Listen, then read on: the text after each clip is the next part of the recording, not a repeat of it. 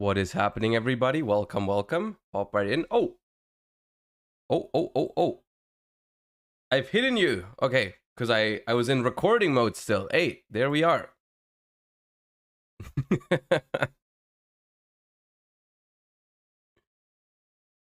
Thank you, X Crazy. Congratulations on the Swap Frog sub batch. Appreciate the 9-month. It was nice meeting you too.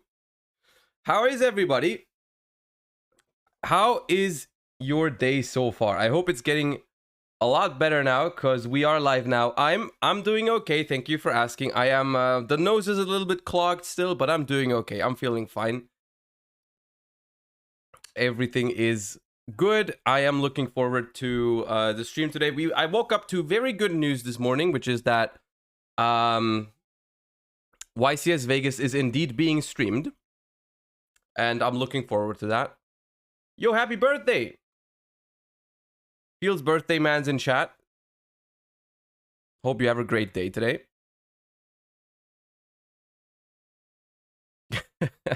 Time to cuddle the Sprite blue stuffy. Wait, you have a Sprite blue plushie? I might need that. I might need that. Anyways, yo, thank you, Sashi. Thank you for the 8 months already. Appreciate you. Welcome back. Anyways, plan for today. Like I said, YCS Vegas is happening soon, and I want to look into that because I mean, you guys know we've done Master Duel all day yesterday. We've done Master Duel all day yesterday, and I really also want to touch on the new TCG format with the new ban list. So we're gonna do a little bit of that. Talk about like I wanna say like a meta prediction for YCS Vegas. I think sounds about right, and then some testing from some new decks. Dark Zeus, thank you for 12 months already. Hey, that's Ronin Toadin right there. Congratulations. That's a long time. Thank you so much. Welcome back. Yeah. You didn't plan to read new cards? Oh, we can do that as part of the warm-up. Absolutely. If there's new cards released over the last couple days and I haven't reacted to them yet, we can absolutely do that. We are not in a hurry today. I am in a very chill mood. I am in a very chill mood because I am not playing the YCS this weekend. Unfortunately, I am not playing in the YCS, but that's why I'm not like stressed out about preparing. We have like a very chill, you know, very chill day ahead. We can like react to the new cards. Oh yeah, the Hungry Burger archetype. I guess that was released while I was at the YCS, so I haven't given you guys my opinion on that at all. I saw that Lithium made a video on it. I haven't watched it yet though, so we might do that. But yeah. Also, for everyone asking, I will be streaming for the YCS. I will give you guys some commentary. I don't think I will do both days because the time shift. What's the time shift to Vegas? Yo, Rectaler Schmerz, thank you for the sub. Appreciate that. Las Vegas time. Okay, they are 9 hours. They are 9 hours behind. Which means that in order to watch the stream completely, I basically have to pull an all-nighter. And I don't think I can do that 2 days in a row. I also want to have some time of my weekend. So we're gonna do day 2, I think.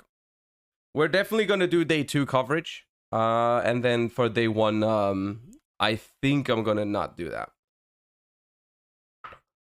But it's still gonna be cool. Second day is the more hype one anyways. What do you think about playing Merly and Runick Spright as a target for sprint to fusion with Hugin into Dragistapelia before using starter?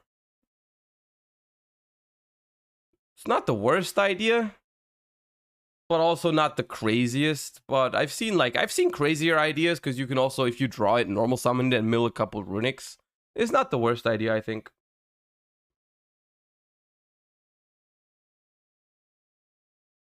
Oh yeah.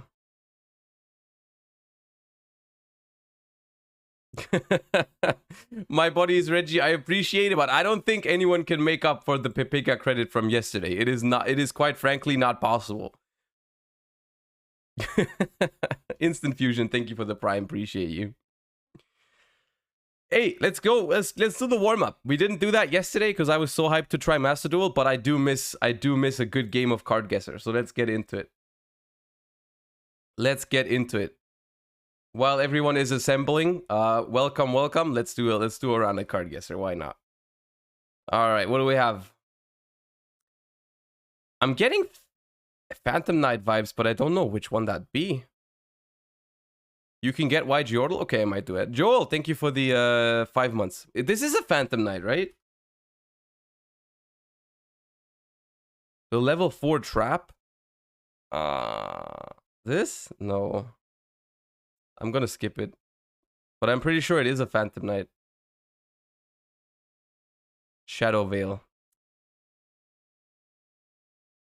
Is this Toon World? I think it is. Yeah.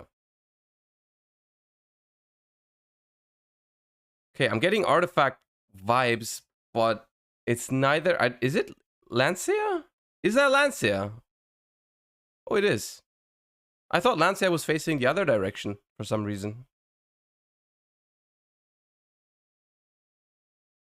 This one I don't know.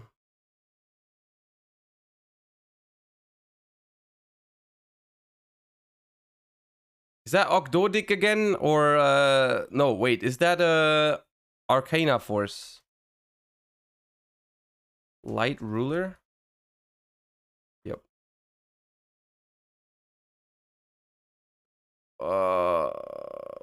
What? Oh, this is old, I think. Drill Bug? Really? That does not look like a Drill Bug. But I trust you, HZKO. Oh, Rescue Ferret.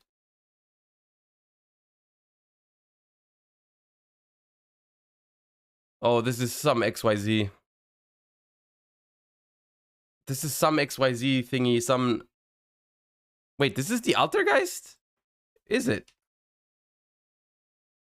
It's not an XYZ then, I lied.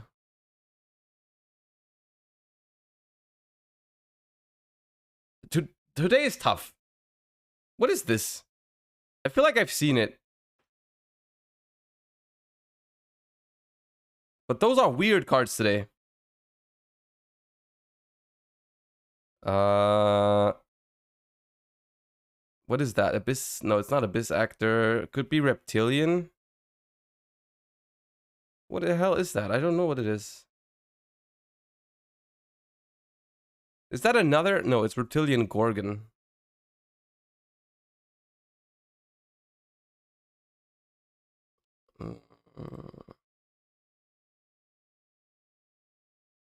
Bro, can I get a normal Yu-Gi-Oh card?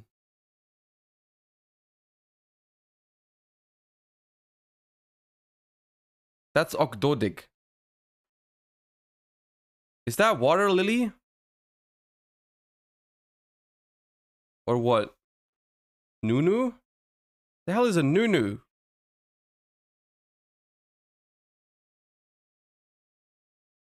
Nunu. Yo, thank you, Bread Boy. I'm glad you enjoyed the content. I'm gonna try and keep it up. Thank you for the 2 months. Welcome back. I feel like today's round is cursed. Am I the only one? This is like, it's... What the hell? Like... What are these cards?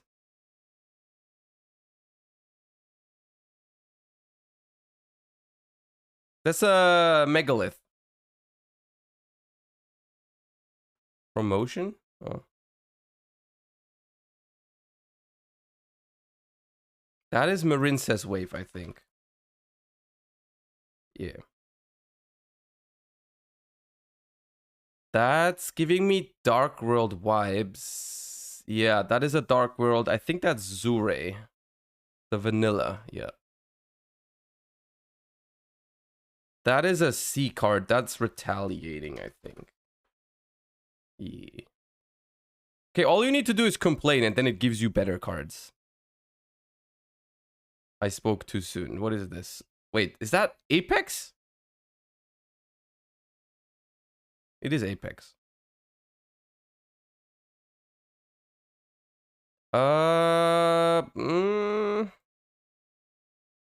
Trap tricks. But it's one of the exceeds, I think. Is it Diania? Yeah, okay. That's not an exceed, is it? Number 106.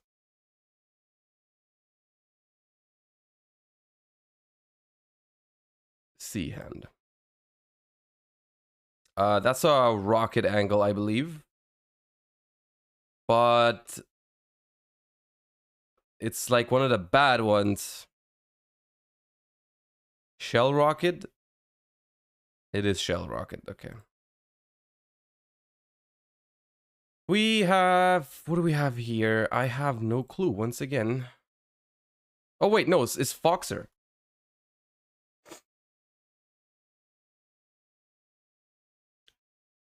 It is Foxer, and this is... Oh, I've seen this before. Oh! Hammer Bouncer? Is that what it is? Yeah.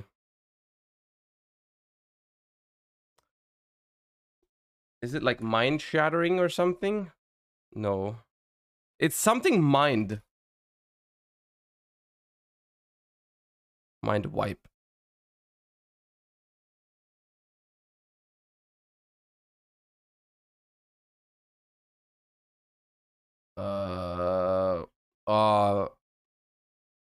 Is this Geomathmic Magma or it's not Final Sigma, is it? It's Magma, right? Yeah.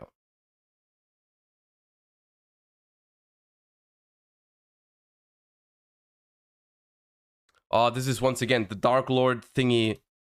Dark Lord, was it Rebellion? Yeah, we've had that before. I remember. I remember this. Okay, now I've never seen this before. What the hell is that? That's a fork. Okay, okay. I think this is called Transcendent Wings? No? Is that not what it is? That is the card I was thinking of. Oh, it's Follow Wind. Okay. Mistaken Arrest, I believe. No? Accusation? Oh, okay.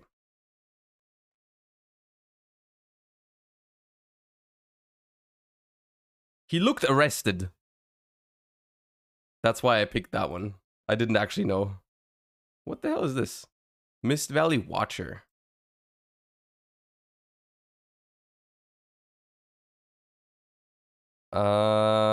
Is this Rescue Ace?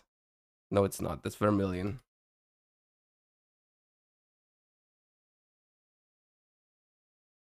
That is indeed Vermilion Dragon Mech. And what do we have here?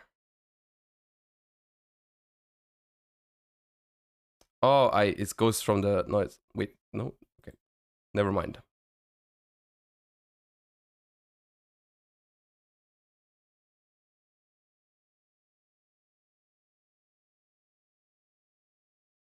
Some of these cards I've never seen before.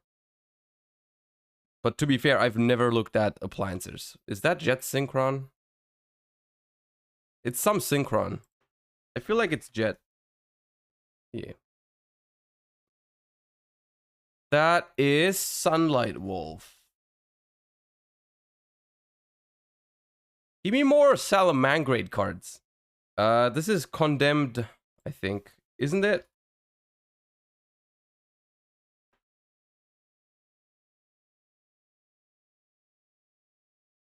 No, it's not.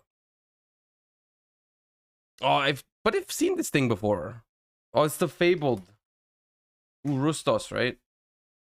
Yeah. I always mistake that one for like the Condemned cards. That happens. This one I don't know. Oh, it's combination. I've never looked at it from like that close. Okay, that's Toon Mermaid. What?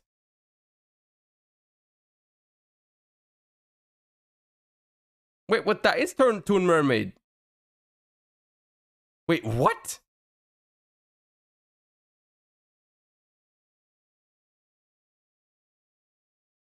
Oh, that's the normal version? I didn't know it was that. I didn't even know what that looked like. Wait, that's Photon Thrasher.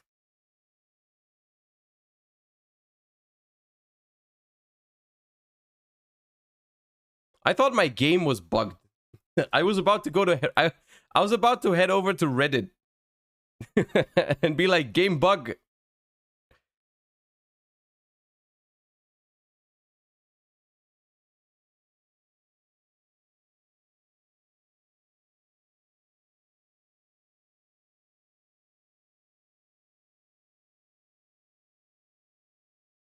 This looks like an ancient warrior. Actually, no, I don't think it is. Warrock, maybe? Noble, no.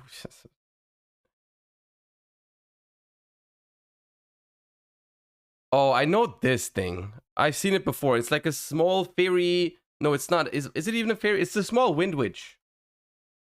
Winterbell, right? Is the smaller one. Wait, what? Really? Glassbell? No. Icebell? Oh, come on. Snowbell. That was the one of that you didn't want to draw, right? Back in the day. I remember that correctly. Number 103.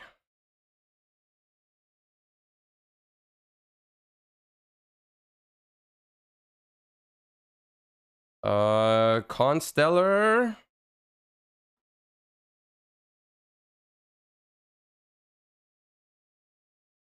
Sigma? Vylon Sigma, is it? No, it's not. You are lying.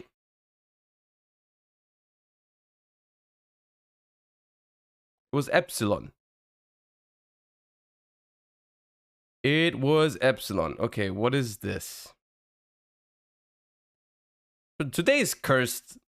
Stop. Miss me with those DDDs. Bujin. Bujin.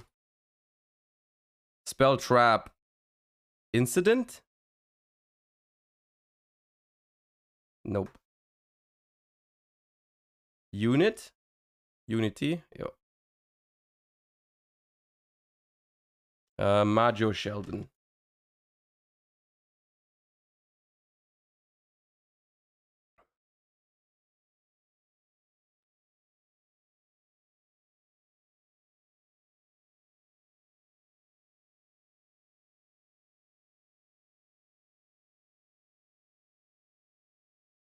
That's a lot of fire.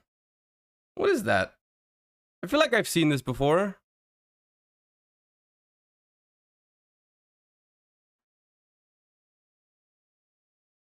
Mm-hmm.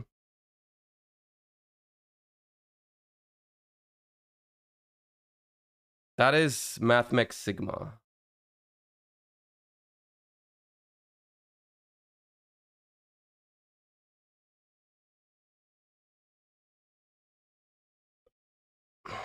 Is that Harpy Girl?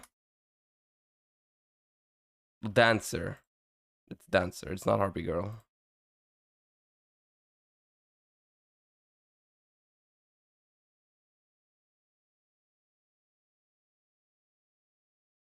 Oh, I knew that. Unfortunate. I knew that. I played that recently. Or like semi-recently. Is that Torrential Reborn? Yeah. That looks like Blade Edge. Yeah.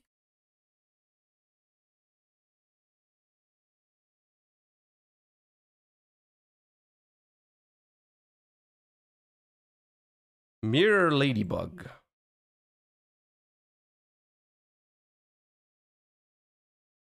This looks like some Fright First stuff. But I don't know. It's like it was a spell trap. That's why I didn't try and go for it.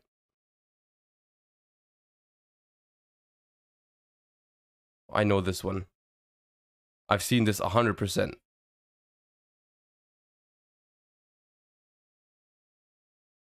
Is that a... It's not a Bystius. It's not a Bystius, I think. I don't believe you. I'm gonna do it, but I don't think it's a Bystius. What? Ugh, I'm getting old. I'm getting old. I'm in shambles. Cyber Laser Dragon.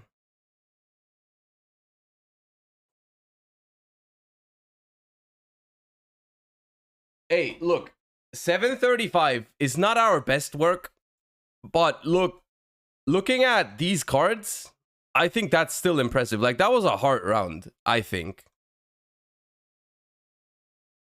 That was a tough round. I think 735 was actually not that bad. Yeah. Also, I didn't look at chat that much today. I just kind of wanted to do it my way, but it's yeah, okay. Let's you guys have been saying that this one is really gettable today, so let's try that too. Round 2 now. One a day. One a day. Level 3. Okay. Dante, thank you for the tier 1. Appreciate you. Welcome to the stream. Appreciate that. I'm doing great, Sma. Thanks for asking. I have a little bit of a clogged nose. I don't know if you can tell from my voice. It might be a little bit different, but I'm doing okay. A ghost girl? I mean, it could be. We could try Mourner.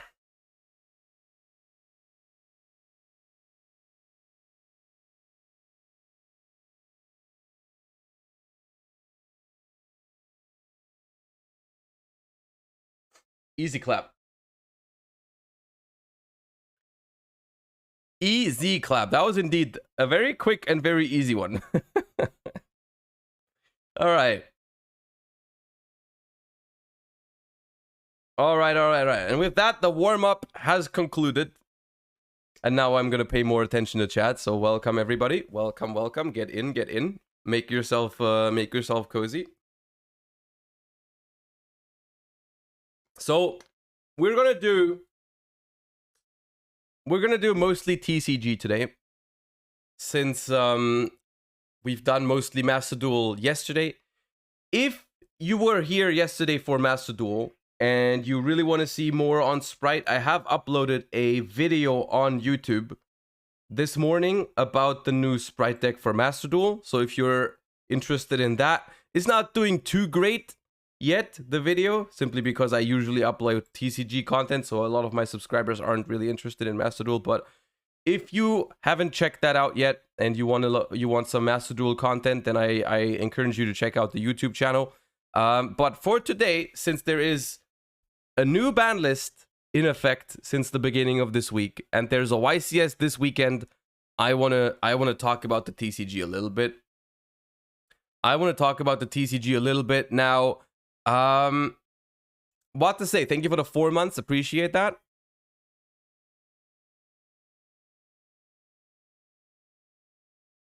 Anyway, 8-Man Paradise, thank you for the 2 months. Things will get better. Trust. I'm glad you like the content. I'm glad it's helping you out. I hope things get better.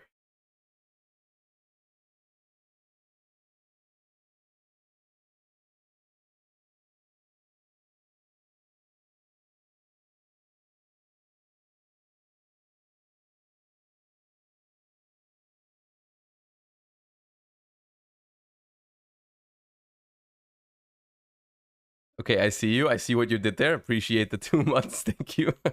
Thank you for that. YCS Las Vegas will be streamed. Yes, it will be streamed. It has been posted this morning, actually. Or, yeah, 16th February.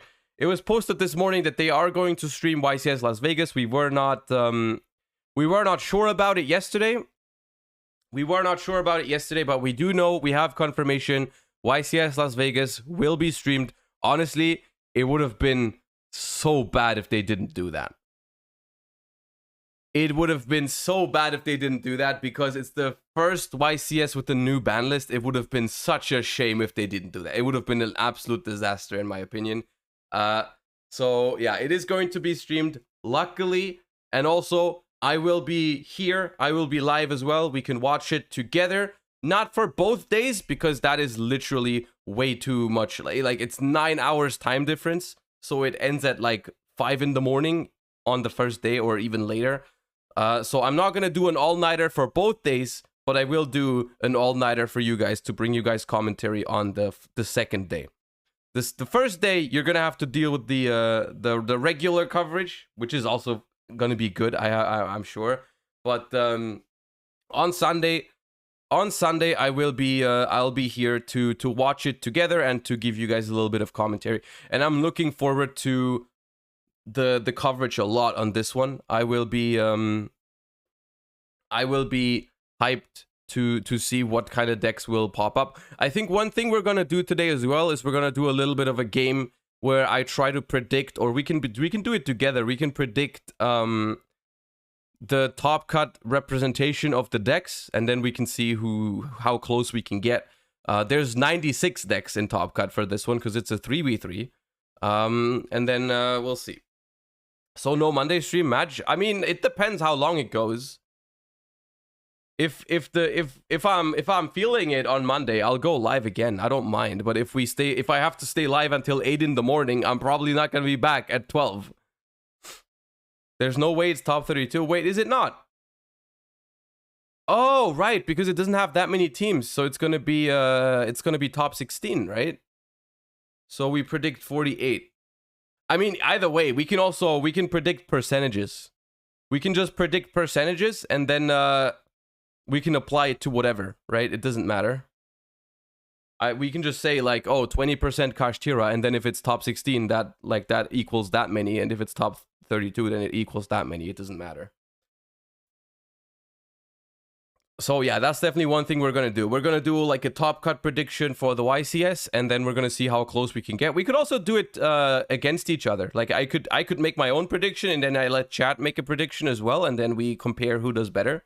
We could also do that if you guys are down for a little bit of a 1v1, me against chat. We can do that later, sure. But first, let me check. There surely is a lot of stuff that I've missed while I was gone for YCS Lyon, and since we didn't cover it yesterday because we did Master Duel.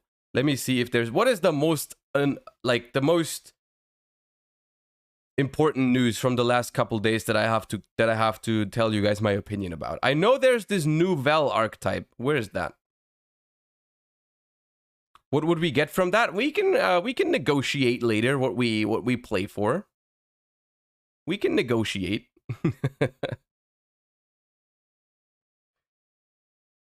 Why is she and the picture for the Master Duel news? Oh, because Blaster was unbanned. That's why. That's funny. Remix discount? You always just want the remix discount. You guys are very simple-minded. Every time I tell you, let's do something, let's play for something, you guys are like, remix discount. That's what I need in my life. Where's the new Vel cards? How long has this been ago? Oh my, we also haven't talked about the dinos yet. The dinos are also interesting. I've read them before. It's not a blind reaction, but I missed it. Oh. Where is it? Oh, it's because it doesn't have that image. Okay, it had a misleading thumbnail. It was a misleading thumbnail. Okay. Now these, oh, that's a lot of cards. What? They're going all in on the Hungry Burger. I don't know if I hope this archetype isn't gonna be good because I don't know if I can play it as a vegan. I don't know if I agree with the recipes in this one. But surely it's just meat replacements, right? So it's fine. I am vegan, yeah. What site is this? This is YG organization. Anyways, let's do them. Possibly poisoned, probably demonology. It is a demonology theme combined with high-grade French cuisine. Yeah, I'm hard countered by this deck. It is true. It is my weakness. The theme also appears to be a full course meal.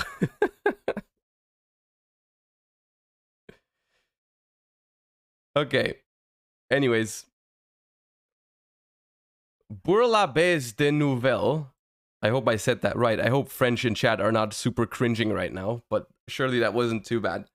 Level 1 Dark Beast Warrior Ritual Effect Monster. You can ritual summon this card with any recipe card. You can only use the first and second effect of this card's name each once per turn. If this card is special summoned, you can excavate the top 5 cards of your deck, and if you do, you can add 1 nouvelle card to your hand, also shuffle the rest back into the deck, okay? When a card or effect is activated that targets this card, or when this card is targeted for an attack, you can tribute this card and 1 other attack position monster on either field, and if you do, special summon a level 2 or 3 nouvelle ritual monster from hand or deck. Okay. Nothing too crazy, but I assume the smaller ones are going to be like the weaker one, like the more... Oh, this is not like a boss monster type thing, but it's like, okay. So the level 1 guy ranks up into level 2 or 3. The problem here is that, like, you're reliant on your opponent to resolve the second effect, so it's not that great. Confitras de Nouvelle. You can ritual summon this card with any ritual, with any recipe card. You can only use the first and second. If this card is special summoned, you can target a spell trap on the field to destroy it. When a card or effect is activated that targets this card, or when this card is targeted for an attack, you contribute both this card and 1 other attack position monster on either field, and if you do, special summon a level 3 or 4. Oh, they all have it. You can... Oh, yeah. Okay, you can target them themselves. Okay, I did miss that. I did miss that. Okay, that's fair. That's fair enough. You can target them themselves. Do they all have this effect? Oh, I see where this is going. I see where this is going. Level 1 can tag out into level 2 or 3. Level 2 tags out into level 3 or 4. Level 3, let me guess, tags out into 4 and 5. Yeah, okay. So everything tags out into like the next... Oh, it's a course menu. It's a course menu. Okay. The one thing I notice here, if the translation is correct, this thing is not a cost. It's part of the effect and then an and if you do, which makes it a lot worse. But maybe that's a good thing. That would be very bad if you could just like activate something that targets it and then as cost tribute your opponent's monsters. That'd be very powerful. But okay. Anyways, the first effect of this one was pop a spell trap. The first effect of this one is if this card is special summoned, draw a card. Okay. If this card is special summoned, you can target up to 3 cards in any grave, shuffle them into the deck. I like that I don't need to read much after I've understood the concept, right? I can skip over the second effect. I can skip over the first. All I have to do is read 1 line of text. I like that. I like that. All right, so this one shuffles 3 from the graveyard. This card is add a nouvelle or recipe from deck to hand. Okay. Oh, wait, no. This is the highest course. Okay. No, they are different. Unfortunately, I have to read the second effect on this one. Okay, the big ones are different. You can target an opponent's attack position monster, tribute it, and if you do, special summon a level 6 nouvelle ritual from hand or deck. This is a quick effect if this card was special summoned by a nouvelle effect monster. Okay. And then this thing, if this card is special summoned, you can negate the effects of as many face-up cards your opponent currently controls as possible. Then, if it was special summoned by a nouvelle monster effect, tribute all monsters they control. Okay. Quick effect, you can target 1 opponent's attack position monster, tribute it, and if you do, special summon a hungry burger from hand or deck. I don't know if you're gonna end up playing Hungry Burger, but it's kind of like good to have this as removal. I don't know if there's more synergy with Hungry Burger, but okay. Okay, Nouvelle Auberge à table. Sorry, field spell. Okay, now the question is this field spell better than Pearl Rhino? You can only activate one card with this card's name per turn. When this card resolves, add a recipe card from your deck or grave to your hand. Okay, that's already better than the first effect of Pearl Rhino. Once per turn, you can place one ritual monster from your hand on the bottom of the deck, draw one card. Okay, that's a nice bonus.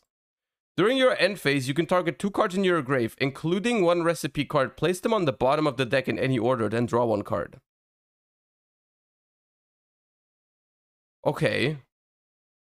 So that's a freaking good field spell. Like, that's insane.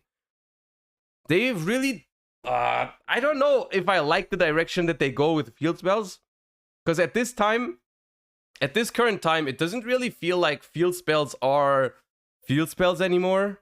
Because it's like, I feel like field spells for the most part should just be applying like a terrain kind of bonus onto the field. That's like mostly what I feel like they should do. But it's just another form of a continuous card at this point in time, I feel like. It's just another, like, you know, it's just another continuous spell feeling. But it's just always like, first effect, add a card on activation. Because it feels like every field spell that doesn't add a card on activation needs to be really broken, or it's just not good enough because you have to make up for the -1 somehow. But okay, so it's always like add one, and then it's like not even, that's not it. There's always bonuses. So the bonuses on this card is like you can mulligan a ritual monster from hand, which is always nice, especially if you play the freaking Hungry Burger. And then also during the end phase, it's another +1, so that's nice if you play like hand traps and stuff. But okay, that's a very good field spell. There's like no archetype in the game that wouldn't want the field spell like this. It's great. Okay, this is the fish recipe. This card can be used to ritual summon any Nouvelle ritual monster.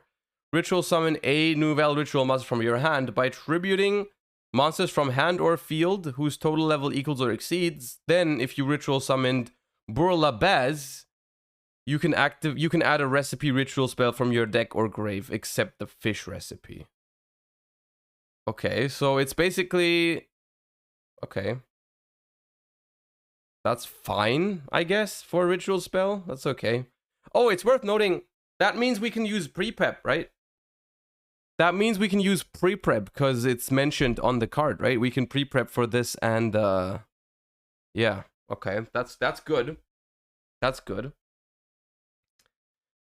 This card can be used to ritual summon any Nouvelle ritual monster. Ritual summon a Rebel by tributing your hand or field. Then, if you ritual summoned Confitras, with this effect, you can change all opponents' defense position monsters to attack position. Okay. So this one's definitely better than that one, but what is Confitras once again? That's the level 2, right? Okay, so you have 2 ritual spells that give you bonuses if you start with the small ones. And that gives it yeah, okay, you need attack position monsters for this, but okay.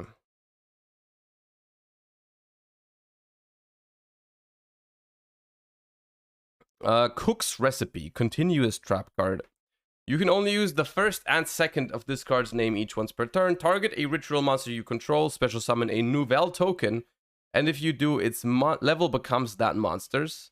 You can send this face up. Oh, it targets. That's the big part. It targets. Okay, that's good.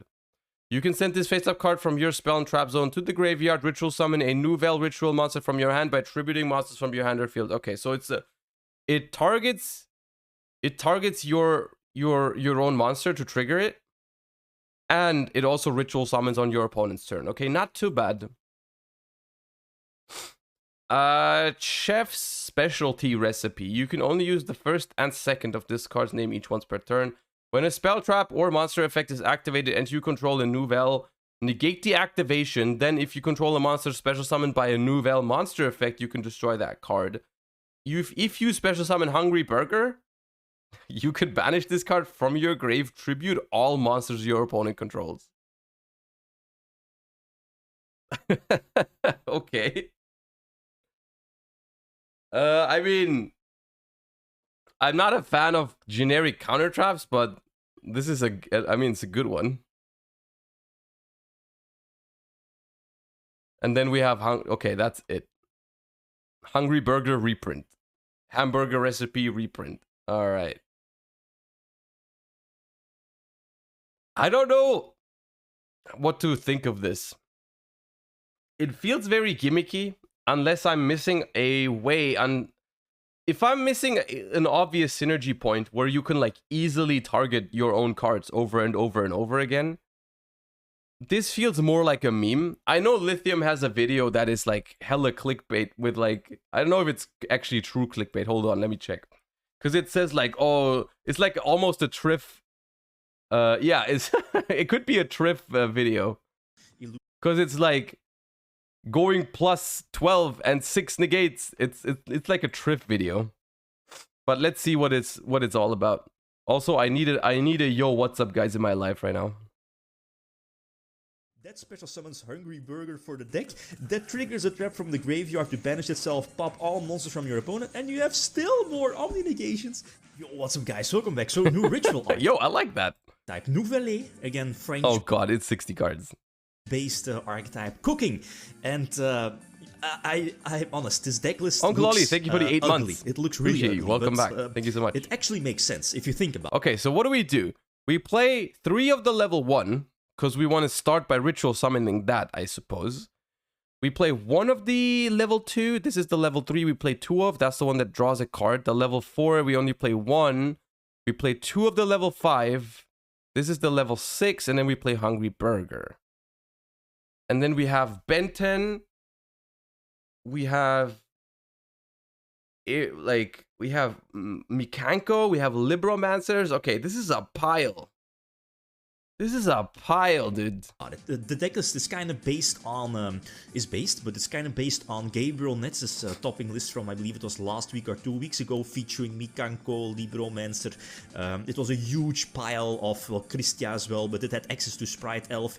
And it has, some of the core combos are very similar to this, simply because a 2-card combo, one of your Gale Dogra. Whenever I see Gale Dogra, I'm already sussed out about the deck. I'm not gonna lie. It's always like hella sus when there's Gale Dogra. You'll see it in the next couple of moments. Big difference though is that Gabriel list. Oh yeah, hit me with the replay. List was running like Adventure as well. It could hit me with the replay. And it is. So let's start off with, I guess, a basic 2-card combo. But again, this combo like is super diverse simply because you have so many ways leading to. Okay, that was pre-prep plus fire. Like your particular setup that you want. The most important 1 card here in the hand was any of your Libromancer cards. Libromancers to the moon! Wait, Origin? You get the point. The goal is to go for Isolde, and it depends. Then if you have access to one of the Nouvelle level ones, or of the other ones, oh again, god, the Isolde combo again. But main focus point here is to go for Isolde. Search any warrior, doesn't really matter for this one. We're also not paying attention to the other potential cards in our hand. Again, those can be different. These lines are not new. Again, like featuring Mikanko, Libromancer. You're also making this particular board, right? With these lines going for the, the elf one, the level 4 synchro, that searches Gale Dogra. You still have your normal summon, you go for Savage first for an Omni negation. And here is where it becomes super flexible because you're setting double Herald to the graveyard. And again, which key cards or combo cards you need. Again, depending on the other cards you had in your opening hand, you can search, again, which ones you need or need it. Here in this case, again, get a level 1 on field, excavate the top 5, and add, is it a Nouvelle cards? I think so.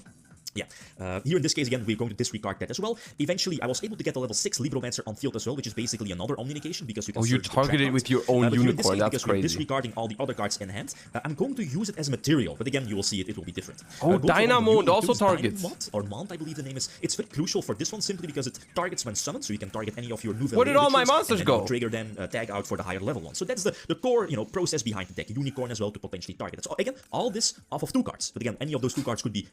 We will absolutely not talk about what this deck would do if we were going second against this hand right now, okay? Let's just not take away any from the vibe, any of the excitement by thinking just for 1 second about how this game would go if we were going second against this hand, okay? Let's just not any Libromancer plus a ritual, I guess, and then Herald searches the appropriate one. So let's go for this one, like an actual duel. Going first, and again, you have, as you'll see in the next one, multiple ways to play through hand traps, to put up an early Herald as well. Again, the deck also needs fine-tuning with the combo lines, but it's super straightforward. Again, because the Libromancers are... We have multiple ways to play through hand traps, and I'm going to demonstrate it in this game going first against no hand traps. is the bread and butter of the deck.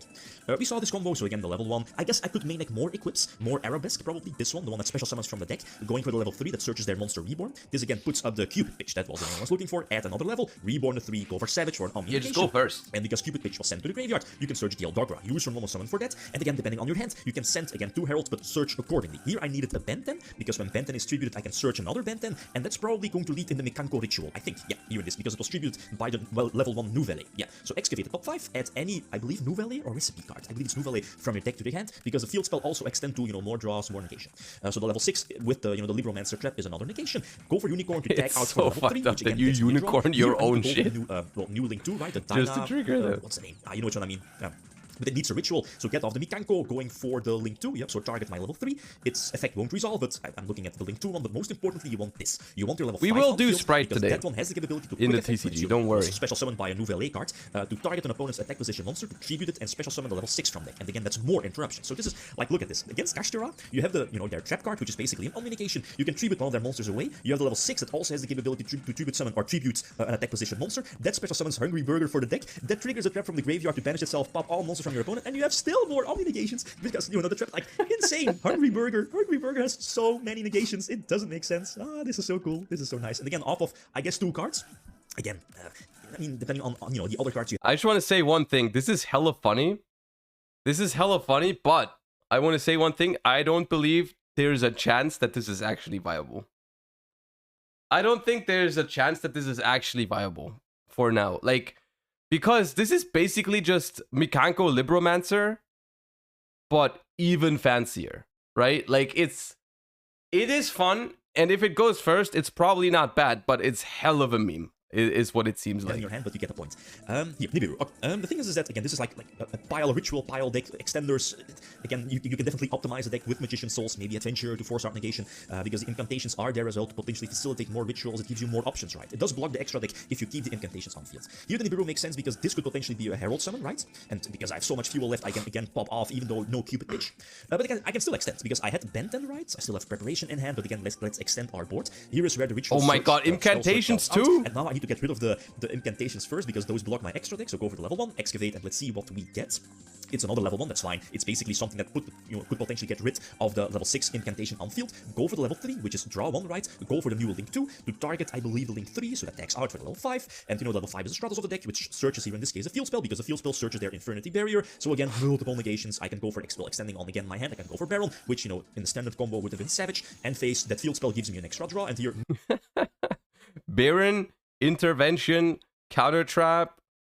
Multiple omni, well, like, what is it? 1, 2, 3 omni negations plus the ritual. The Link 2 can tag itself out for a ritual from the grave, and that will trigger the level 1, right? More adds, and there is again more extenders here in hand, so that's really, really nice. Plus, Baron could potentially target. Okay, I mean, it's cool, and it's probably not terrible, but it's not gonna be. This is a more conventional combo. Okay, is there like a more balanced combo that you? Oh my god. Anyways, dinos.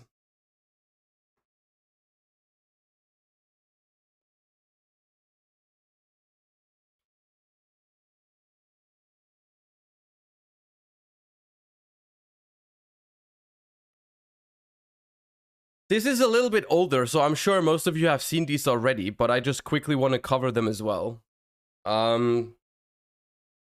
Because I think I might have a little bit of a different opinion than most other people on these, because I actually don't think these are that great. They're like good cards, but I don't think it's... let's see, I actually don't remember all the effects in detail. You can only use the first and second effect of this card's name each once per turn, so this is level 6, yeah.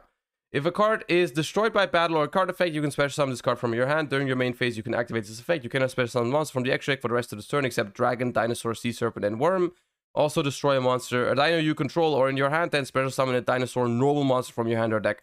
That's already the first part that I don't like, is that they make you play the normal monsters. I don't like that, but it's still a good card. Because it obviously, you trigger it. The two things I don't like about this card is it's not a starter card, it's just a card that you can use to extend when your combo is already going. And it requires you to play a Garnet, which I don't like both of those things. Transcendrake Meteoros. Cannot be normal summons or set. Must be special summoned by a card effect. You can only use the first, second, and third effect of this card's name once per turn each. During your opponent's turn, quick effect, you can destroy 2 other dinos you control and or in hand. And if you do, special summon this card from your hand. If this card is special summoned, you can send a dino monster from your deck to the graveyard. If this card is destroyed, you can shuffle a normal monster from your grave into the deck. Then you can special summon this card. It's okay. Transcendrake Gigantozauler. Materials, a dinosaur and a normal. You can only use the first and second effect of this card's name each once per turn. If this card is special summoned, you can target a dino in your grave, add it to your hand, and if this was special summoned from the grave, destroy a card your opponent control or in your hand, and 1 card your opponent controls. If this card is destroyed, you can shuffle a normal from the grave into the deck, then you can special summon this card. I was a little confused because this one has to be summoned by polymerization, right? There's no way to summon this otherwise. So do they expect us to play poly in dinos now with normal monsters? That's kind of weird. Or is there another effect that's fusion summons? I haven't. Let's read all the cards first. Maybe there is one. TGR, thank you for the 3 months. Appreciate you. Thank you so much.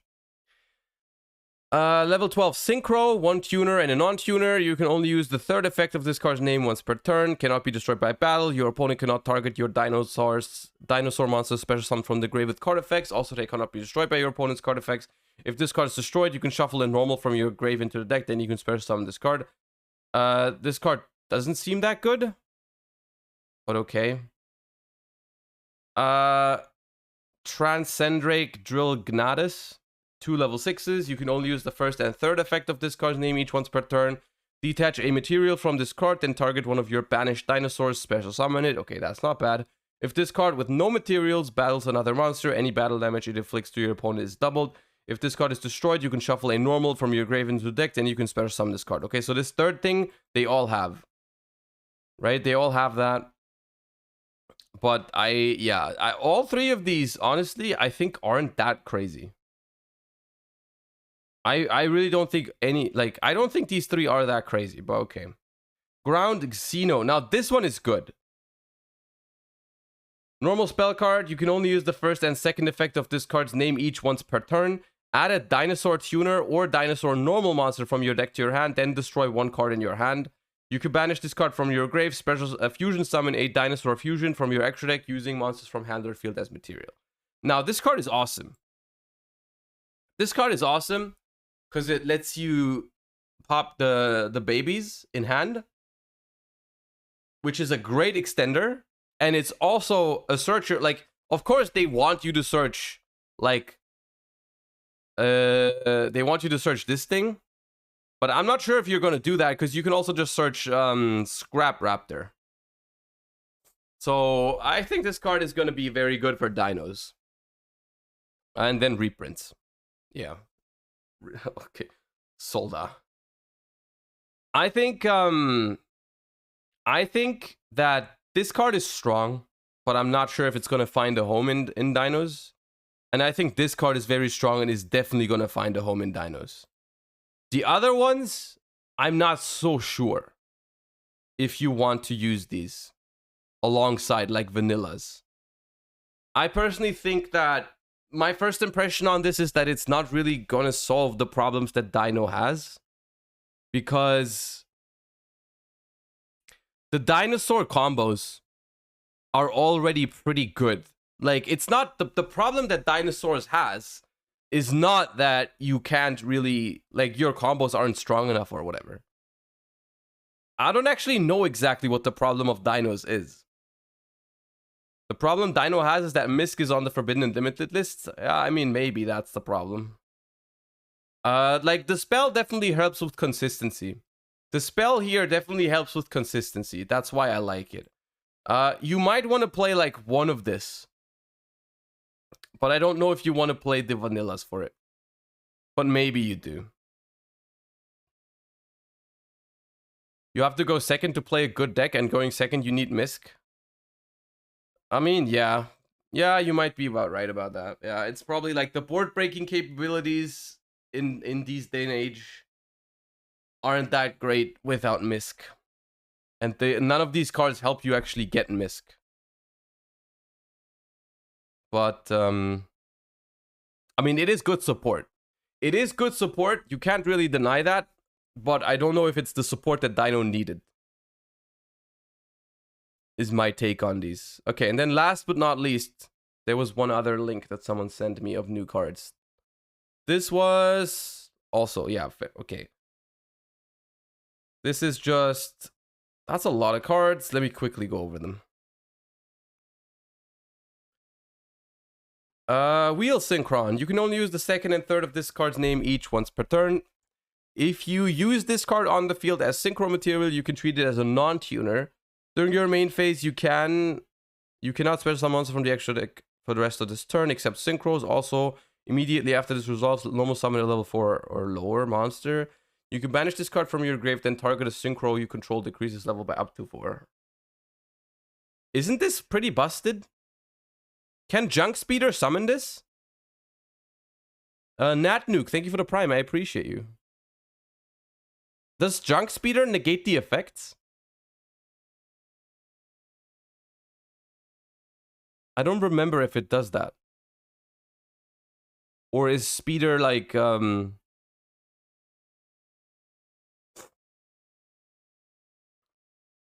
So, because if this is...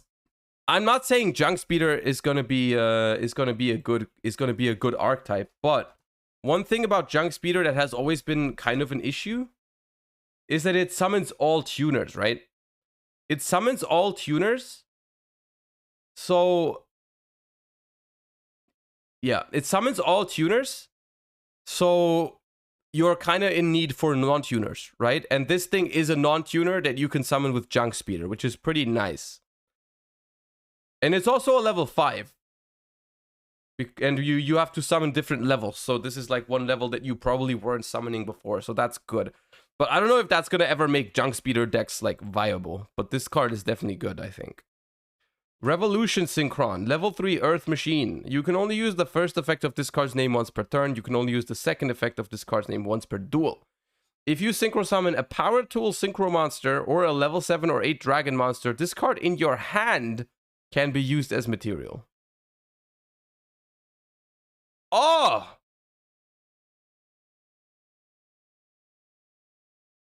Oh! If this card's in your grave and you control a level 7 or higher synchro, you can send the top card of your deck to the grave. And if you do special summon this card, and if you do that, its level becomes 1. What?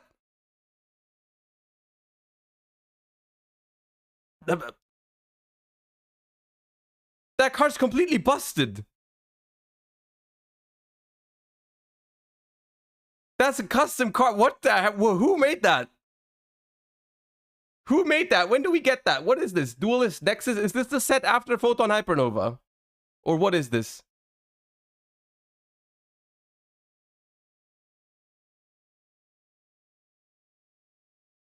Oh, well, after Cyberstorm. No, that's what I meant. Yeah, of course. Cyberstorm Axis is first. Bro, what the hell? That card is insane. This card's completely broken. You just make Ancient Fairy Dragon with any level 4 monster on the board. Just like free tuner extender from hand, basically. And it also comes back as a level 1 from the... That card's not okay, dude. This card's not okay. This card's completely bonkers. Like, what are they thinking?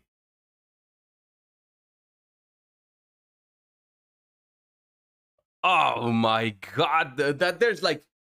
No way this card is not going to be abused. That card can do so many things. You can make Ancient Fairy with this. You can even make Power Tool in some decks. Like Power Tool in like Mikanko or something isn't even bad. This card's good in almost any deck. They literally made better Glow Up Bulb when Bulb is still banned. I mean, this card is... Yeah, this card is better than Glow Up Bulb. This card is better than Glow Up Bulb. I'm gonna say it. I'm gonna be the first to say it. I'm gonna step forward. This card is better than Glow Up Bulb. Nah, there's no way. No, nah, Scrub. Stop. You're trolling. You're absolutely trolling. This card's better than Glow Up Bulb. It says you have to control the synchro. Can't be. It makes the synchro, though.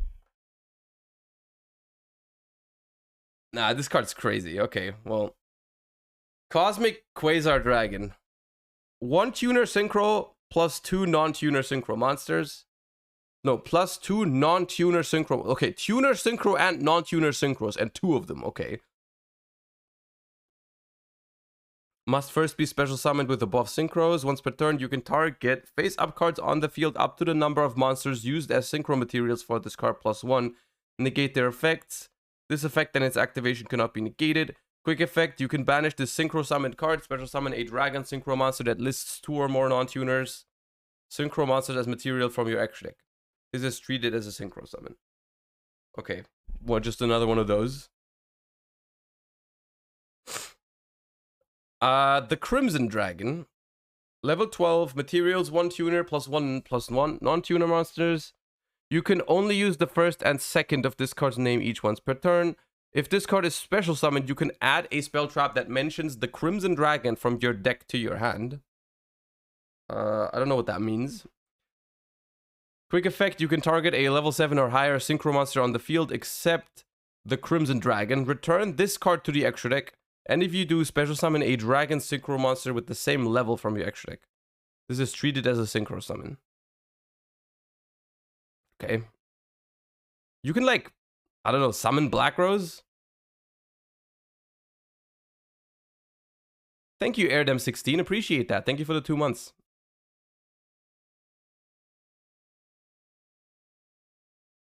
It can summon calamities? It can summon calamities. True. But you need to put out two big synchros for it. Synchro over top. Normal spell card. Okay, this one mentions Crimson Dragon. Okay, the mystery has been absolved. You can only use the first and second effect of this card's name each once per turn. Target any number of level 7 and or 8 dragon synchro monsters in your grave. Special summon them in defense position, but their levels become 1. Their effects are negated. Also, you cannot special summon a monster from the extra deck for the rest of this turn except synchros. When your synchro monster is destroyed by battle, you can banish this card from your grave, special summon a Crimson Dragon from your extra deck. Okay. It's not that good, is it? It's not that good, is it?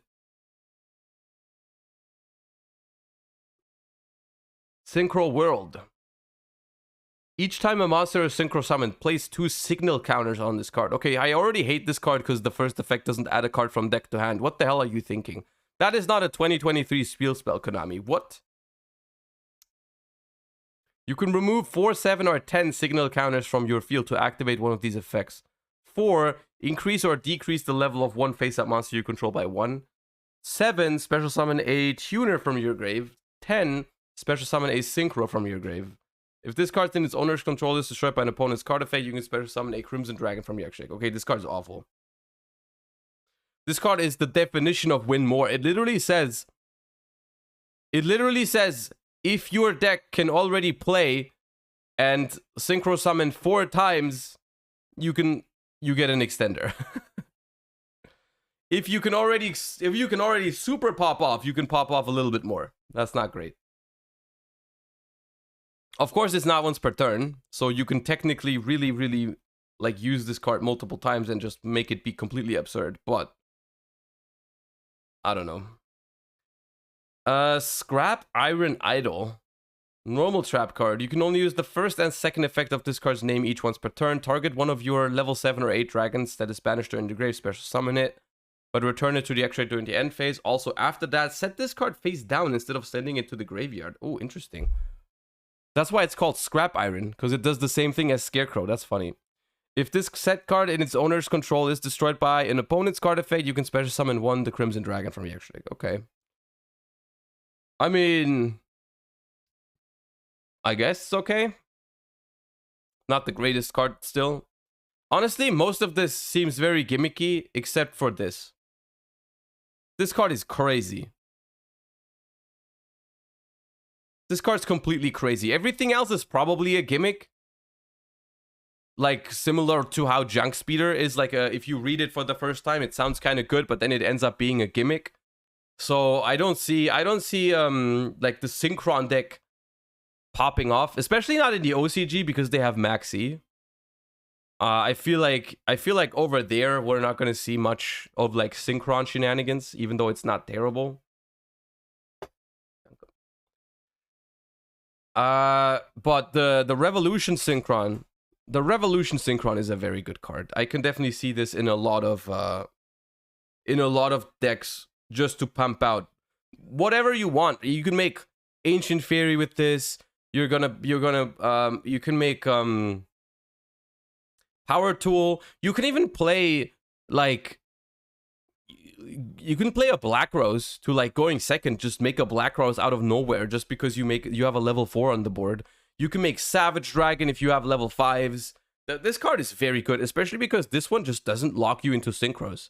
This would feel like the card that needs to lock you into Synchros for it to be like fair. You know what I mean? It feels like the type of card that should lock you into Synchros, but it just doesn't do that. Chain block Black Rose? How do you chain block Black Rose? I don't think it does that. No, because the second one is not a trigger effect. It's level 3, so any level 4 monster on the board, you can make a level 7. Which is crazy, I think. I think that's crazy that it does that.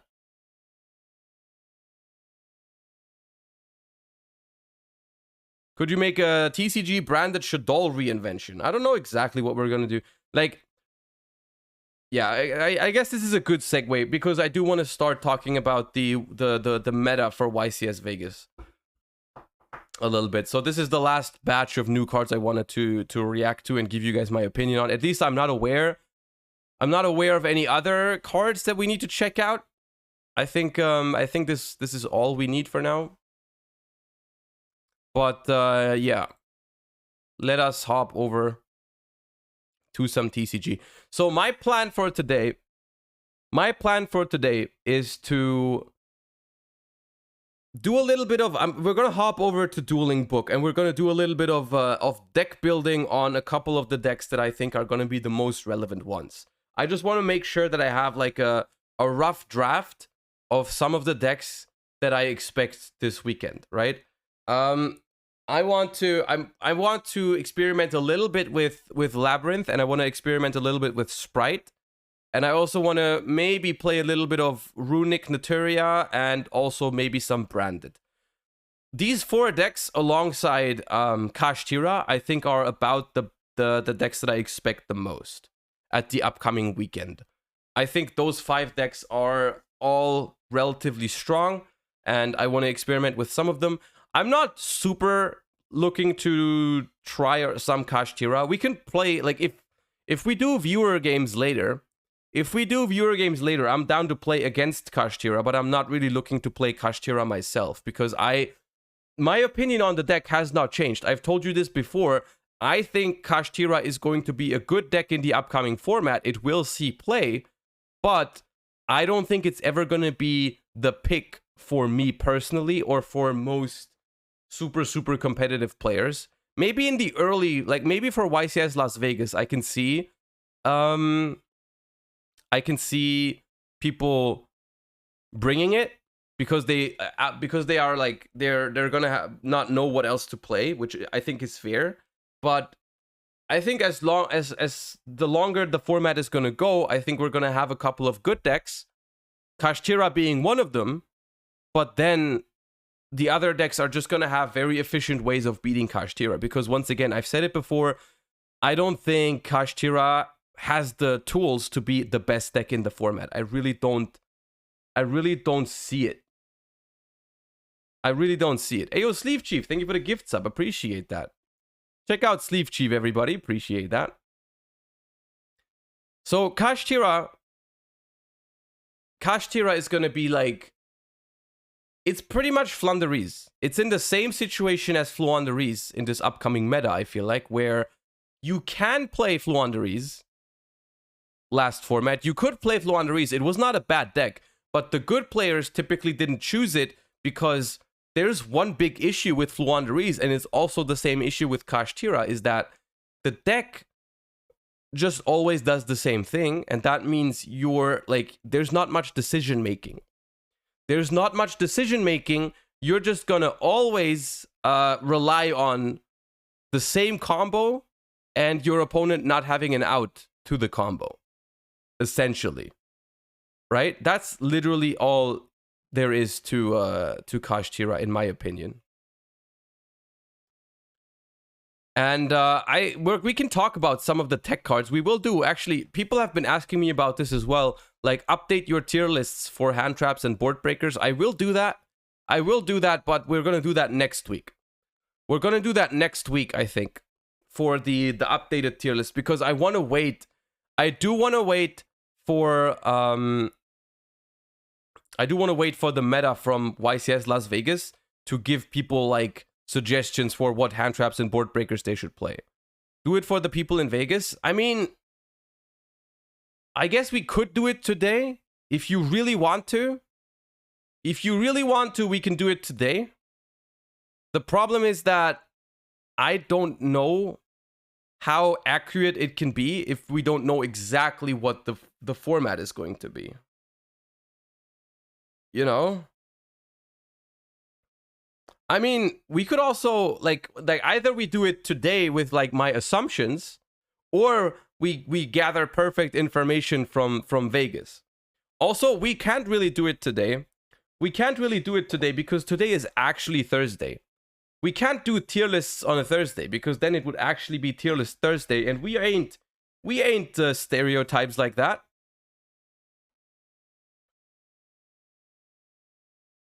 We always film it on a Wednesday or a Monday, and then we tell them on YouTube it's tier list Thursday. That's what we do. Now, I really think it should be next week, because I think I wanted to have the best information possible, basically, and for that I'm gonna wait to see some of the results at YCS Las Vegas. We will talk about the meta today, and if anyone is in chat right now, and wants to have my opinion on like, yo, what do you think of Book of Eclipse? Should I play it? Feel free to ask. I'm down to help you guys prepare. There's no point in filming the tier list today because it wouldn't be up until after Vegas anyways. Each one.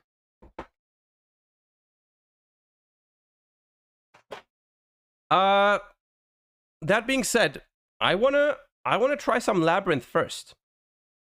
Also, I have received food. Ooh, that looks good. I have received food. Let's build Labyrinth. And then after that, I need to react to something. Show us food. It's just a wrap. Yeah. I don't know if you can see it.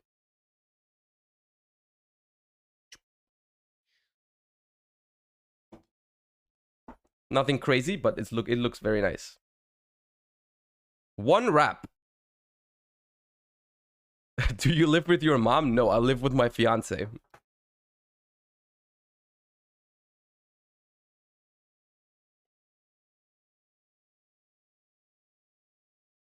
Wraps are delicious. They are. Wraps are my favorite food, I think.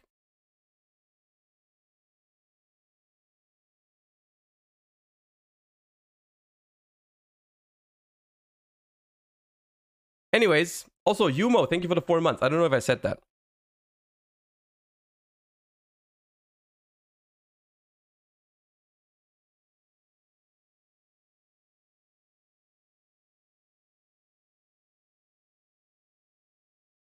Garolor, thank you for the 5 months. I think we are moving forward in a direction where hand traps. I mean, hand traps are just very bad against Kashtira, I think, is the problem. Like, the only hand trap that I feel like is good against Kashtira is like Nibiru, maybe, or Imperm. Imperm is okay because you can also keep it for your own turn. to imperm the Arise Heart if you care about that. But all the other hand traps are basically just like, they feel like gambling. Lancea is good, but Lancea isn't really a card you can main deck. Like, Lancea, you literally can't main deck that card, so I don't really count Lancea. But, like, Ash, Veiler, whatever, using them on Kashtira's turn feels very, very bad, because it's just like, if they have the extender, then it's just bad, right? They have one to two card combos, and all they need, if you imperm or Ash one of their cards, or Veiler, is they just need one other extender, and then it's like, Ashing Theosis is good. No, is it?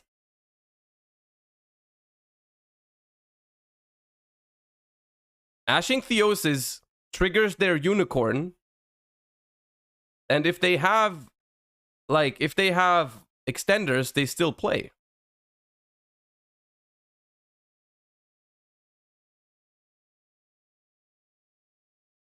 You need to play Ash versus Branded? I mean, yeah, if Branded is, that's the reason why I want to wait for the YCS, right? Because if Branded turns out to be like the most played deck and the most successful deck, then of course you're going to play Ash in a lot of decks.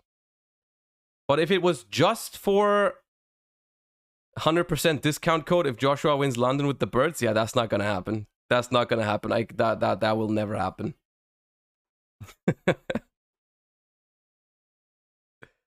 There's no shot.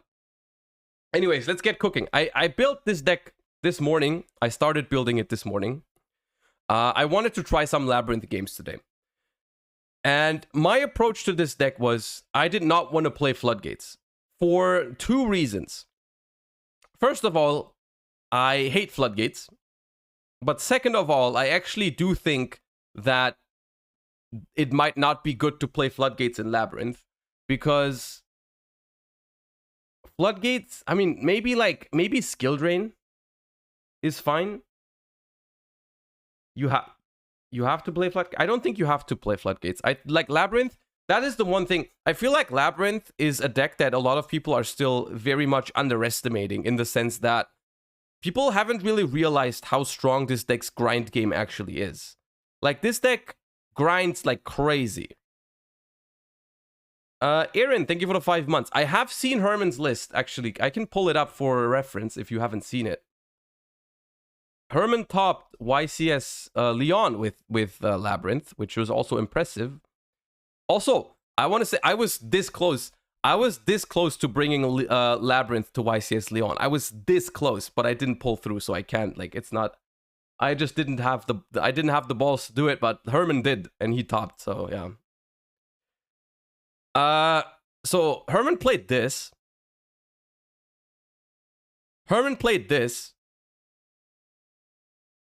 Which had Shifter, Necro Valley, Skill Drain, Goes in Match, like a crazy amount of Floodgates.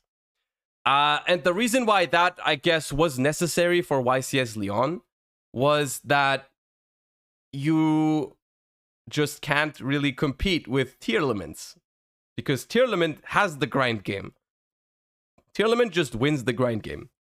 But Labyrinth, I think in this upcoming format, might be one of the best grind game decks, actually. Right? Why is there Evenly Matched in the main deck? For the same reason that Evenly is also in my main deck, which is that Labyrinth is a trap deck, and trap decks do struggle going second.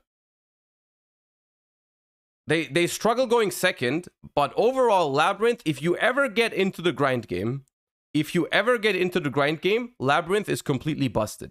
Labyrinth has one of the strongest grind games between all the decks right now. Because the recovery on Labyrinth is insane.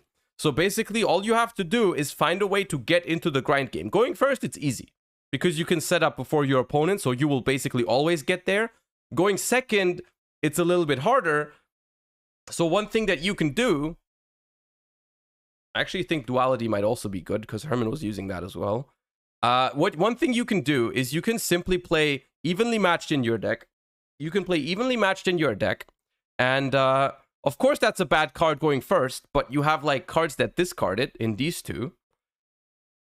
And then by playing 3 evenly matched here, we have a very high chance of seeing it going second, right? Because it's not only evenly matched, it's also prosperity and duality. So I think it's, I actually think it's quite good like this. I think this is quite strong.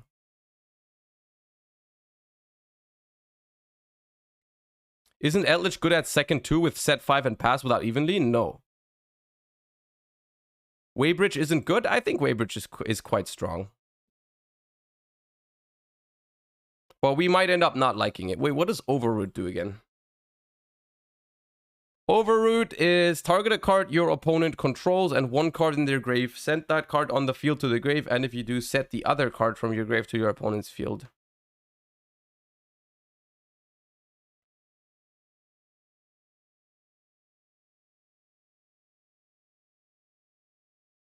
It's pretty good, I think. Also, Aaron, thank you for the 5 months. I don't think I said that yet. Appreciate you. Thank you so much. Let's try Overroot. Let's just try it like this.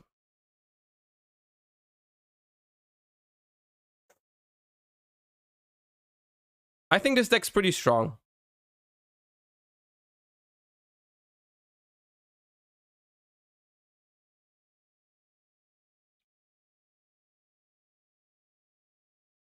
We're gonna play it, yeah. We're gonna play it, but first I need one video to react to, so before my food gets completely cold, I can eat it.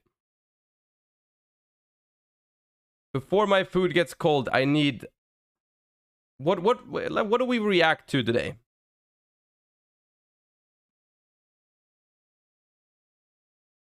Magical hats? Was there a new magical hats? I'm down for that. Hold up. MBT...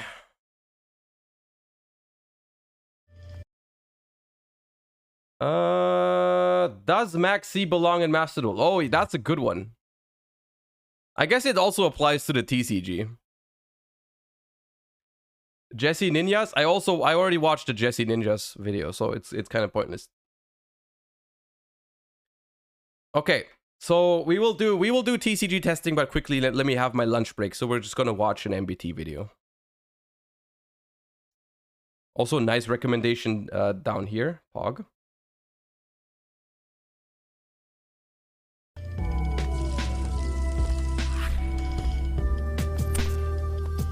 You've triggered my trap card, the Magical Hats. In this series, myself and 3 of the top Yu-Gi-Oh! Streamers will give their unfiltered, uncensored, and uninformed takes on some of Yu-Gi-Oh!'s most pressing issues. The catch? One of these 4 has a fake take, and it's up to the rest to find the liar. It's time to play Magical Hats. Let's go. That was really in sync. That was really good, guys. I'm proud of that teamwork. All right, we did it. We did it. Congratulations. Welcome back to another episode of Magical Hats. I am so happy to be sitting down with just the 3 most attractive young men in the whole wide world. We got Kevin, we got Nadir, we got Gage, we got me. How's everybody doing all at once? Doing good, bro. Outstanding. I got a bone to pick with you really quick before we start, Joseph, and I want to put this to your comment section. I want them to comment their favorite combination of Tesco meal deal, because the absolute horrible takes that you've been giving about British cuisine on Twitter should not be forgiven. I will say, I hope that none of my viewers have an answer to this. If any of you are British, you have to tell me. Today we're talking about one of the hottest topics in Yu-Gi-Oh! Like we do every week. But today, what we're talking about is Maxx. Now, a lot of individuals have a lot of really strong opinions about if this card is good for the game, bad for the game, but today we're going to be talking about if it should exist in Master Duel specifically. So, Kevin, you want to lead us off? Yeah. I mean, I feel pretty strongly about this one. I like Master Duel a lot. I think the Master Duel format is great, and I think there is one very big spec that is just ruining this.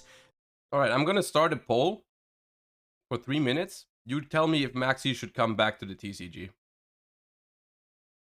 This game that is like almost like it's a solid like 8 out of 10, but it drops to like a 3 because of Maxx. I hate this card. This card should absolutely not exist in any format, including Master Duel, and I really think that that it should just outright be banned and never spoken about again. Oh, wow. I don't need 3 minutes. Well, fair enough.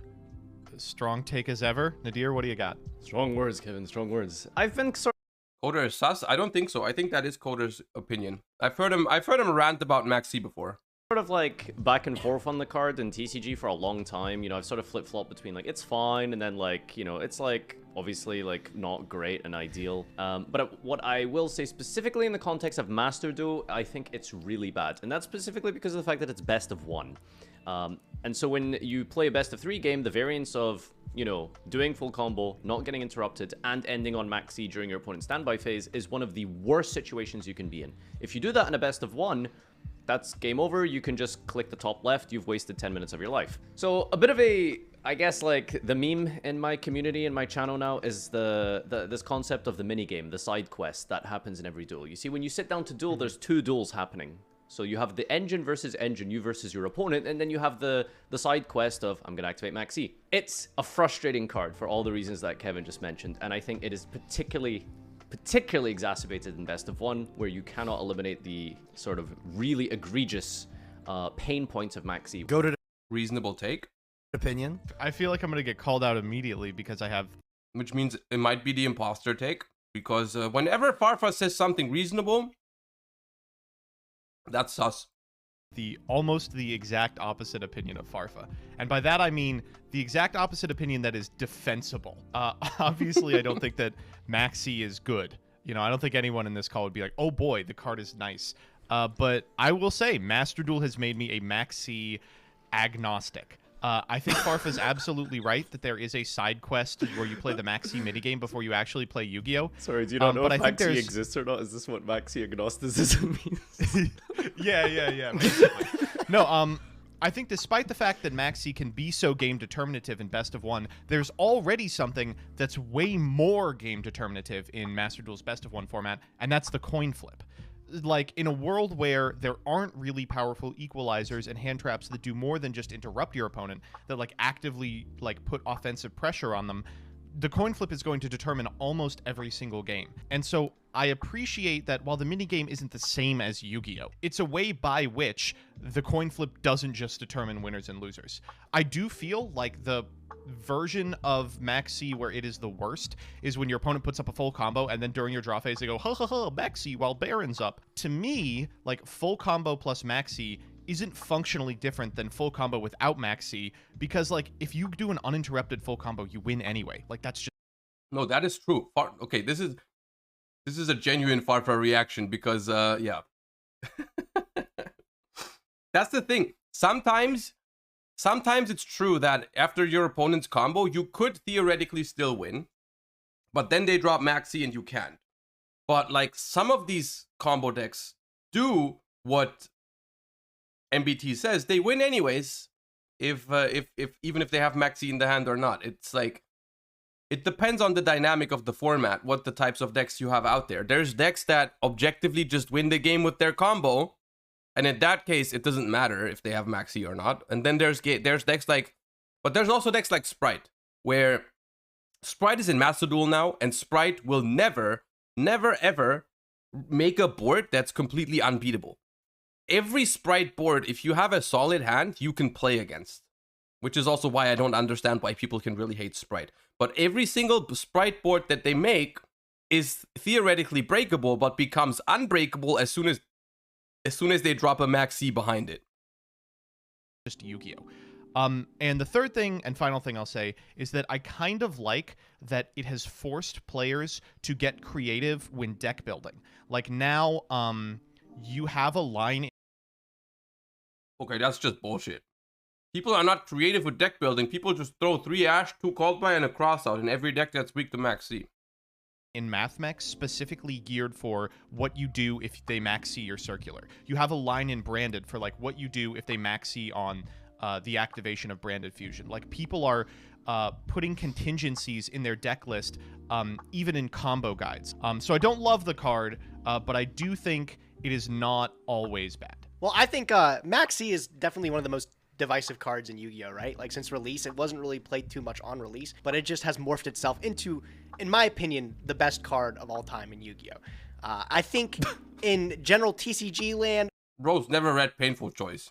OCG land, I actually feel like the card should be banned in like competitive play in a best of 3 format. But as Joseph said, like I think the game one, like it being like only a best of 1, has definitely given me a little bit of respect towards Maxx actually. I still feel like it's the greatest equalizer in the game, but through deck building and stuff, I've sort of learned a different kind of view of it. One thing that I think would be really important is like if we looked at Master Duel, if it had like a tournament scene, right?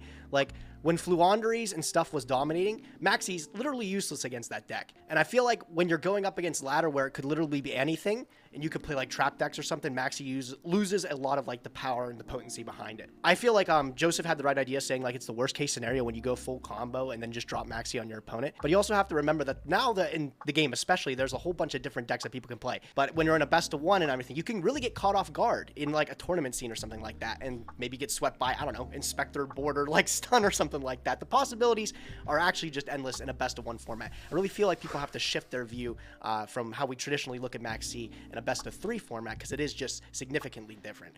The only thing you could have said worse than that, Gage, is at the end there is like maybe 2 would be fine. You know, that's the only Kevin, I am seething. What do we do with these people, Kevin? How do we, like, I'm ready to fight someone. This is going to be the most violent episode we've ever had. This was garbage. Your takes are dog shit. You guys are so dumb. The goal isn't to figure out whose take is dog shit or not. We know like 90%.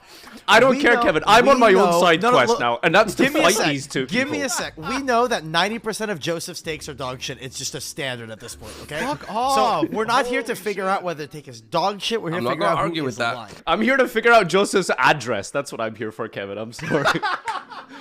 So one thing that I am gonna ask to the two that like are advocating that Maxx is like okay. You guys are saying how it like adds a lot of variety to people's decks, and like they deck build for it and everything, and they build lines in their deck building for Maxx, by the way. Against Maxx. Yeah, exactly. And in my opinion, the only deck building for Maxx that we're seeing this is the problem. Both MBT's and Gage's take were completely unreasonable. So now you have to guess which of them is actually being unreasonable and which one is just the imposter. Because one of them is definitely just being weird. Everyone and their mom is 3 Ash, 3 Maxx, 2 Call By, and a Cross Alley. Whoa. You're forgetting about Ghost Bell. At the end of the day, like, you guys are saying, oh, well, the coin flip. How was MBT unreasonable, though? He said he likes how Maxx impacts people get creative with deck building. That's not what's happening. That's not what's happening. The people are not really respecting Maxx in deck building because you can play like a billion outs to it. That would maybe be the case. I've made that point in one of my very first YouTube videos, which my opinion on Maxx has changed a little bit since after playing Master Duel. But my initial take was that I think Maxx would be reasonable if there was no way to negate Maxx. Right? Even then, I'm not sure if I would like it, but if your Maxx would always resolve, then people would actually have to think about, oh, do I play this combo deck or not? Right? Do I play this deck that loses to Maxx? Because if they have Maxx, I cannot just hope to draw Cross Out, Called By, or Ash Blossom next to my combo, and then I'll be fine. I can just ignore it. So I think that's the thing. Is like people are not forced to respect Maxx in deck building. And that's why that take is completely horrendous, because everyone is still playing combo decks, but if your deck is weak to Maxx, you just play Ash, Called By, and Cross Out, and that's it. And there you go. Would determine the winner immediately, but it's like, well, I mean, if I didn't have to play Ash, Maxx, Called By, Cross Out in my... If anything, Maxx limits deck building because of you have to include itself and the counters. Yeah, it's like 10 cards are gone in your deck. 9. If you want to play a mid-range / combo style deck, it's like 3 Maxx, 3 Ash, 2 Called By, 1 Cross Out. That's 9 cards that you have to put in your deck. You're like super limited in your non-engine deck. Maybe I would be on, 3 Forbidden Droplet. Maybe even some going second cards. Pancratop's at 3 for Christ's sake, So I guess I feel like this is more specifically targeted at me because I was talking a lot about coin flips, and because your IQ is at room temperature. But oh go my on. god, I'm gonna attack you. I would say that if the Master Duel tax didn't exist, right? If Maxx was banned, you didn't have to play Maxx Ash, Called By, Cross Out, Bell.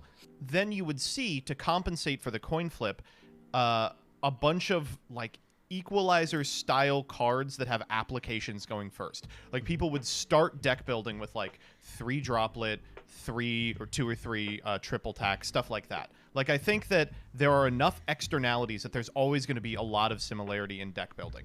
But that's fundamentally way more fun and fairer than Maxi. And not only that, it's also the fact they're just different cards. Like no, because you're they saying don't necessarily become insta staples. Like Maxi Well, is yeah, a that's the thing. insta staple. Okay, well, no matter yeah, what. that's So the wait, thing. no, but I want Whoa. to get to this first. Okay. Second is you're talking about people deck building with respect to Maxi. This one I did. I did on this screw one. up. I like how the last ones were all like always reasonable and like very civil discussions, and this one is just like everyone screaming at each other and talking at the same time.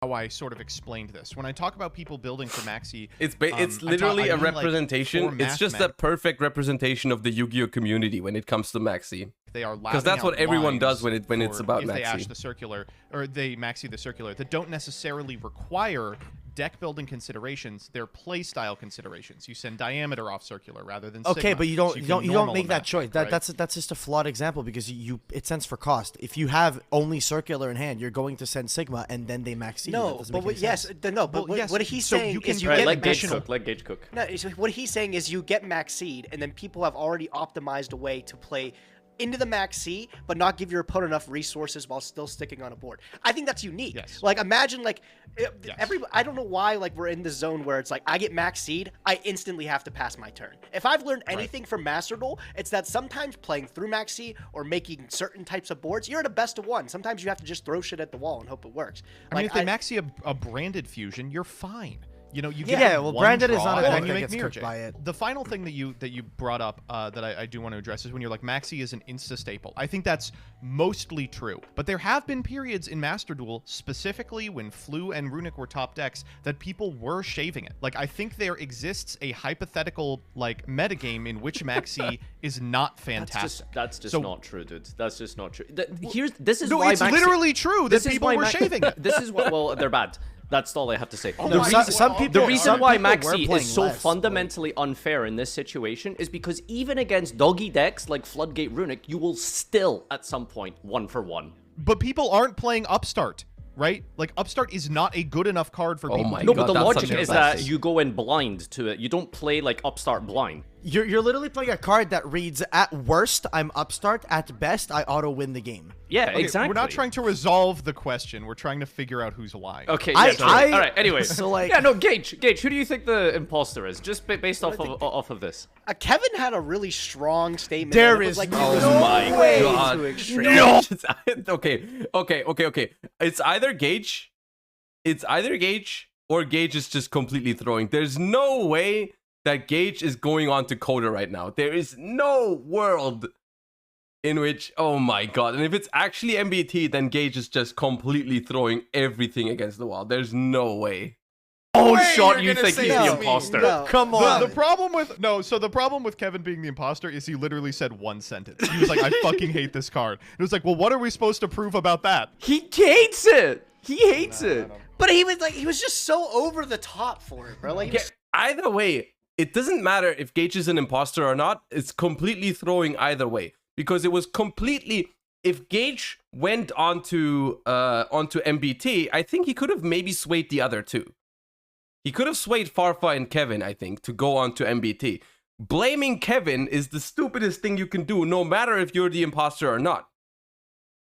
Because if you're not the imposter, then you have to go on to MBT. And if you are the imposter, you also have to go on to MBT, because that's the one you can convince the other two to actually, like, vote out.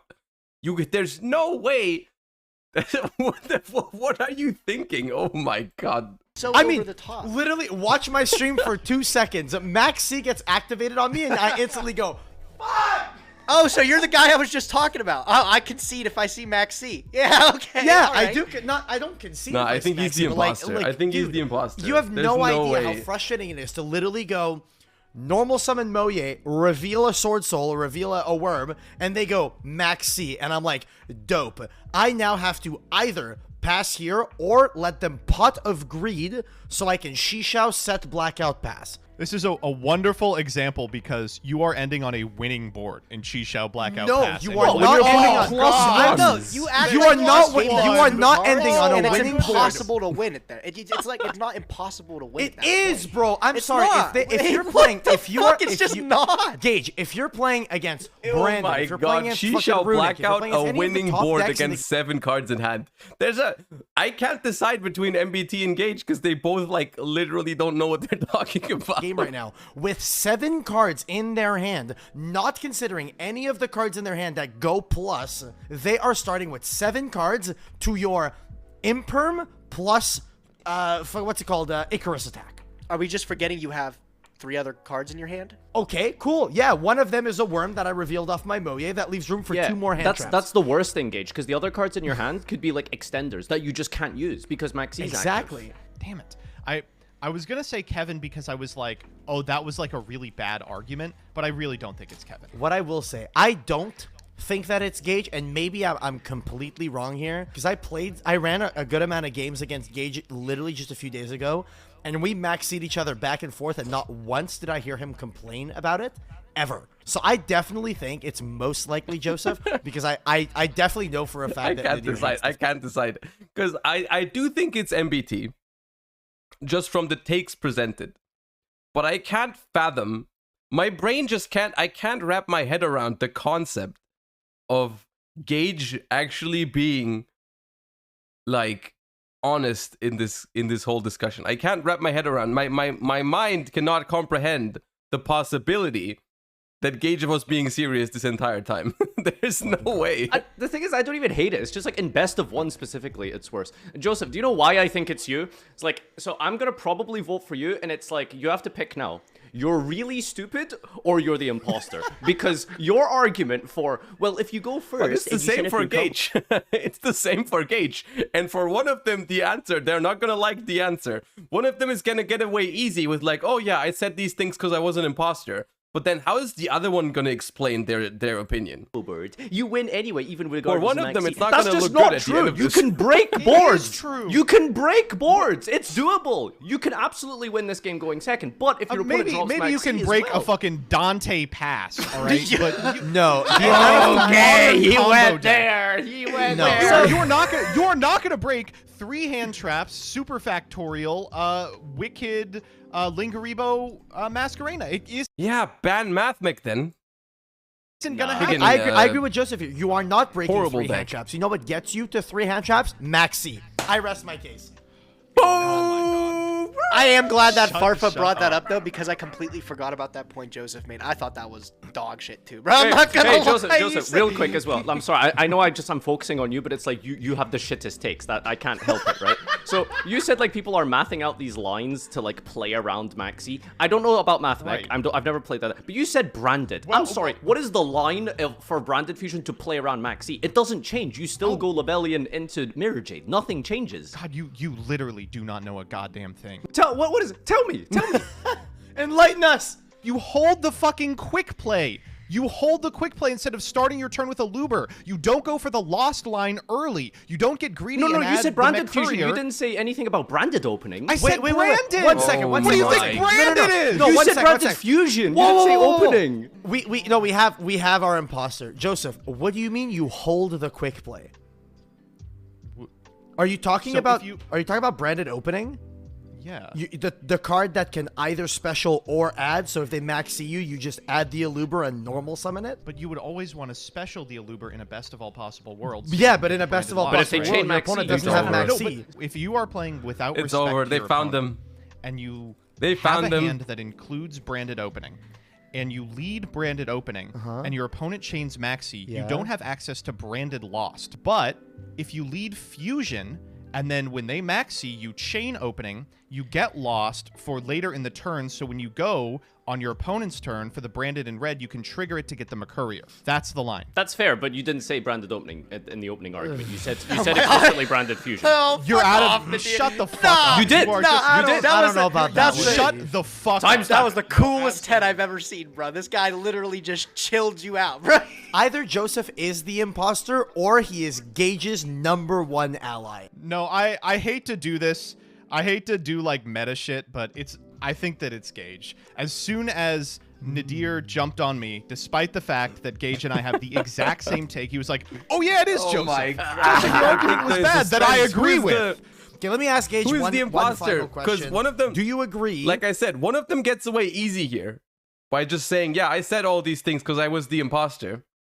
The other one, I that have you some would questions be for. able to go second just as easily as you do now, replacing Maxx with these other cards in a world where Maxx doesn't exist, and it would be more fun. No.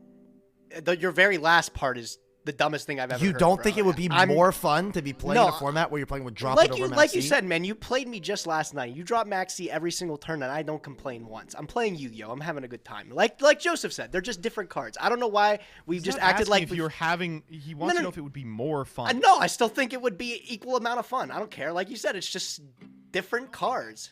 There's some real anime take here, Gage. Like, as long as we're having fun and playing with our friends, then I don't that's get all it. that matters. No, like the thing, like I said in my argument, man. Like I've come. You've come. I have come. I've come to a decision. No idea. Is what I've I have going also so come. hard. Let's all write them down. I have also come. How can they be serious? I think it's MBT. I think it's MBT and Gage is can we just vote being a Joseph just because I weirdo. want to see him like imagining in my brain like him falling out of a spaceship? I have my vote written down already. Okay, I'm ready. So Gage is want to vote MBT. 3, MBT is going to 2, vote Gage, and then 1. I have Joseph. I don't know who is it. You're supposed to announce you're the imposter. I'm not the imposter. It's me. Let's go! Did we all get Joseph? I wrote Gage. You did? There's no way!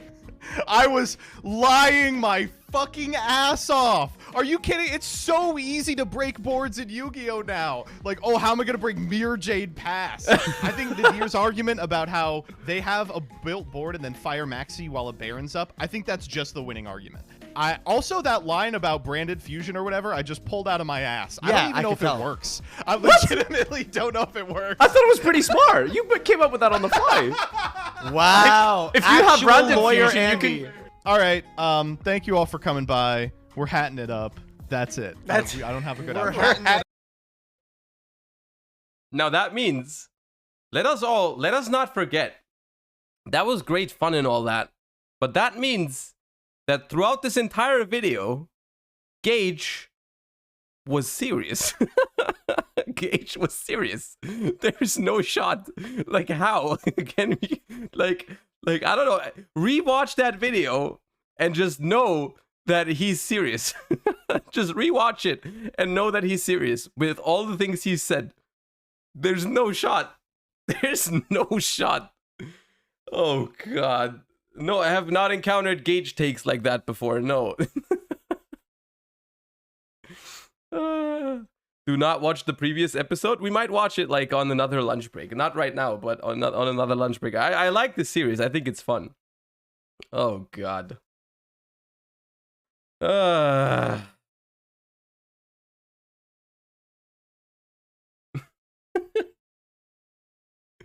Whose channel is this on? This was MBT. Hold on. I'm gonna link you. The channel. I can't believe you guys are here, but you don't know who MBT is, but there you go. MBT is like way bigger than I am on YouTube. Will you join the series for an episode? I feel like the concept is that it's always the same people. I haven't asked, and I have not been asked. And I don't plan to like try and get into a series that's supposedly like between those 4 people. So if they ask me, I would. If they ask me, I would, but I'm not going to try and get in. Anyways, let us play some Yu-Gi-Oh! How does that sound? How do we feel about playing some Yu-Gi-Oh! Without Maxx, though?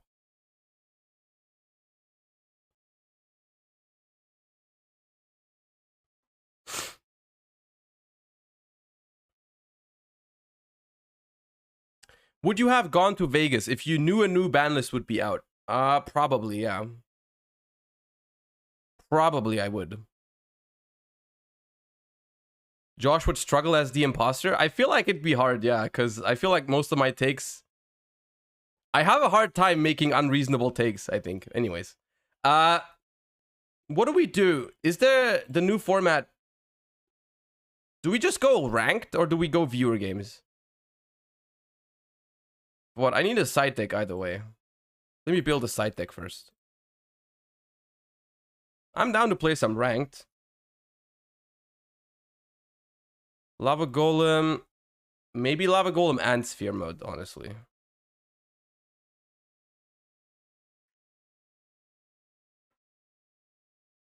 Hyper Artonis, thank you for the 3 months. It is time to duel.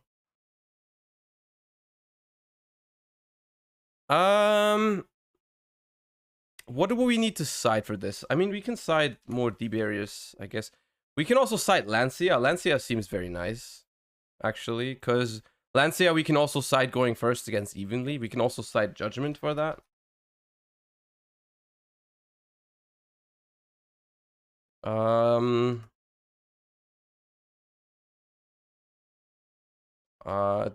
Do we ever go for a pointer? Because we can set a pointer with this and immediately activate it with Coup Clock. And it plays around evenly as well. I think that's okay. Cut the furnitures? Maybe. If I want to try them. Because they are the way you get back the Coup Clock, right? Because it says, if a card is sent from your hand to the grave to activate your normal trap or Labyrinth card or effect, you can add back the Coup Clock. So if you don't play any of the thingies, then you know. Hey man, just wanted to drop by and say hi. We were at Duel together in 2012. Oh yeah, I remember that name. How you doing? I saw you were doing great in Hearthstone over the years. Is that still a thing? How's life?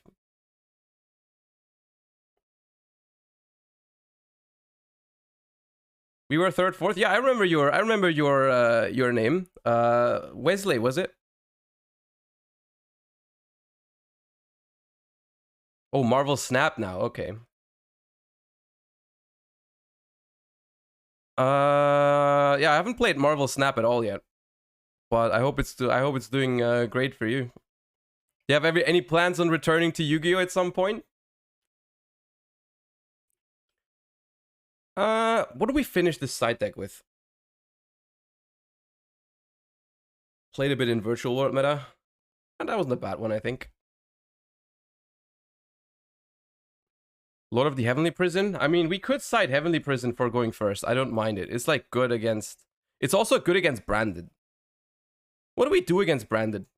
Branded going second seems like a hard matchup if we don't have Evenly.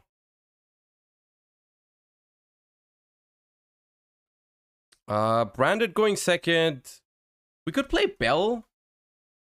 We could play Bell for like... Or Ash. More D barriers. I guess we could just get the full playset of barriers in for now. That's and I'm gonna hop into ranked. I assume that early on in ranked, I think it's gonna be fine. If we face a bunch of non-meta stuff, then I'm just gonna like play viewers. Could we take a look at Dark World? We can, yeah, we can. Okay, win coin flip, always good.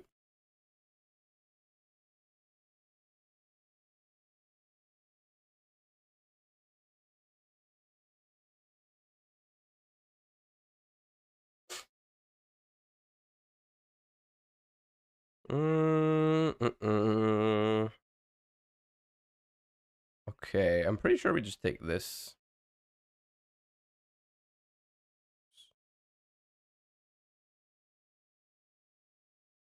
I'm also going to move to the left, I think, so you guys can see chat. We're going to keep evenly in hand. We're going to keep evenly in hand just as a discard.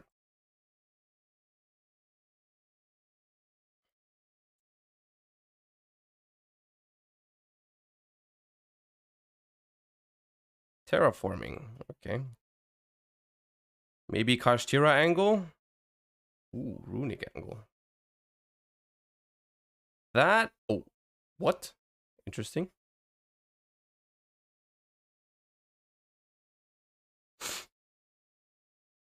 That's fine.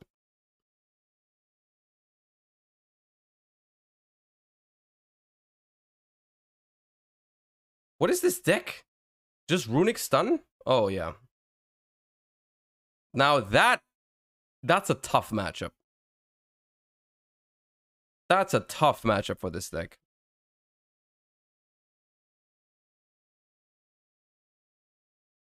That's fine.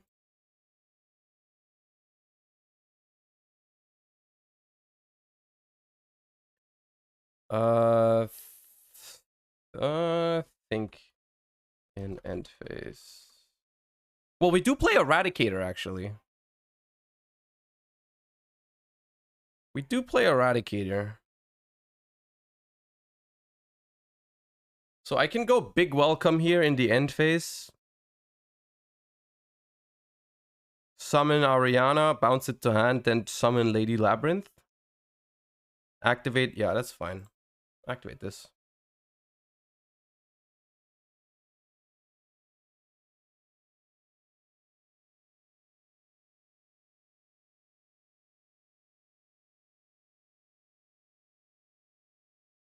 Special summon this, add it to hand, and then declare Lady Labyrinth. And then special summon that in defense, and then I'm gonna go for and Desires. I can give them back Desires.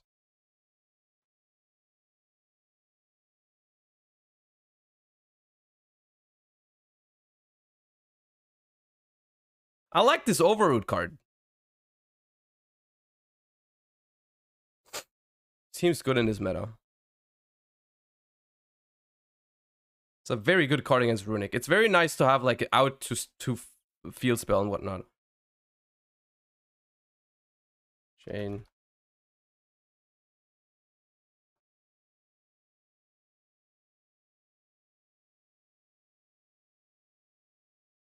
So the problem is, I mean, it's not really a problem, but if I get Eradicator here, they can immediately destruction it.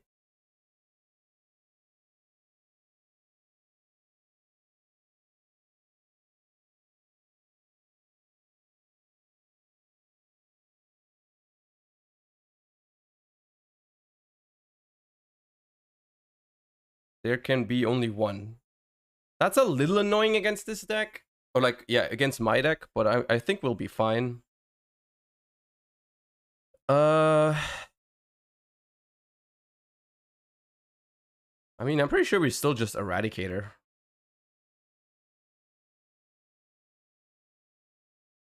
We can also bounce it with this. We can bounce it.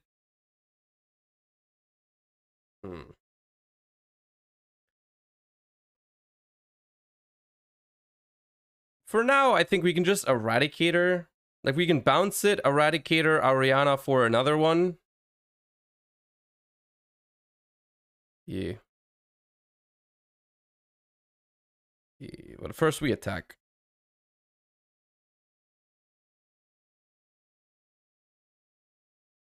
Actually, I think because of the Eradicator, there's like no shot that Runick beats this deck. Unless they draw really nuts. Or they banish it early, of course. They could banish it.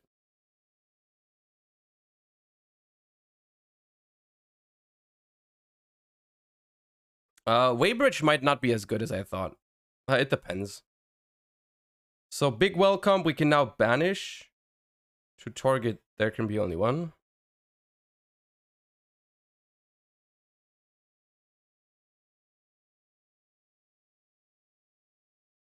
Are we playing against you? This is ranked right now. And then we just go... I feel like we just normal summon Ariana. Yeah.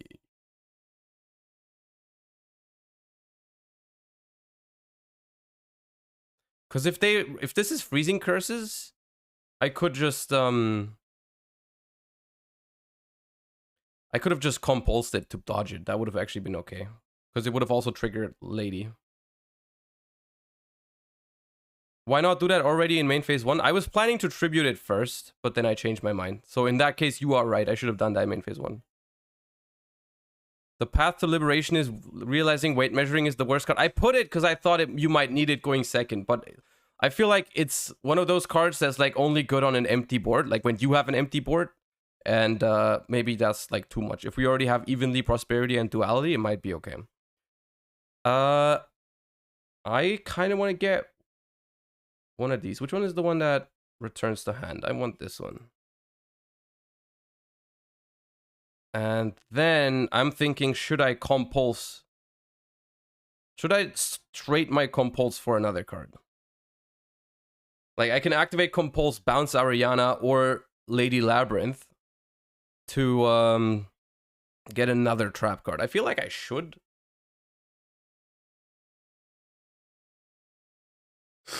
Ghost Match and Weight Measuring is the same card? Maybe.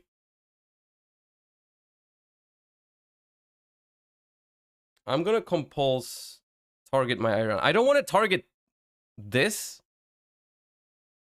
Of course, I could just resummon it, but if I bounce it and then in that moment they have destruction on the set, I can't chain. Like, if this set is destruction, that's the problem why I don't want to do that.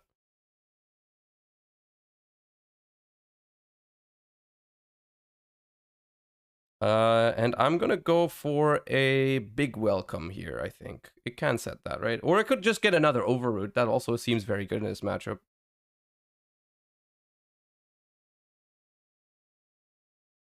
I'm gonna get big welcome.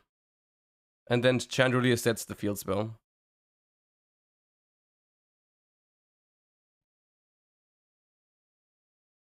And then I'm just gonna...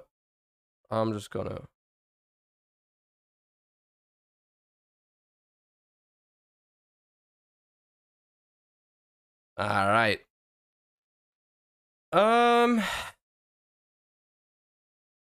Going second in this matchup. Is there ever a world where I Lancia?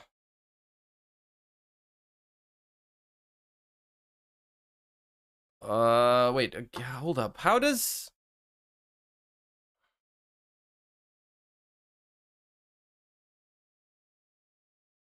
how does it work with... If I chain... Oh. If I chain to a Runick, it still resolves, right? It's just like... Yeah, add and then banish. Okay, so it will still... I can't, like, stop. Lord might be good here. Lord might be nice, because I can play around Runick Destruction on my face downs. That seems like a good card. We're going to be going second, so I'm going to keep evenly. Waybridge seems horrible here. Torrential is probably not good, but probably better than most of the other cards we have. I could put Solemn. This deck doesn't really do damage, so it's like not really a cost.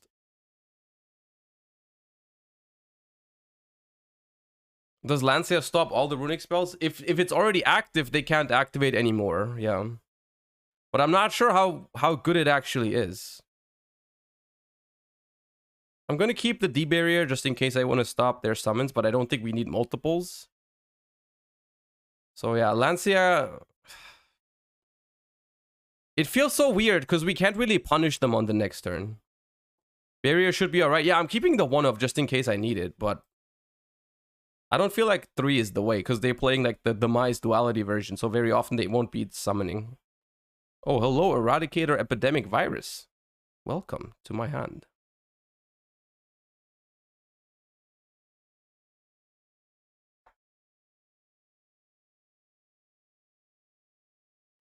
Hey Josh, how does Branded win in time? I mean, read Masquerade. Is my suggestion. Just read Masquerade. Dualite, yes. Oh, Majesty's Fiend. I'm glad. Okay, Majesty's Fiend with Duality and such doesn't make that much sense, but okay. Do we use this in end phase is the question. We probably do. Oh my god, they have the tip. Yep.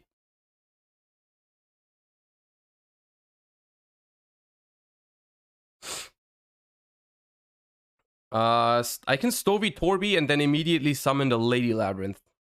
Which is I can Eradicate her on my turn 1. I can Eradicate them right now. I can go Stovey Torby. Yeah. But I would have to discard Ariana. Set Welcome Labyrinth. Special this. Activate Welcome.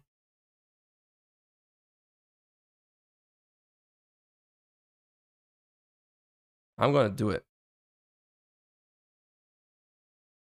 Do I pitch the Prosperity or the Ariana? I feel like the Ariana is pretty good. I don't know what else I would want to find off of Prosperity anyways. I think this is fine. And then we go for the big welcome. No, just welcome, I think.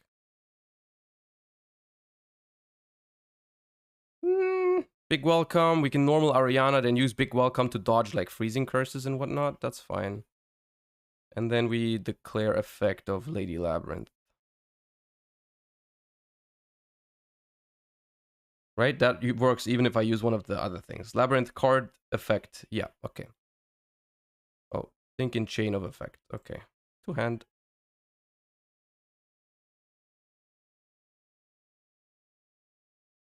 Destruction. Okay. Slight inconvenience, but it's fine.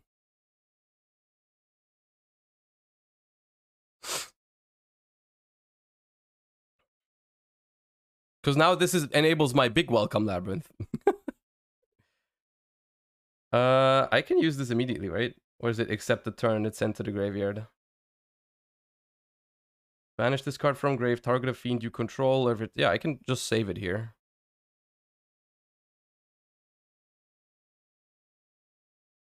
I can just save it. If you control level 8 or higher fiend, target a card, you can only use one effect per turn. Yeah, okay.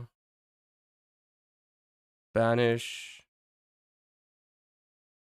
Target. I could also bounce the field spell, but it's already drawn this turn.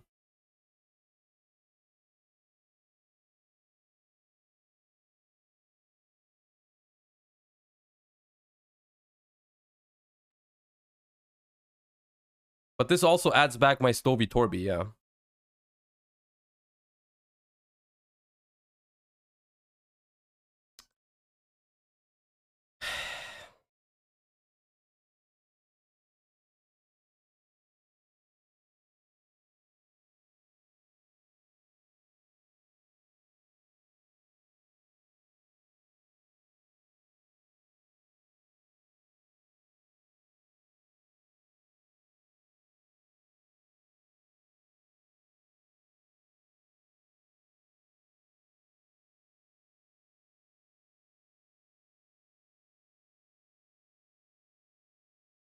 Ranker, thank you for the 5. Appreciate you. Welcome back.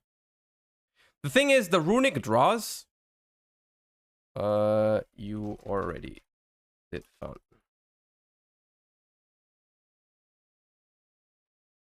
It's still your turn.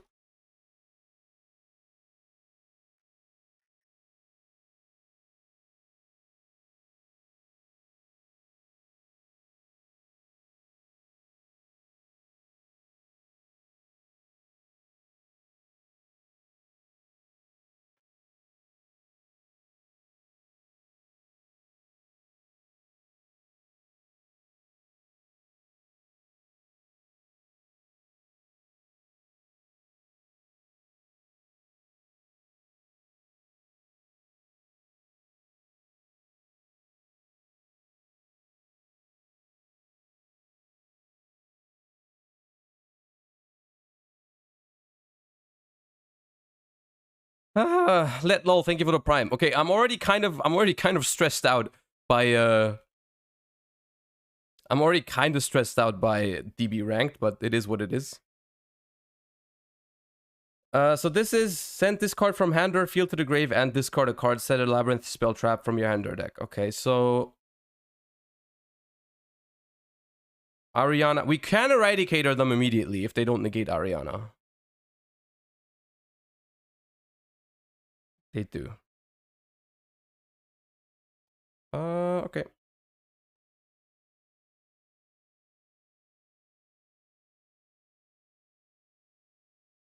Oh no, we lost Ku Clock. Okay. That's annoying. Maybe I should have bounced Fountain. Maybe I should have activated Fountain.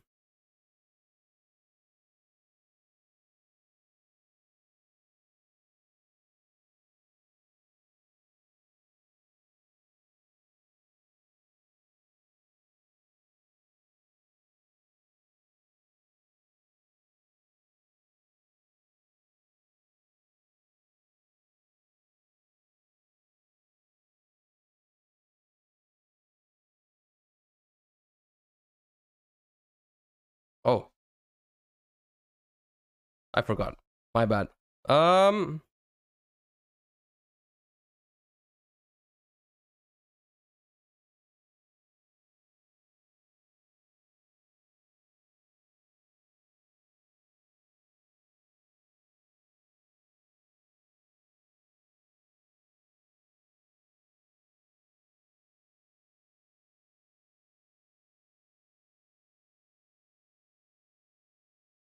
So they just can't have another destruction.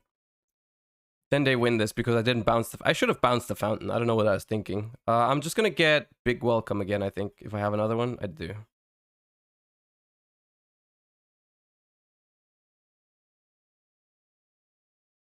And then I'm gonna declare this.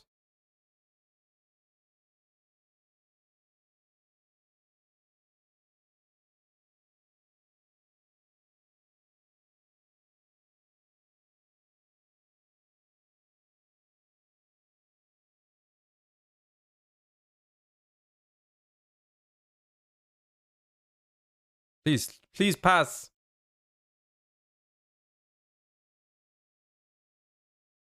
Two special summon. Okay.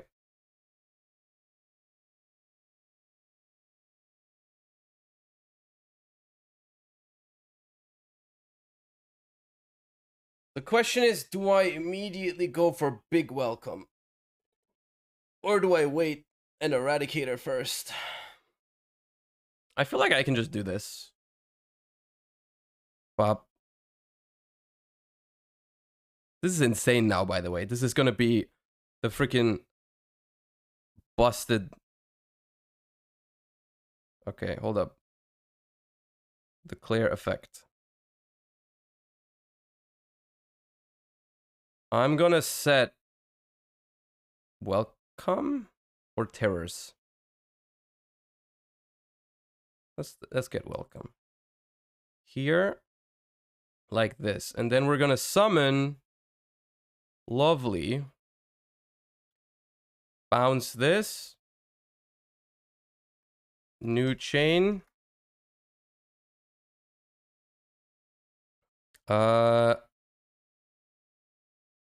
Declare effect, and declare effect.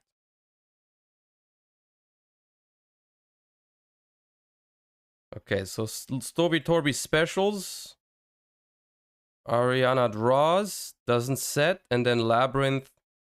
I'm gonna destroy a card from your hand, I think. Destroy. I'm gonna pick, I don't know, this.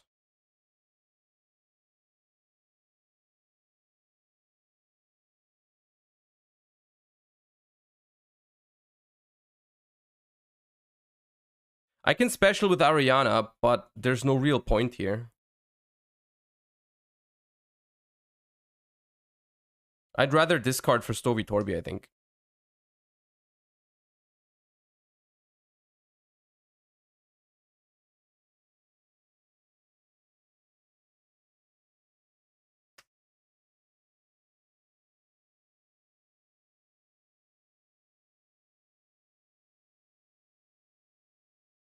And then just this on spells. Ooh. Okay. Annoying.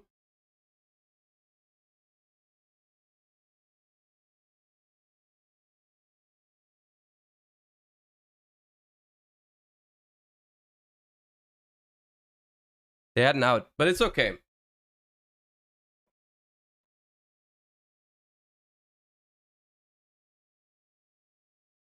First of all, Lovely only works against monster effects. Oh, Magic's Fiend. Okay, that's bad.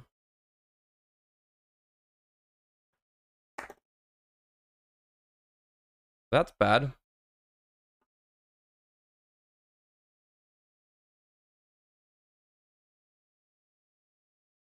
If they find Runics here, we probably lose. Yep.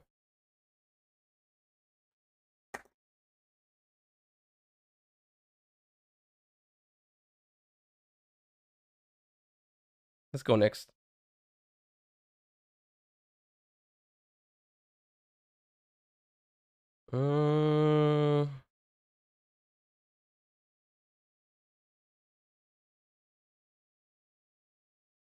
Compulse seems okay to dodge their stuff.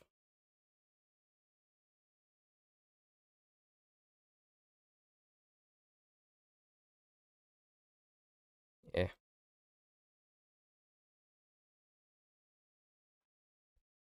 This feels like we should be able to just set up a that's a lot of monsters. Okay. This feels like we should be able to set up a Eradicator.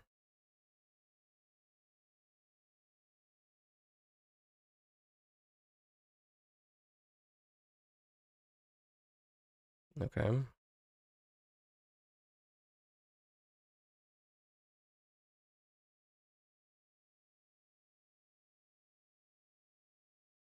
Activate Prosperity.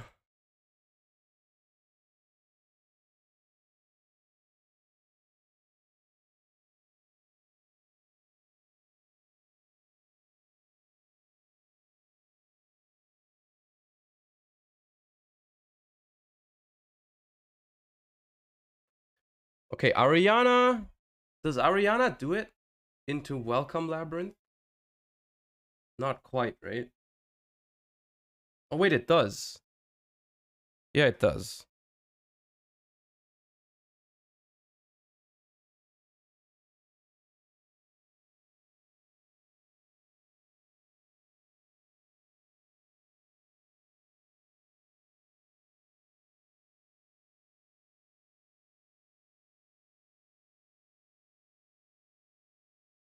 So I need... Do I need Welcome or Big Welcome? I don't think it matters, but I'm gonna take Welcome, I think. They both work. Is Big Welcome better? I could also take a furniture first to get rid of this, but...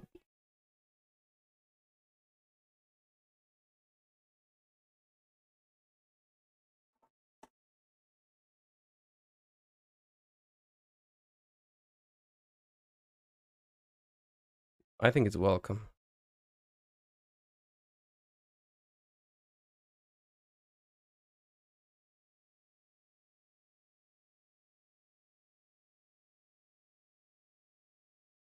And pass.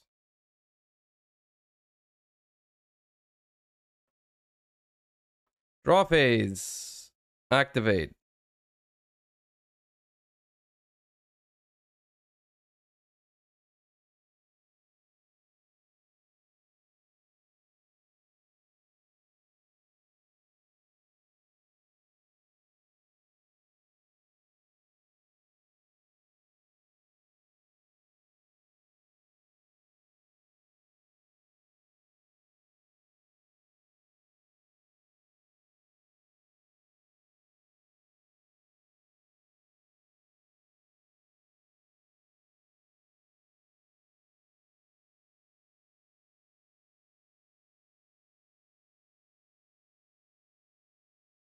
I could summon Lady right now, yeah.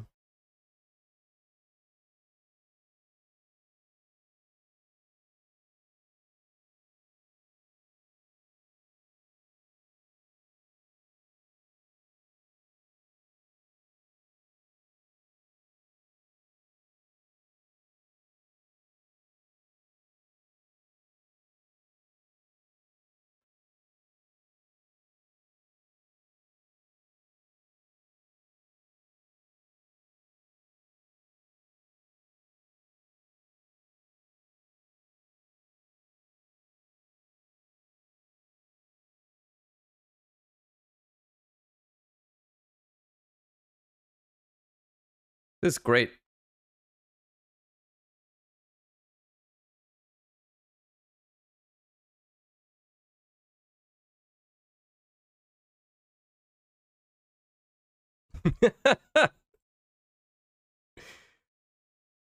Easy.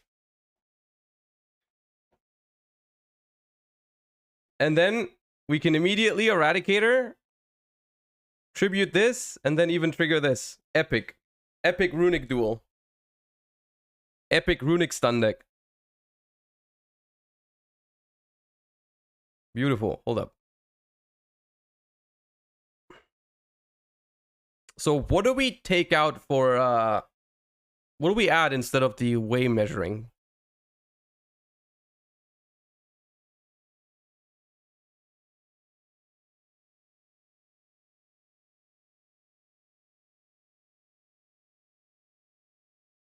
Bro, why is everyone spamming claim? What happened?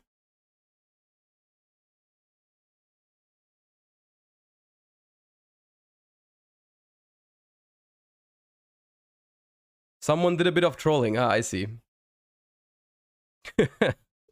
Mods! Alright, Gozen? It's a floodgate though.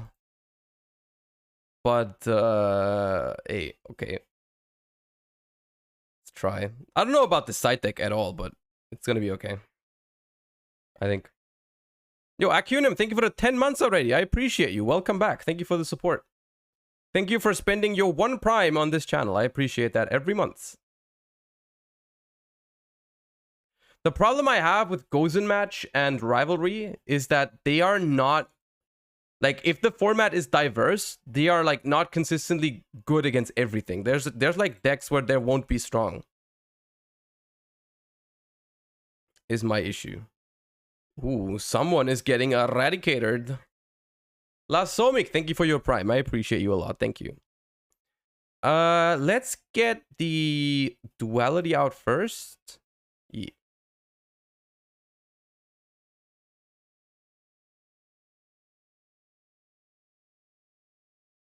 Okay. We could get the field spell with this, but I don't really know what we want to discard. So I could either Compulse or Terrors. I feel like I'm gonna take Compulse. Please ban mine. Thank you for the 5 months. Also, your nickname is outdated. I feel like you should know that.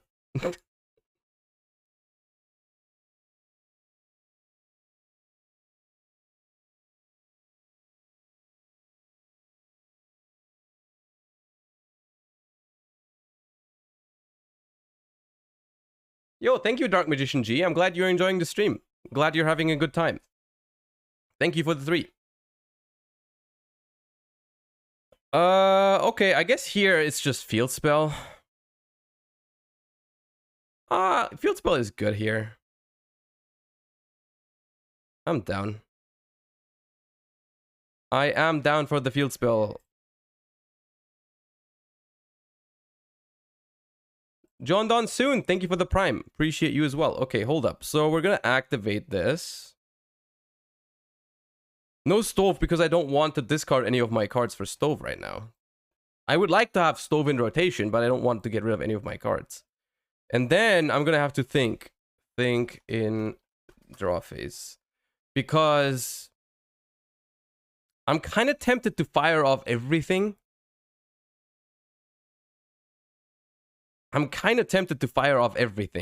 Like welcome Labyrinth into Ariana, into add Coup Clock. Is it Coup Clock? No, it's not Coup Clock. It's Lady. Okay, hold up. I'm a pop off. Remember, Field Spell Pop is mandatory? It is not. It says you can add this additional effect to that card at resolution. It is not mandatory. You are not correct. Effect.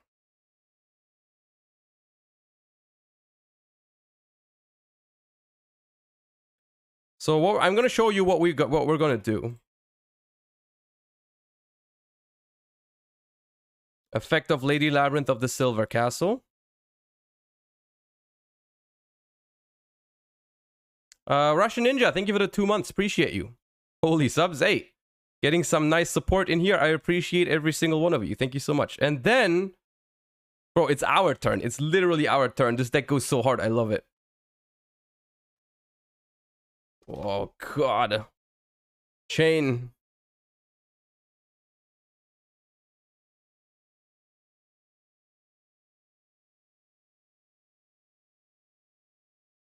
So what do we set with this? Whatever we set with this, we can't use this turn.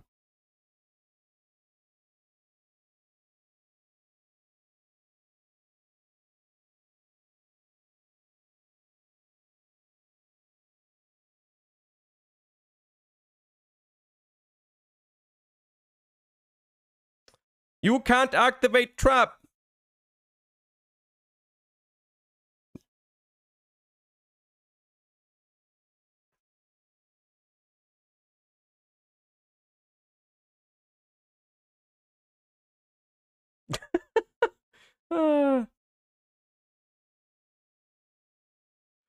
I'm gonna set a welcome labyrinth or a terrors. I'm just gonna set a welcome labyrinth. So this gets set by Lady. Then we special summon Lovely. This bounces Ariana, which will then trigger this. To which I will chain this.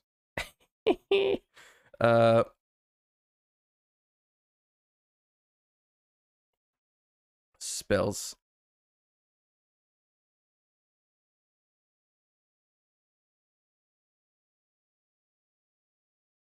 Oh. Baldrake, Bluebeard, and Water Enchantress, and then Resolve Lady. Resolve Lovely. Pop! That one.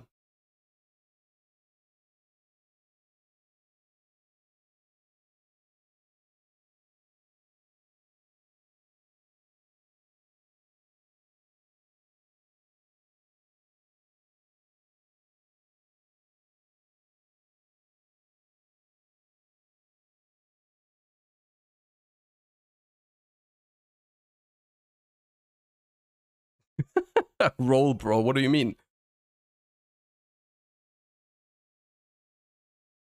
Pop.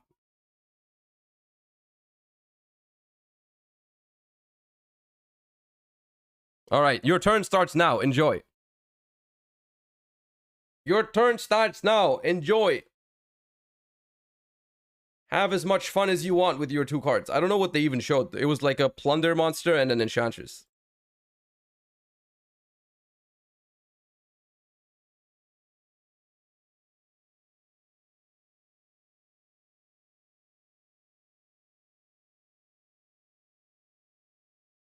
Okay.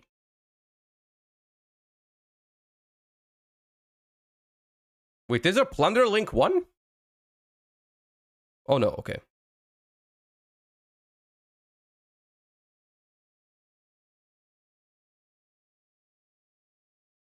feel like I should have compulsed that, and that was just going to be it.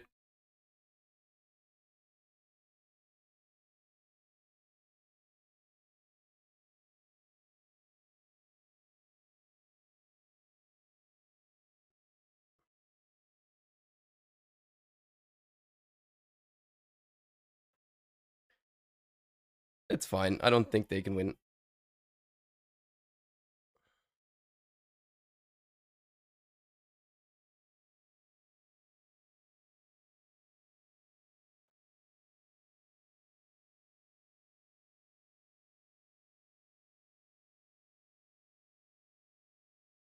Yeah. I see that draw. I forgot for a second.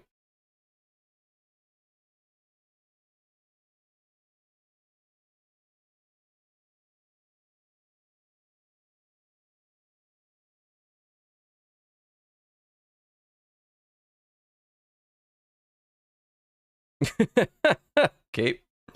Now, once again, I don't know much about Plunder. Apparently it was a spell, yeah. What's good against Plunder? When they go first, is it a Lava Golem angle? Lava Golem feels like it's good. How good is Gozen? I feel like Gozen is good. They have like all the different attributes, except for, what is it, Wind that they don't have? But Gozen seems nice. Even how good is evenly good? Probably good.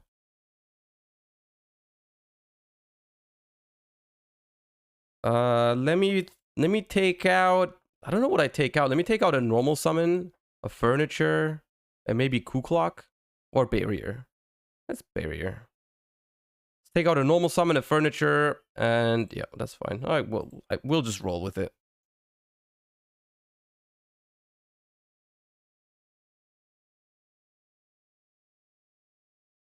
Okay. It's not the worst hand because we have 2 cards that can find like evenly or lava golem. It's okay. They have enchantress. That's fine. They can summon a token on your field. Evenly is not very good. True, maybe that was something worth considering.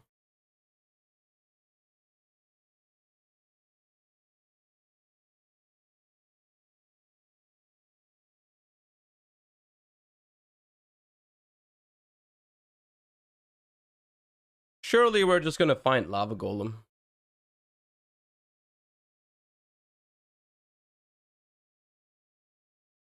Illegal Knight. Okay. Steiny, thank you for the 4 months. Appreciate you. Welcome back. Thank you for your prime. Okay, so they're gonna end Illegal Knight and Griffin. And then whatever the plunder cards do, we will find out.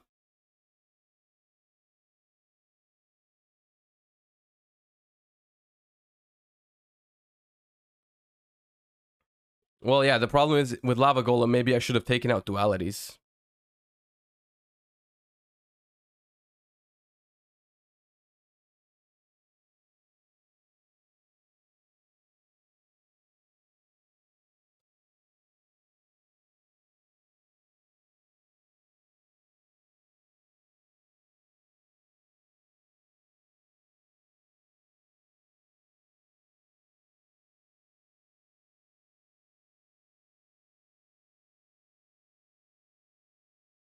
Special summon a plunder patrol from your deck. I'm pretty sure that's the best hand. Right? Right plus this seems pretty nice. Exclamation mark playlist for the playlist. Very simple.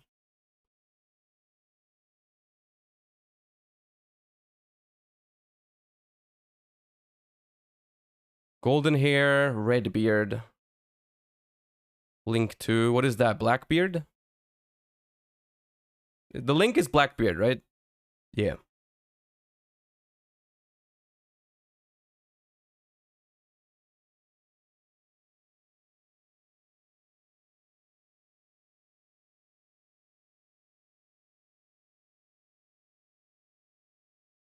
Why didn't they make Jort? Don't ask me. I have no idea about like plunder. Okay.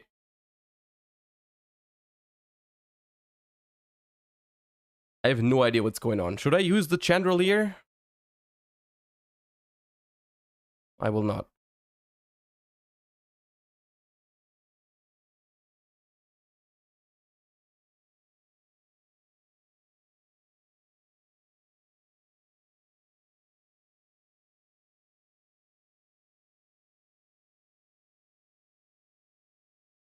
Banishing all my Kashtira's because I ain't about that.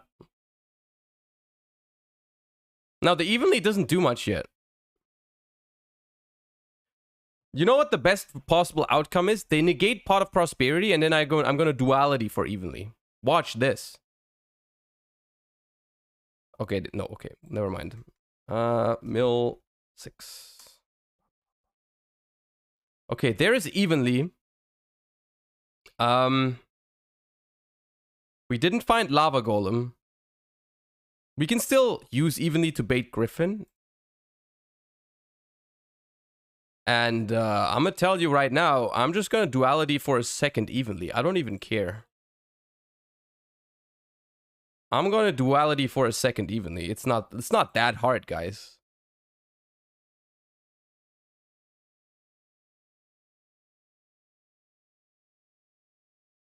Oh, I thought that was it. That looked so similar for a second. Ah, that looked it. Did I shuffle?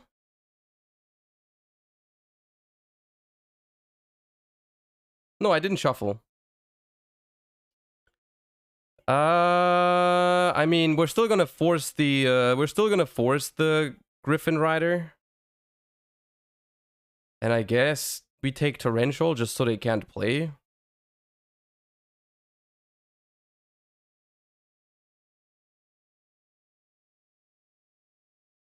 We want Crackdown. What is it with you and Crackdown, Stunner? I don't understand. What is Crackdown? Why is Crackdown so special to you?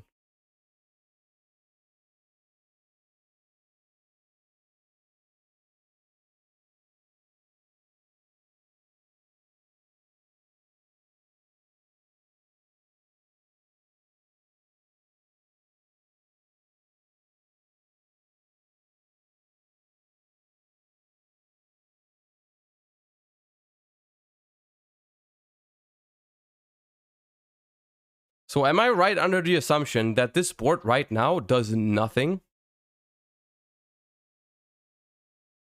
I have another question.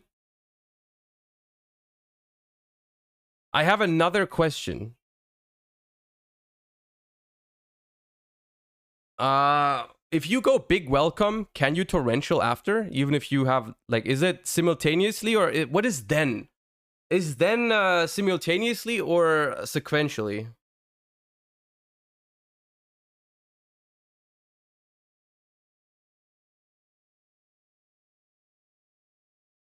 Oh, it bounces. Oh, this bounces cards. Oh, I didn't know that. That's bad. That's very bad. I didn't know that. Oh, it's still main phase though. It's doing the main phase. It's fine. Sure, I can just reset them. Oh wait, no, it's not. Ah, oh my bad. Sure.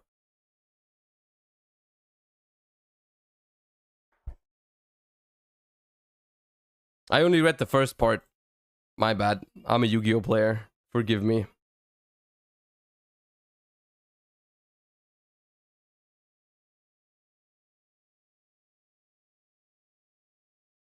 So they go Merc.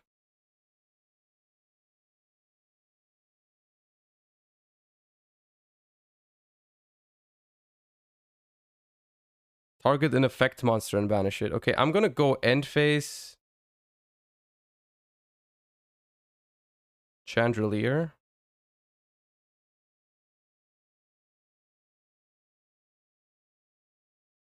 It's unfortunate they bounced Torrential. That's like the worst case.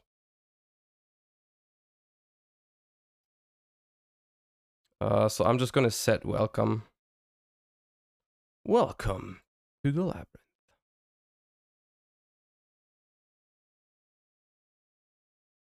No, they just drew for Blackbeard while I was searching. I think. Can I salvage this somehow? Without the Torrential?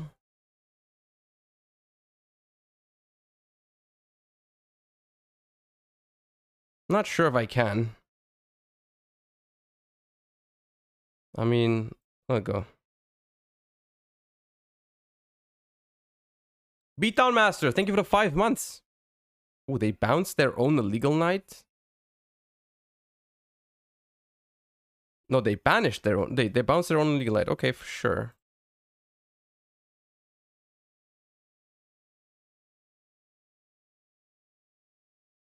Fateful to add. They get Griffin back is the problem. Ah, let's go game 3.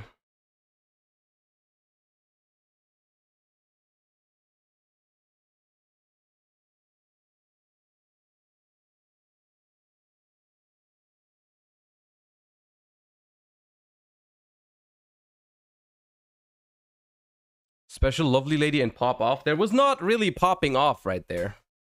I feel like I don't think there was any popping off involved in that. The question is, do we put Lancia? Not sure.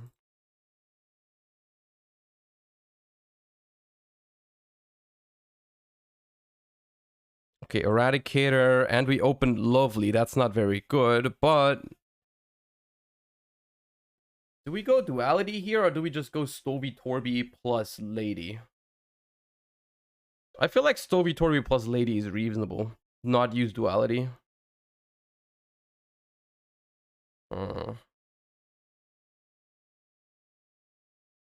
the other hand, though, we can also just summon it on their turn. We can definitely afford to Duality.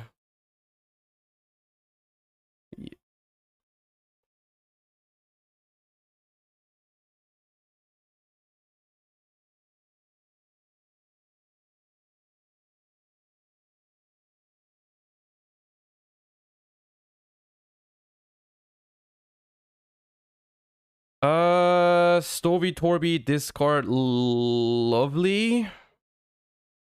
Get the field spell. Or Big Welcome.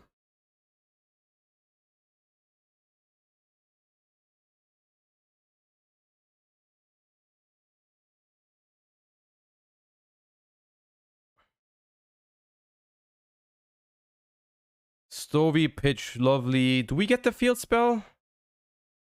After Eradicator, we can bring back Lovely. That's about it.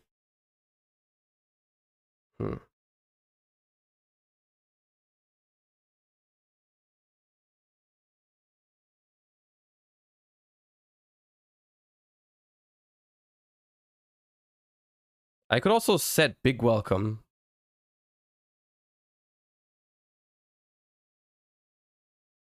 I'm pretty sure it's Big Welcome.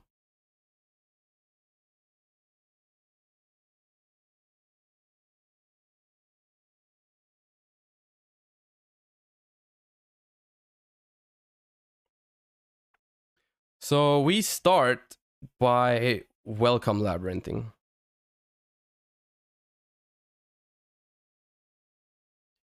And we chain, I think, Lady Labyrinth to this.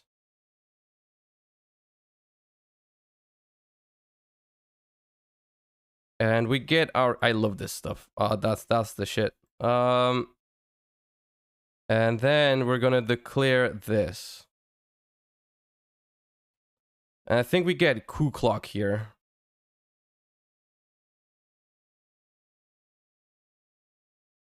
Chain to this. Chain to this. And then we're gonna get a pointer. Watch this. Hold up. A pointer and Coup Clock here. So this gets a pointer. This gets Coup Clock. Big Welcome can summon from the graveyard. And we bounce this to hand. That triggers this. And I'm gonna chain Eradicator. Or I'm just gonna tribute this probably. Spells. And then after the Eradicator, we can appoint whatever they have left.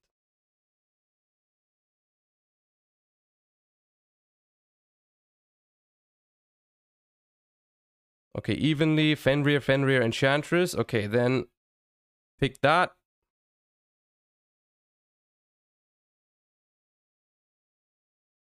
And then I'm just gonna pay 2,000. Oops. Do we get rid of Fenrir or this? Enchantress, I guess just Fenrir? Oh wait, sorry. I need to pitch Coup Clock to be able to use a pointer. If I pitch Enchantress, Draco backs in the graveyard. No, I'm gonna get rid of the Fenrir. I'm gonna banish the Fenrir. And pay 2,000.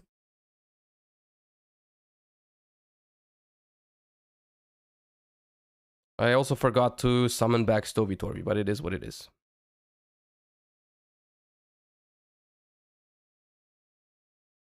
So they have like nothing.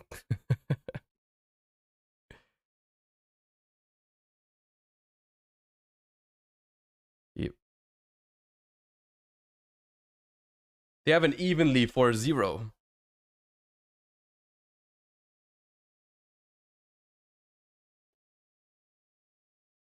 I like the Chandelier better since it adds itself back. I do too, but I'm running one of each.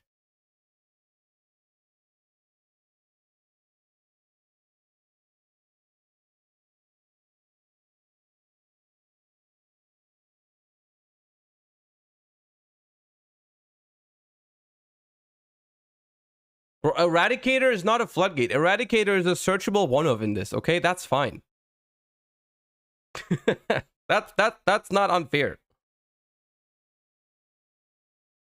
Bro, Eradicator killed 2 cards, a Draco back and a Pot of Desires. How is that? Like, how are we talking like this? How is that even the sentiment right now? Yeah, the Eradicator is an engine card.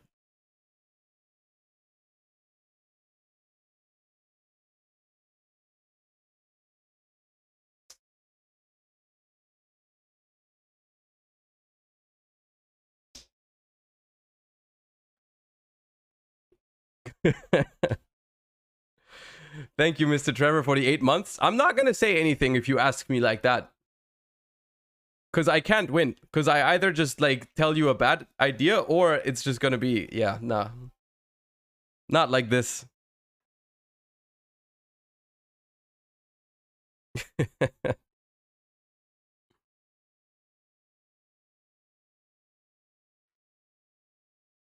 They have more cards than me. How is it unfair? Oh, they are leaving. Okay.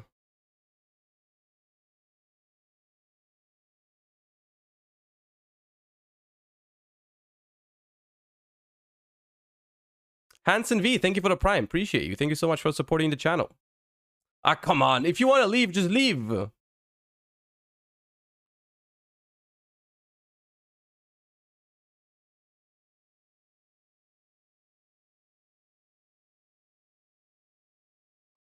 What Yu-Gi-Oh is it?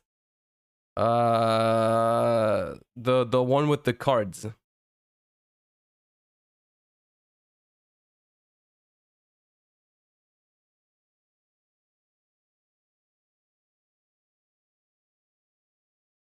Summons Enchantress, pitches Enchantress. Passes. Beautiful. Okay, they get back Fenrir. Poggers.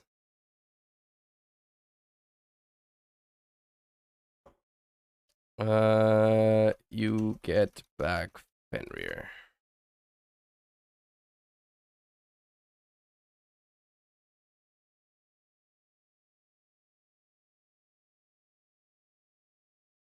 Stand by main. All right. And now we're gonna pop off completely. Well, like soon. Another big welcome should probably do the trick.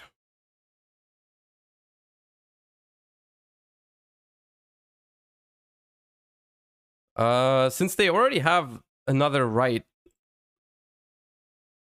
So they have a dead Evenly and a dead Fenrir in hand right now. So I feel like I just set 2 and pass here. I see what they draw. I don't need to kill the token because they can just make another one. Golden Hair. If this card is in your grave...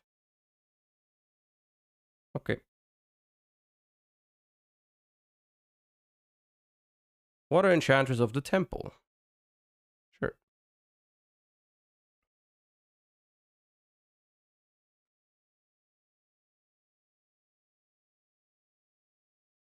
So they have right, Fenrir, Evenly, and whatever that Golden Hair thing does.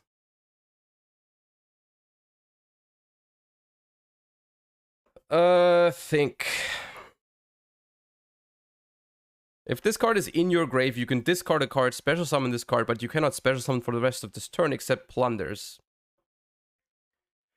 Okay, so the problem here is that I have no idea about Plunder Patrol. I'm gonna activate Big Welcome. I'm gonna chain Lady Labyrinth.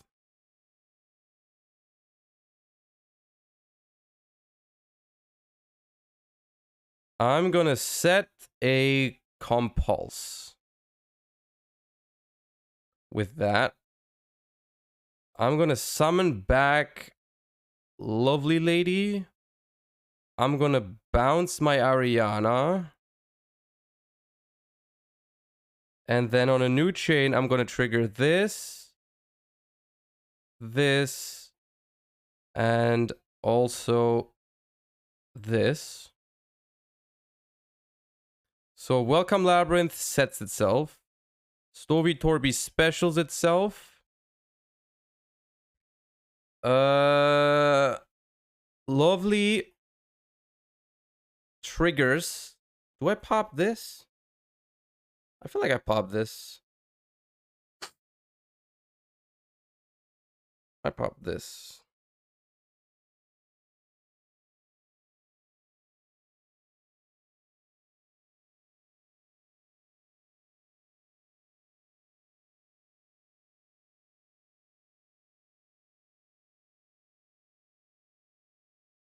When will YCS Vegas be? This weekend.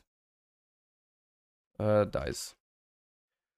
Alimila, thank you for the prime. And Young Man XD, thank you for the prime. Monka, indeed. Okay, that's fine so far.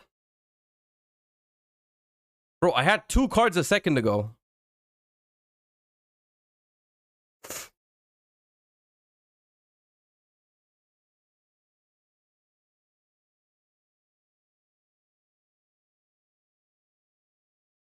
On summon.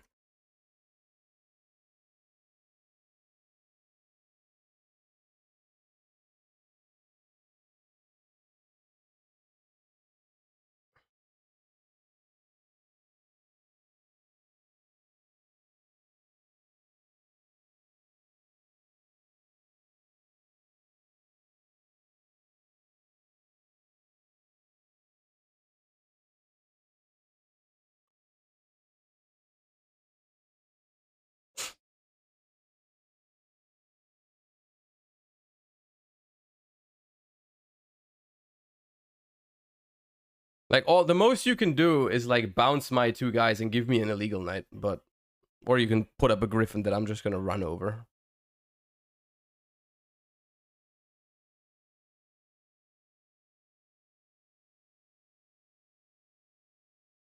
Sure.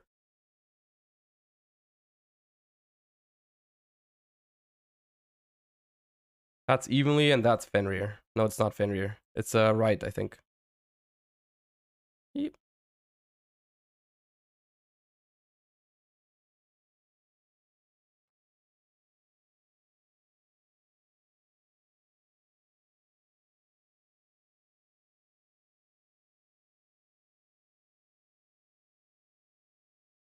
So end of battle phase, there's gonna be an evenly matched.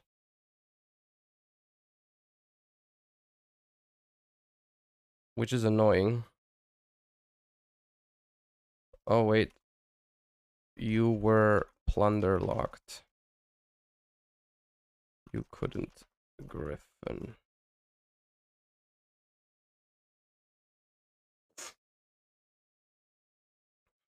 You are right. Okay, so start of main phase. I'm gonna activate this now.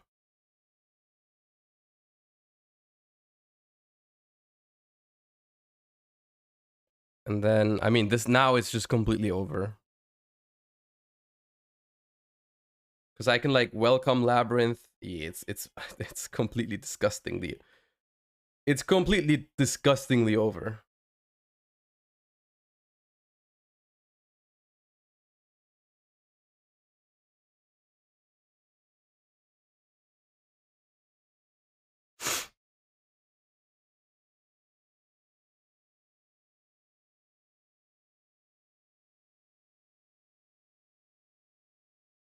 So we're gonna activate Welcome Labyrinth. Trigger this. Sets any card, doesn't really matter.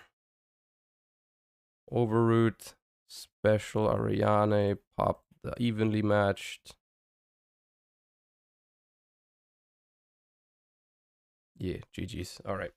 This deck is quite good, I think. I think if you can, like, if you find a good version, I'm like, this is not, oh, hold up. Based. Who is that? Anyways, I think if you play around with this a little bit, I think this deck has potential. I think this deck has serious potential. I don't know if it's like prosperity, duality, evenly. Like, the cards that I don't consider staple in this are actually like quite a few. I think Gozen might not be the thing. You might not need it if you gain control over the game. The pots are exchangeable. Like, it could be just extravagance for raw card advantage. Might also be nice. Evenly might be necessary for going second this format. But maybe you can also go set 5 pass against some decks. No Daruma Cannon or Weybridge. I think... I don't think they're bad cards. But from what I've played so far, I don't feel like I would need them. But, like, yeah. I think this deck is good, for sure. Like, I don't know if it's the best deck to play, but it's definitely good. The one mistake that you shouldn't make, though, I don't think this deck is like the old trap decks, like Eldritch or Flunder or whatever. Because I don't think this deck is as easy. I don't think it's as easy to play as those decks. I feel like it's a very, very grindy deck most of the time. Especially going second, I don't think it's as easy. So it's, yeah, that's why I like it as well. It has a lot of interactions you have to think about, which is also why I don't love the Gozen match. The Eradicator, okay, I'm not a fan of Eradicator, but it's just too good in this deck. Like, you have to play it in this format. Maybe you don't have to main deck it, but it's just way too strong against stuff like Runick, against other trap decks like the Mirror Match or whatever. Like, you have to play Eradicator in this deck. Torrential feels trash. Yeah, it's like, it's interesting how good this deck is at establishing its own board, which is why you don't really want cards like Weight Measuring or maybe even Torrential. Like, maybe you don't want Torrential. It's possible. The bottom 10, no, the bottom 9, not Eradicator, but the bottom 9 here, actually these bottom 10. I don't know if you need Barrier, but these bottom 10, you probably want Barrier, at least in the side deck, right? But the bottom 10 here aren't like staple, and the pods are also interchangeable. But overall, I think Labyrinth is great. Why not Dogmatica Punishment? Okay, the reason why I'm not playing Dogmatica Punishment in this deck is because my extra deck is like this for a reason. The extra deck is like this for a reason because I think the best thing you can do this format is to play an extra deck that doesn't tell your opponent that you're playing Labyrinth. I don't think that's good to tell your opponent that you're playing Labyrinth because they will if they play Kashtira, they can just lock your back row instead of your monster zones, which is a problem. So I think you should play, it doesn't have to be this extra deck, but I think you should play some extra deck of like a deck that's like very monster heavy, like Despia or Kashtira or whatever, like where they don't lock all your back row. But yeah, a couple hero games. Hero is not very good, I think. I mean, it's not bad. I'm not an expert on it, but I don't really feel like that's the deck I want to try right now. I'm between wanting to try some Naturia Runick or some Spright. Or Branded, because those are, once again, my top picks for the YCS, which in a bit, after a couple more games, we're also going to do that. We're going to try and predict the top cut of YCS Las Vegas together. Or against each other. I'm going to make my prediction, and you guys make your prediction in terms of which decks will be represented in top cut. And then, yeah. But I think Naturia, like, the reason why I'm not really feeling Naturia right now as, like, to test it, because I'm pretty sure this deck is good. And there's, like, 6 flex spots here, and that's Imperm and Ash. Those are your flex spots. Everything else in this deck is pretty much mandatory. Like, you have 34 cards that are most certainly mandatory. That's the only reason why I'm not really, like, feeling trying Naturia a whole lot.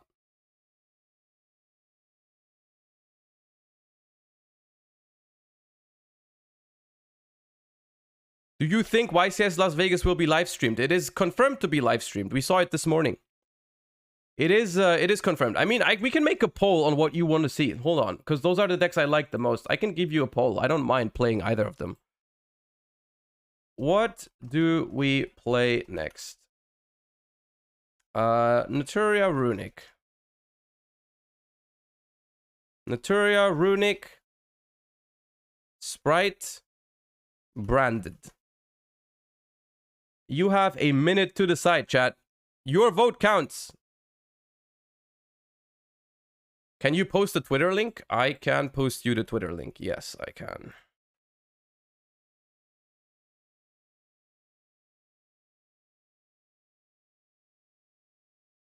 How does branded have so many votes? I mean, fine.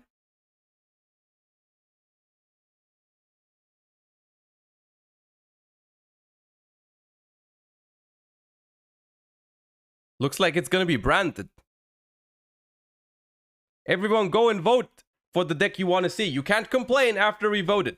There's no complaining after we voted, and you're also legally not allowed to leave the stream only because I don't play the deck you wanted. Because we voted. It's a democracy. We all voted, and that's why everyone has to stay and enjoy. You cannot complain. No, you cannot. Not my fault. Everyone else has bad taste. Okay, fair enough. Where's the poll? It has just ended. It was in chat. It's always in chat. Democracy, people leave. Newcomer, thank you for the prime. I appreciate you. Okay, branded it is. Now, we need to do something about this branded list that I have, though.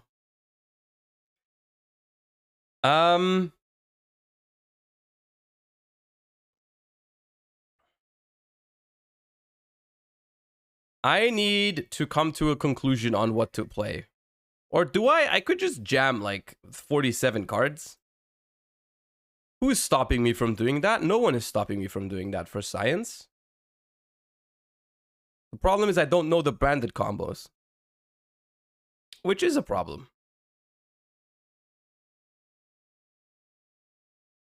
Konami gave us 20 flex spots when they said minimum 40, maximum 60. True. That's a philosophy to live by. Alright, and then in the extra deck, I'm gonna give you branded players a hot take. Something that I thought about recently. I don't know who I was talking to.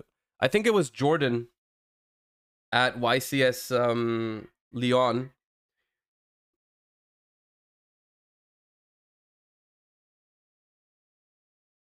Xipai, thank you for the 2 months.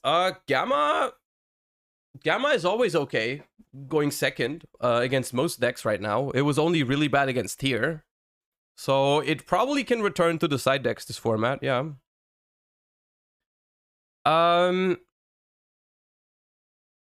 was I about to say? Oh yeah, I talked to Jordan about how bad it is for Despia that you have to construct your extra deck in a way where you need multiple copies of so many cards because you are afraid of them getting banished against Kashtira. One thing that I suggested was that maybe, like, what is the reason to play Mud Dragon in Despia? It's only for Super Poly, right? And what does Kashtira do if they see the Mud Dragon for Super Poly? They're probably gonna banish it, right? Because they don't want their Arise Heart and their Diablosis to get Super Polyed. And so I thought, what I said was, what if you just play Mud Dragon in your extra deck, but you don't play Super Poly? But they don't know that. So then they probably just banish your Mud Dragon because they're afraid of Super Poly. So you don't have to play 2 of all the others.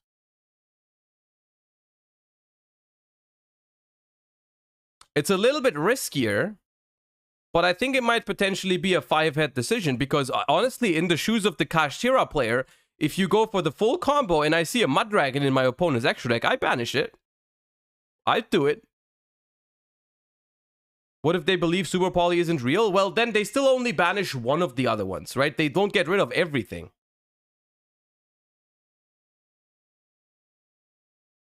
I think it's fine like that. I think it might be okay to then play like, I don't know, you can play like 2 copies of like the most important one, which is probably Rindbrum. Maybe you play a second Lubellion just in case. What else do we even need? We have Stapelia, we have Chimera, we have this. We might want Proskinian. Let's play Garura. What would Branded even side in this format? I mean, let's side for, I guess, Kashtira. We could side Nib. Why are you playing this many Bystials? We could play less, but I just feel like... I mean, I'm only playing 7, really. I'm playing Magnamut and Saronir at 3 copies each because they are very good, and then I play a Baldrake. It's not that many.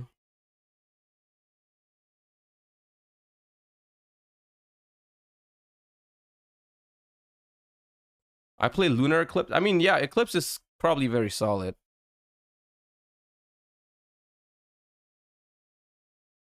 I do think a card like Cosmic has some value with Runick in the format and Labyrinth too. But I'm not sure if it's impactful enough to warrant a side deck slot. What's the hardest matchup for Branded next format? I think Kashtira is not that easy for Branded going second because you don't have that much room for non-engine. Ash for the mirror? I guess. Let's just throw something together. I just want to play. We also, I think we can cut the tiers just to make it 44. That is more pleasant to my eyes right now. Let's take out the tiers. Even though I do like the tiers. Thrusting seems nice to grab. Yeah, that seems nice. We can play Thrusting, Talents, and 1 evenly. That seems very good.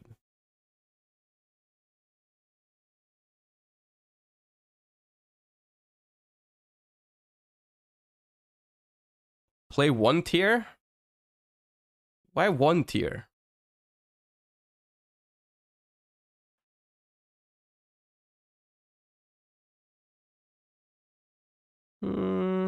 We can play a Feather Duster. I'm not opposed to that. Because it's also searchable technically. You know what? This is okay. Now, this is going to be, hold up. Give me 1 solo mode hand before I hop into ranked, because I haven't played this deck a lot. This hand is already quite Monka, I think.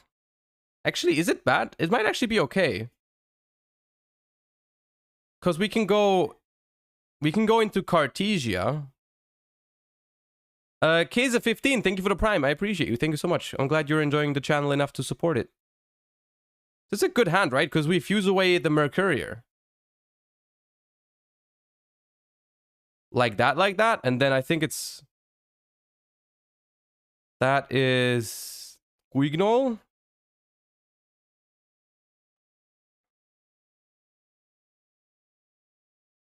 Fuse Saronir? Okay, wait. We go Lubellion into Saronir, and then what, though? If you fuse away Saronir... What then?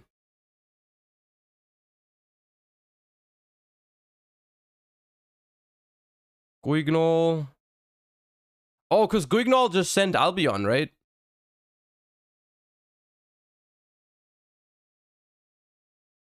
You fuse Merc? Okay, this is already... I was thinking let's do Merc.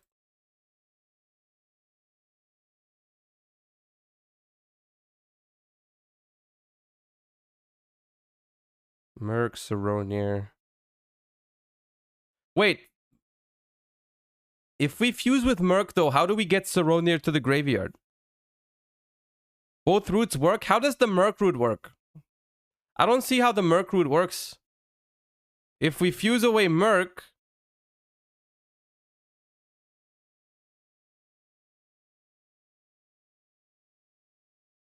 Oh, you tributed for. Okay, no, that might be better. Like this. That might be better. Also, what do we send with Grand Guignol? Can't we send we can send Garura here to draw a card even, right? Because we can still send, because Merc can search the Albion. Right? Merc searches Albion here. Yeah. Okay.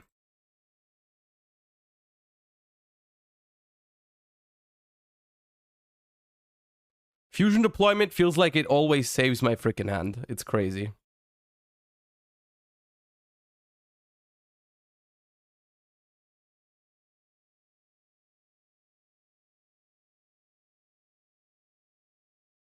Fusion deployment feels nuts in this deck.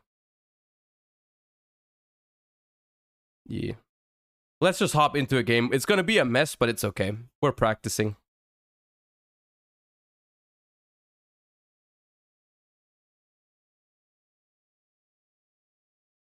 Oh, they have less than starting points. That's a red flag.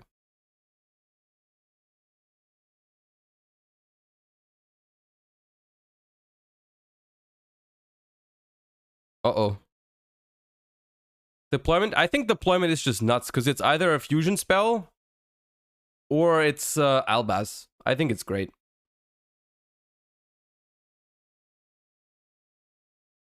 Good hand. Oh my god, is it Tearlaments? Oh my god, I have bad news for you if you're playing Tearlaments. Oh, I have bad news. Oh no, it's not. What? What's the recipe? Oh, it's still Tearlament, I think.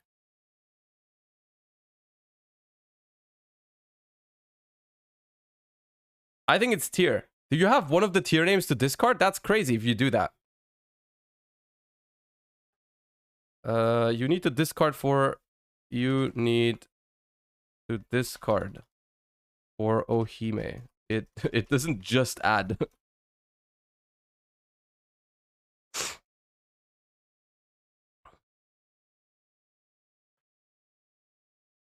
Ah!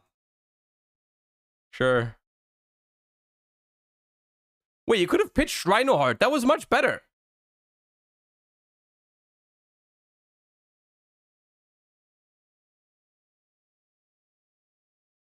Bro, Monk-S, we're playing against Tearlament. Magnamut, the Bystials are still here.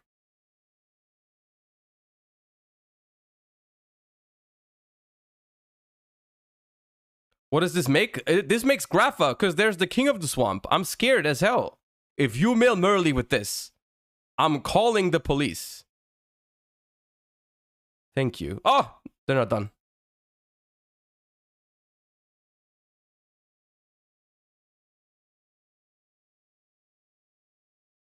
Hollow 2, cash 1. What does Hollow do? Send cards from the top of your deck equal to the number of different among the... Okay. So that's mill 4. Okay. Mill 4. No, yeah, mill 4. Do not mill Merly. So mill 4.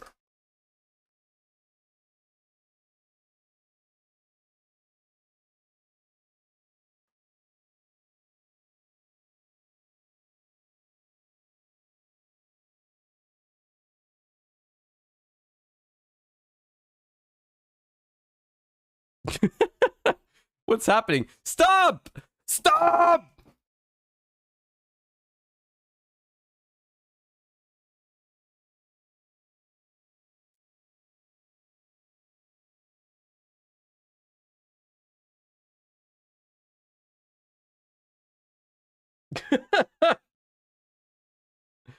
How?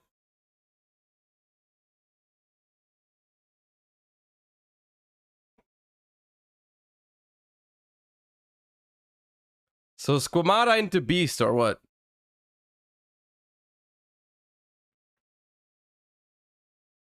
No, Hedgehog. Oh my god, what is the Hedgehog cooking? What is the Hedgehog cooking? What is this? Oh god, leave me alone, please. What? You are not done. You had a polymerization in hand. That wasn't game. Oh, well, we'll take it. I don't care, I guess.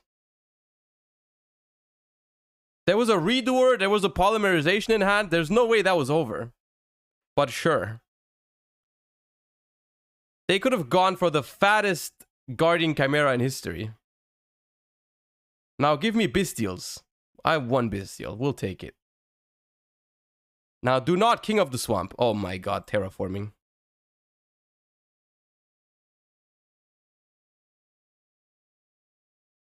Bro, why is there still tier limits?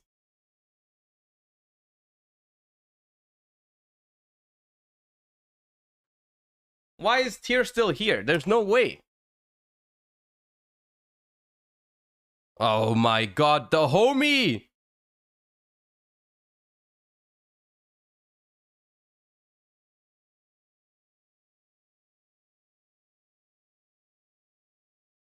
Okay. Monka, yeah.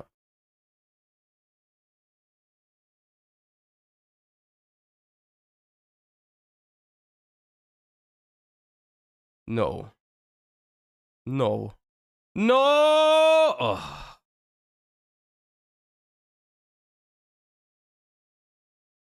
Ah, I hit Tragedy. Answer. Oh.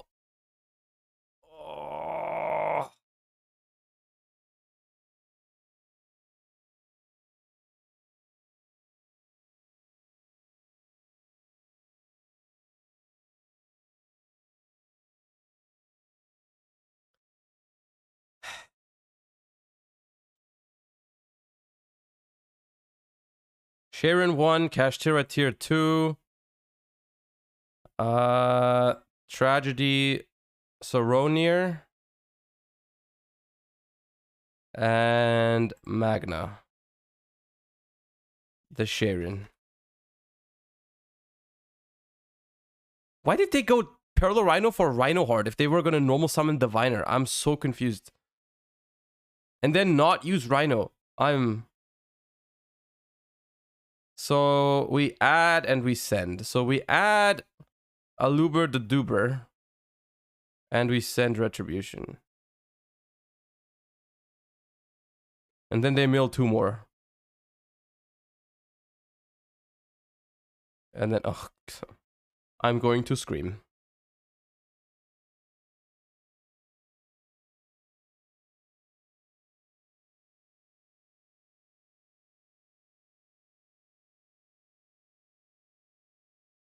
But can't they just like go send the equip spell that takes control if they play that? Take my Magnamut and make a Beatrice with it? Okay, never mind. They could have done that, right? Bro, is this deck good? Is this deck good?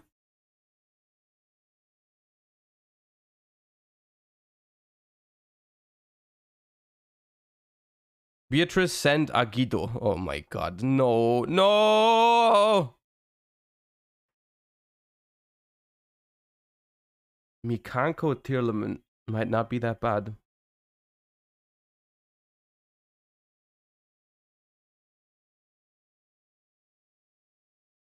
It might not be that bad. Odin Tabris, thank you for the 5 months. I still don't think it's... Oh, God. I don't think it's that good, but it's not that bad.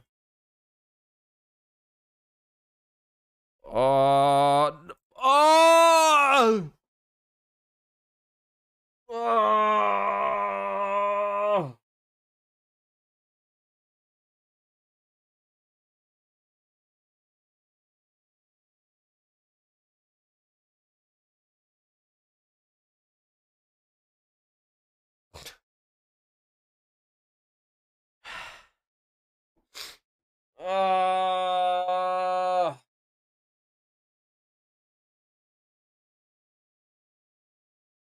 Not Winda.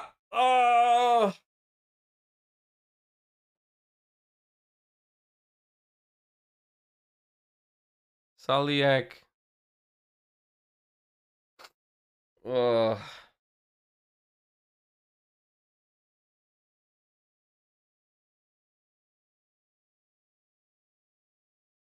Okay, that's your last special summon. Go for it, King. Also did not use Pearl Rhino. Go off, King.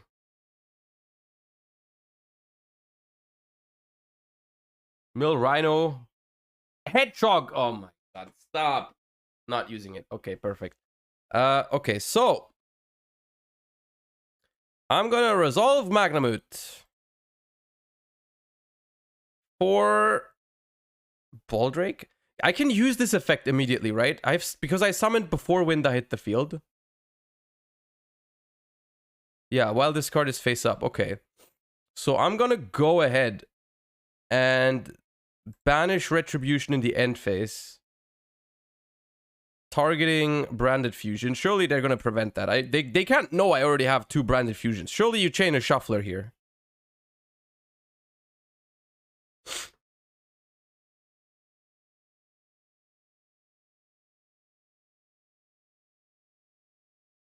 Chain Mudora. Yeah. Yeah.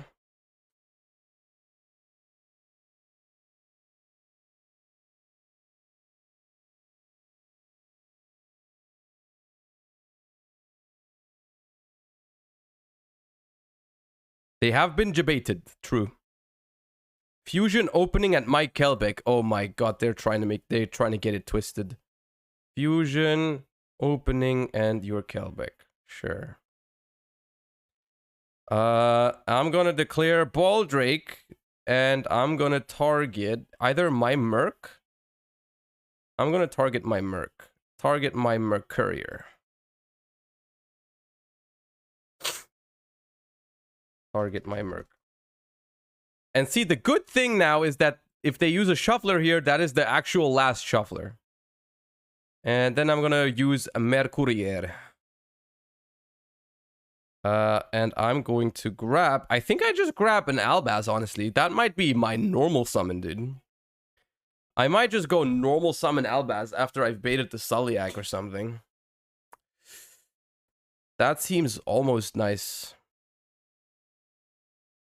Or I just go Albion, but I don't really need to draw anything. I feel like Albaz is a good option.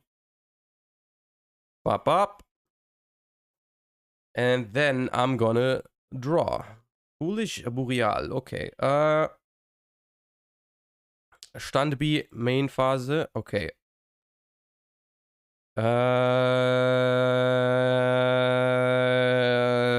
Lubellion effect.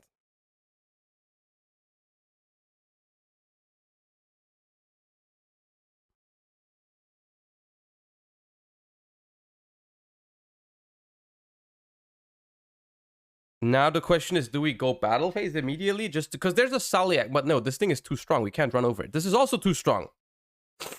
Can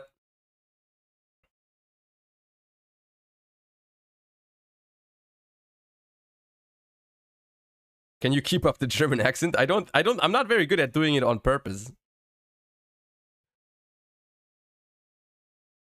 Also, Stand B is not German accent. That's just me being silly. Stand B is not an actual German accent. Now,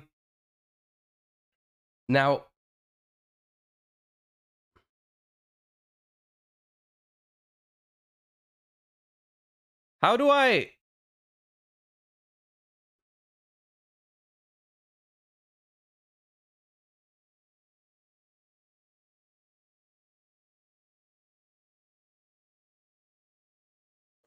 How do I out Winda? How do I out Winda? I don't think I can. Can I? What about Rindbram? Return 1 monster.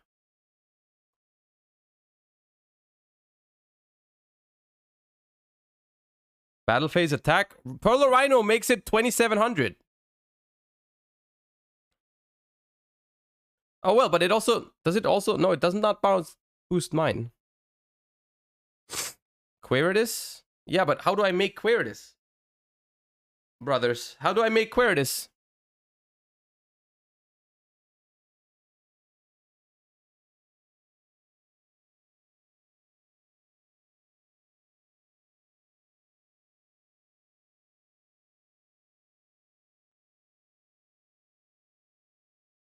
I'm gonna Foolish Saronir. Declare effect. Send Brandon White? Is there an Albaz in my grave? Have we milled an Albaz? Of course not. Of course not. Ayo, NKLLA, thank you for the 5 gift subs. I appreciate you. Hey, we smashed the sub goal. I didn't expect that. Okay, appreciate you. Thank you. Hold up, let me think. But you can have your... There you go. I'm gonna send Brandon in red. And then I'm gonna activate Tragedy. Target said Brandon in red. Trigger Lubellion, plays Branded Beast, pop Winda. Oh, sweet summer child. Have you never read Winda? Have you never read Winda before?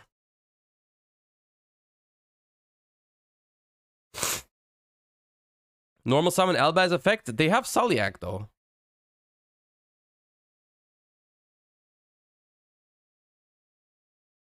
Then Lubellion to set Beast. Bro, they still have they have Beatrice send a tier name.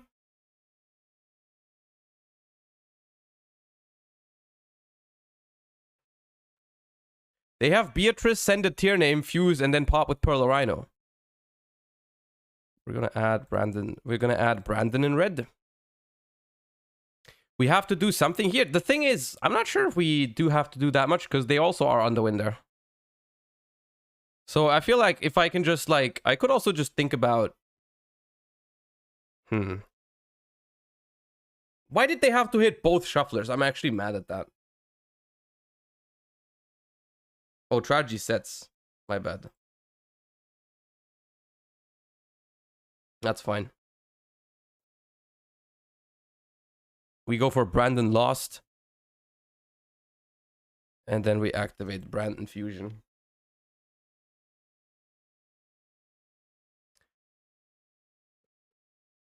I don't celebrate Carnival or Fushing. I'm not that big of a like party person anymore. I never really was, but now what? Just Rindbrum? Yeah, I feel like it's Rindbrum.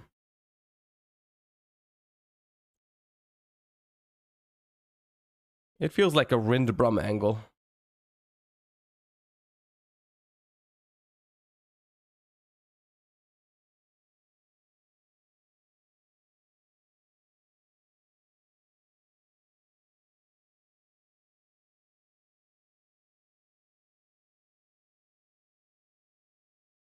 And then we grab this thing.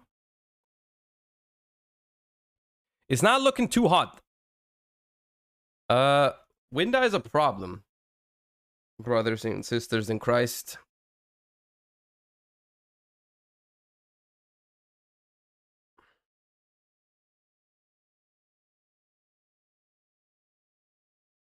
Great. Love that for me.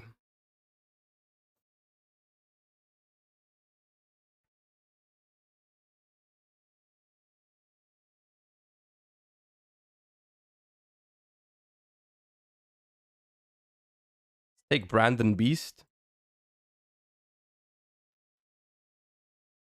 Are you religious? Theoretically, but practically not really. Well, I'm in there, but not really. The set is Sulliak because they milled Scream.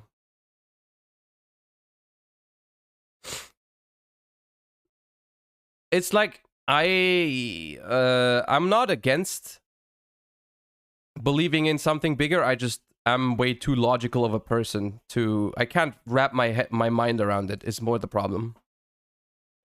I shall pass.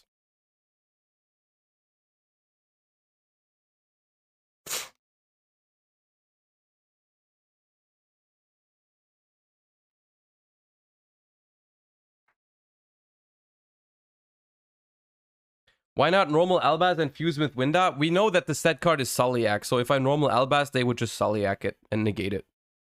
There was no way for me to push through the Sulliak here.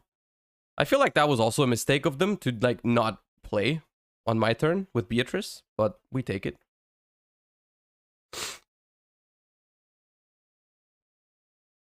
Merly F. Oh god.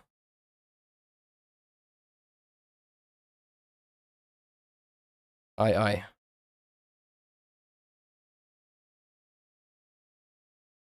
How? How is it +2?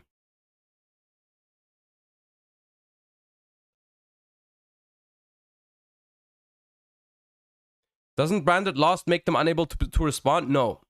Branded Lost only says the activation can't be negated, and when the monster is summoned, you can't respond. Sulliak effect only. Sure. So that means you can negate the effect. You just can't negate the activation. You know?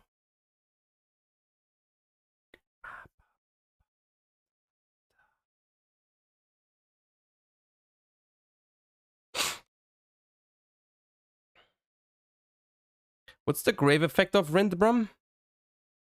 While this card is in your grave, you can target a Fallen of Albaz. Okay.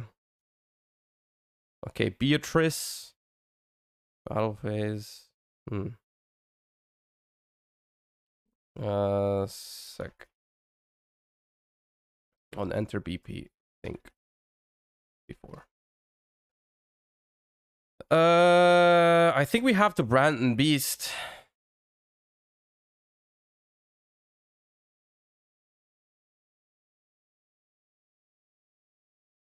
Activate. Effect. Tribute. I'm gonna try and pop the Beatrice, I think. Because if they chain, I can chain Rindbrum.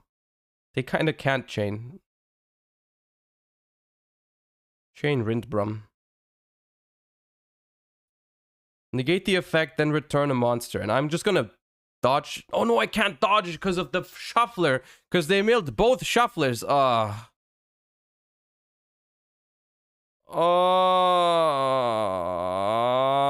It's fine. Yep. That's tough. It's okay though. The thing is, I don't remember if this is still true. But I think I still can't special summon now for the rest of the turn. Even though the Branded in Red doesn't resolve. I still think the way how I remember something about this. I lost in a tournament once. I lost in top 8 of a tournament because I activated, I think it was Shadow Fusion. They did Solemn Warning.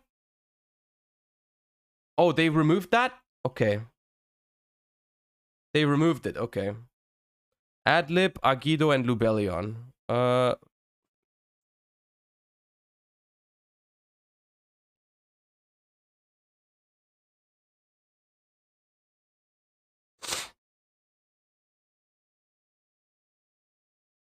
But that was once the case, right? I'm not making this up. That was how it worked at some point. Right? Bro, why are you recycling Agido and Kelbeck?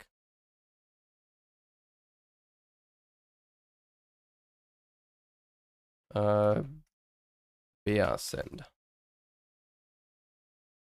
It worked like that, okay.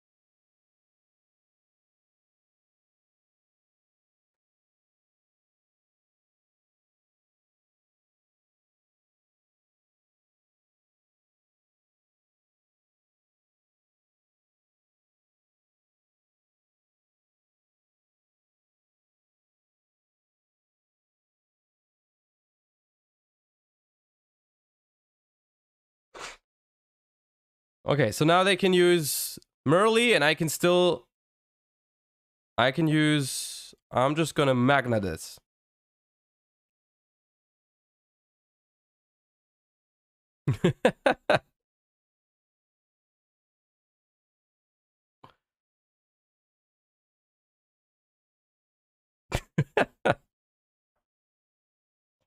I still can't out your window.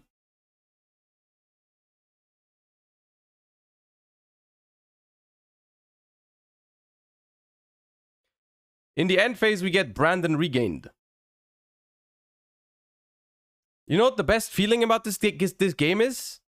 Both shufflers being banished. It's just the freaking oh my god, it's so good for my eyes to see both shufflers banished and then knowing I don't have to worry about anymore. Ugh. Okay, we lose a Rindbrum for 200.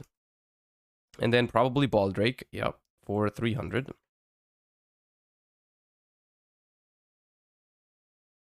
You can just pop the tier cache and then yeah, I guess I can play through now, yeah. You're right.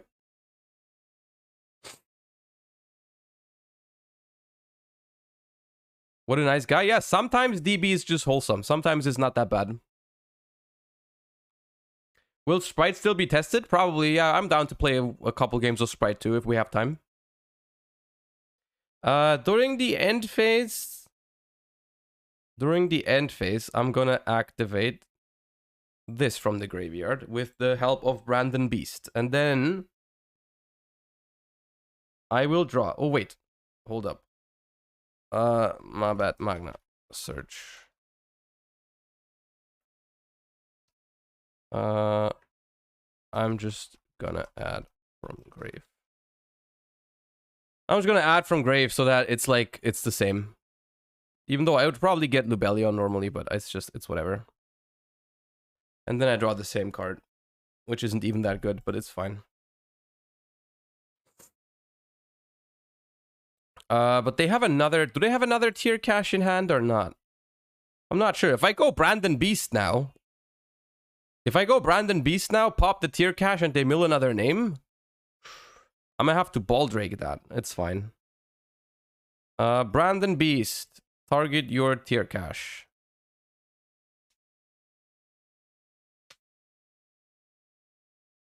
Oh, I could have popped the field spell too. Oh, yeah. Ah!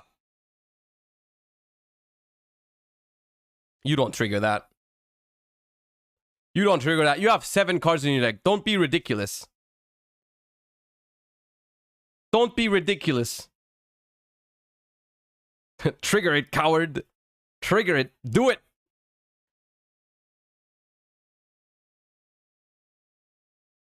Did I disconnect?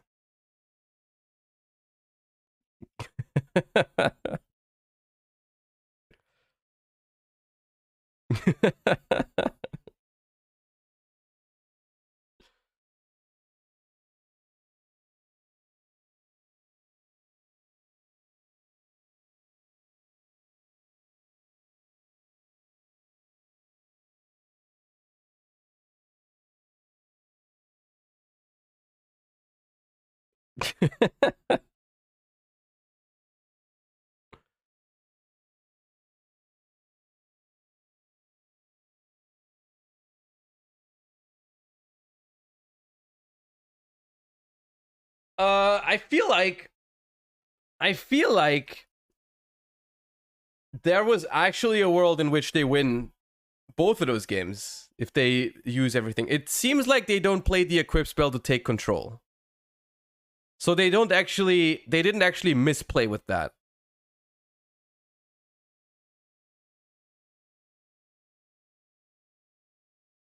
So like if you play the spell that can take control, if you play the spell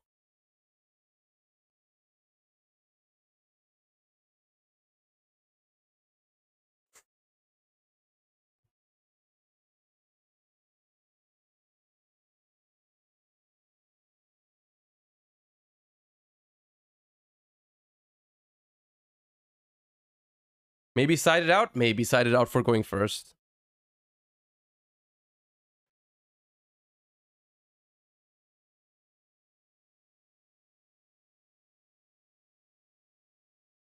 Okay, we are now in a conversation. Now I feel bad if we just leave. So we have to make small talk now, chat. It's we have to. it's I can't leave. I'm a total. If I leave now, I'm a dick. Like, I can't do that.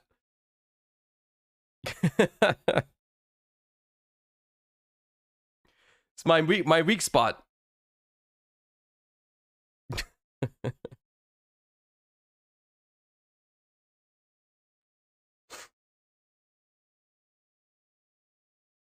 Oh, okay. Well, okay. I've been people left on anyways.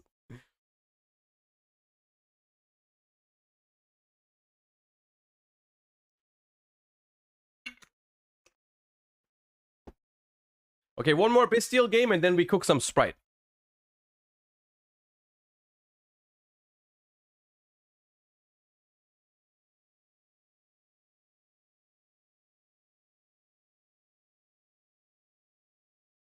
Okay.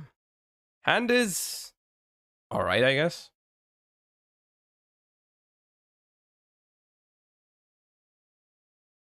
Enjoying playing Bystials felt kind of salty. I mean, you can be salty if Bystials aren't staple anymore, and then you queue up new Tearlament, which is super nerfed, and then you run into like probably like the only deck on the planet that still mains Bystials. It's okay to be salty sometimes. They were very nice about it, so it's whatever.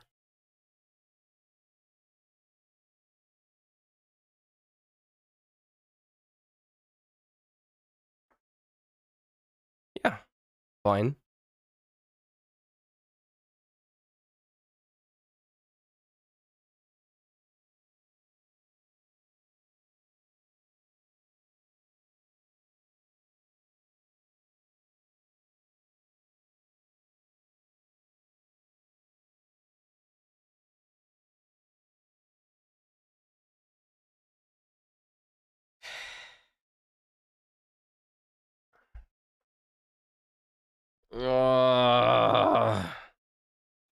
I mean, it's okay. It's okay. They don't have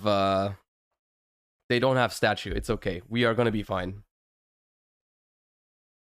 3 Lubellion. The thing is, technically you can play less, but I just think it's a good card to draw. I think Lubellion is a great draw. And I feel like, why wouldn't you play 3? Okay, so they have Map, Robina, Imperm. No Shifter, 2 other cards. I think it's okay, actually.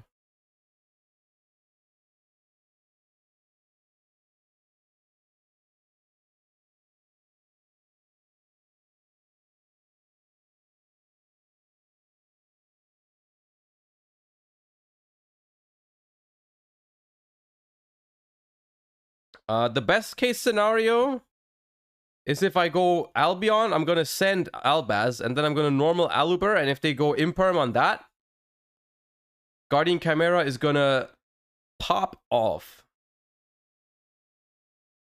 Okay, what did they just add? Empen. Did Robina add Empen or something else? Okay, so they have...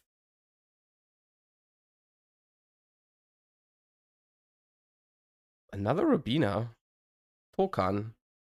Oh, Apex?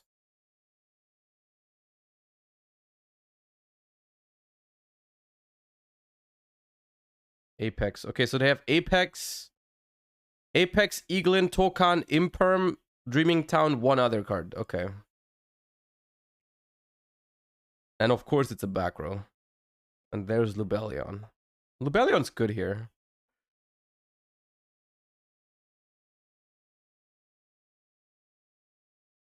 A lot of monsters in my hand right now. I don't appreciate that.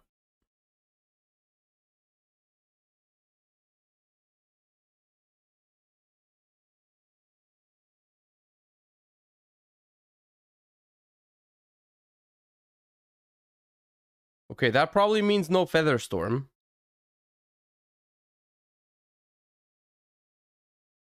Oh wait, yeah, it's Impermanent Town. What am I saying? I'm an idiot. Why did I draw another Lubellion?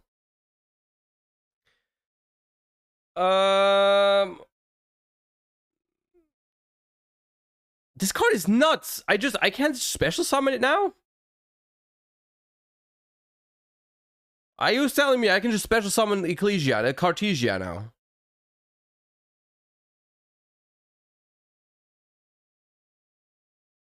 is out okay. Loop F. Card is busted. You are right. Card is busted. Loop F for Saronir, I think. And this activates. So I'm gonna activate this. Activate Cartesia.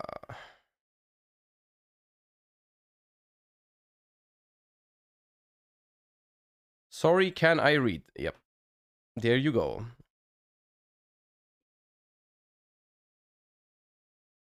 I will not summon her in attack position. No.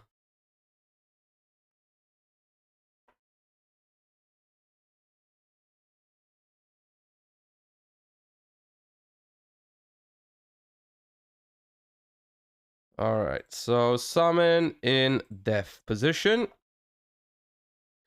And now I activate Aluber. Let's go, Albert.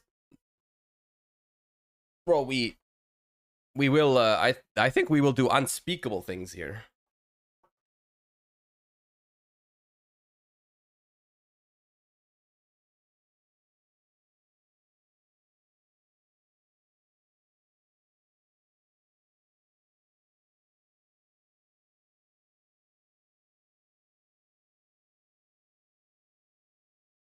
Map. Okay.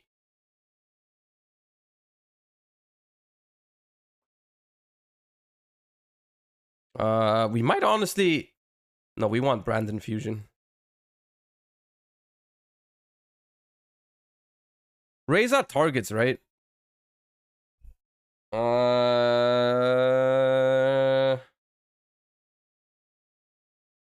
Grand Guignol now? Is there a point? I don't think so. Go ahead. Can you move the cam to the right? I can. Then the thing is, you can either not read chat or not read the effects. I'm happy. I'm also happy to give you guys the card effects. I don't mind either. I'm gonna let him Reza and then just chain Ecclesia. Yeah.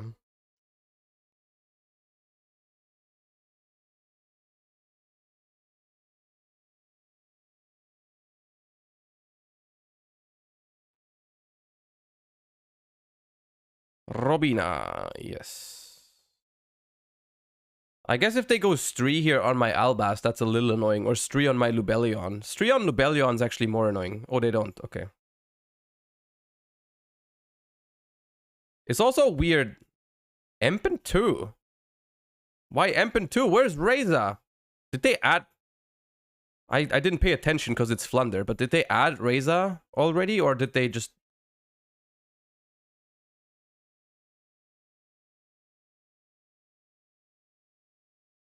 Okay. That's it. Okay, well, I mean... Oh no, Street. Okay, sure. Yeah. Lubel. Alright. Rip Lubel. Rest in peace, Lubel. You will be missed. Okay.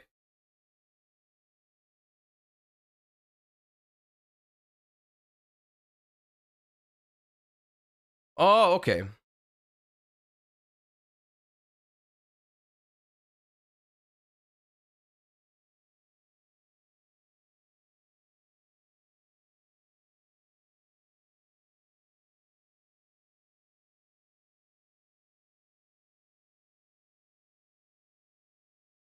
Why do you like Dueling Book over EDO? I don't like I like manual simulators more simply because I'm more used to it.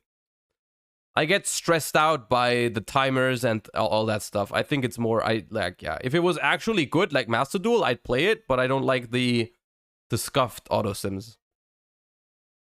One will be Albaz in the graveyard. Well, absolutely. Make a cam where the chat should be. I mean, okay, hold up. Can someone... Mods!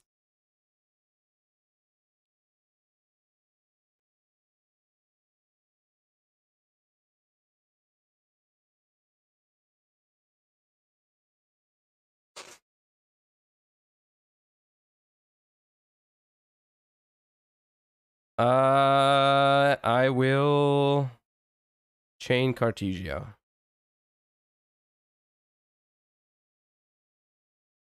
Do I also chain...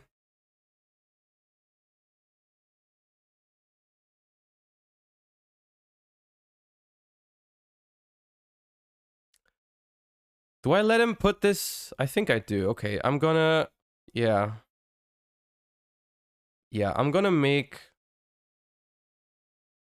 What do I make with this Cartesia, even?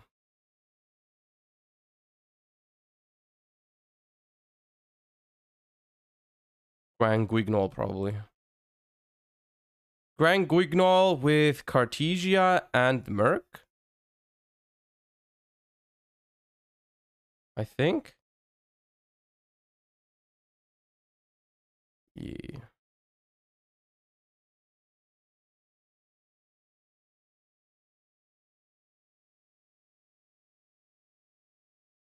Then Reza resolves and puts this on top of the deck. If this card is fusion summoned, I'm pretty sure...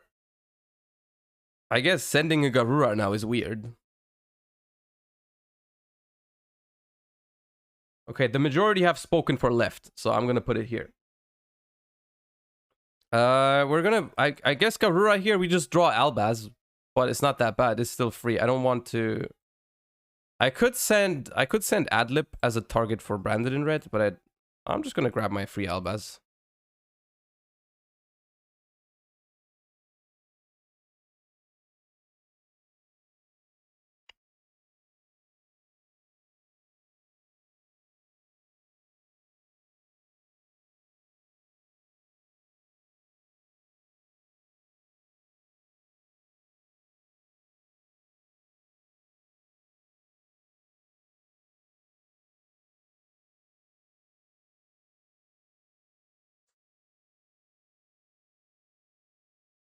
So, Brandon Fusion, I think.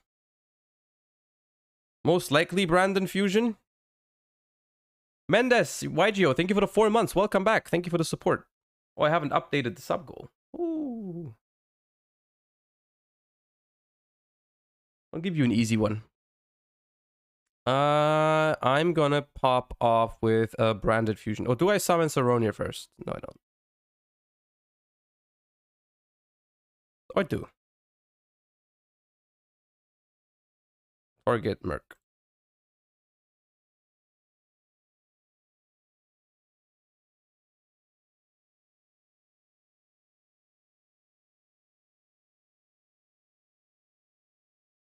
Actually, they'll just negate my Brandon Fusion now.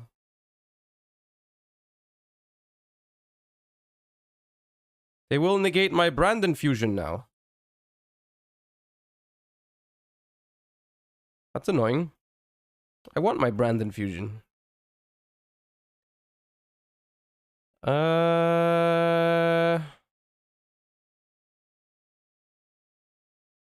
get this for next turn.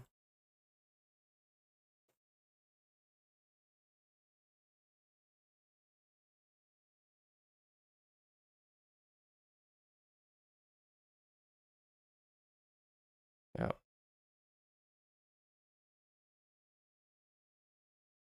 Stereo World, I can crash Saronir and activate another Branded Fusion. Had to send Bystial Lubel. Yeah, Lubellion Engrave would have been nice. But I can still crash my Saronir. Oh, you can summon this from hand. Okay, never mind. I didn't know that.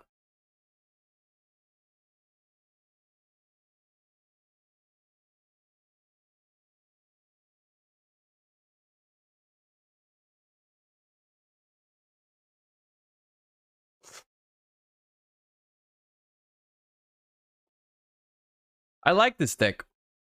I feel like it's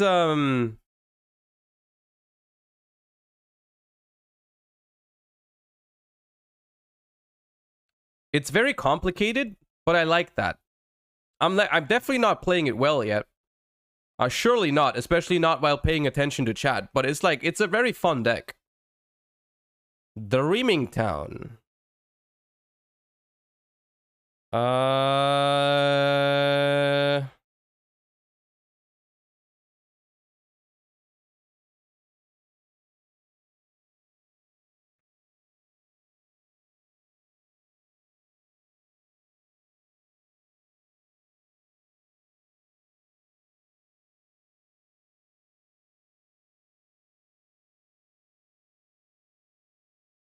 So they resummon Apex now.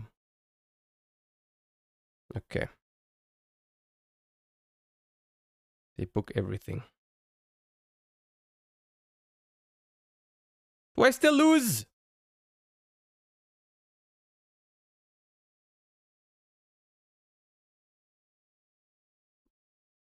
I feel like I still lose.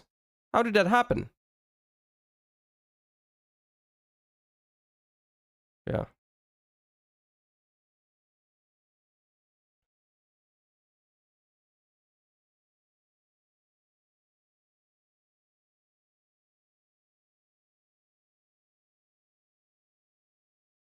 I can branded fusion again, but they can negate again. I think I could have played that better though. I don't think that was a flunder was too good. It was just me not being good enough, I think. It was, yeah. I think I could have won that. Or should have, probably. Talents in case they shifter, I guess. Don't have that much side for the deck.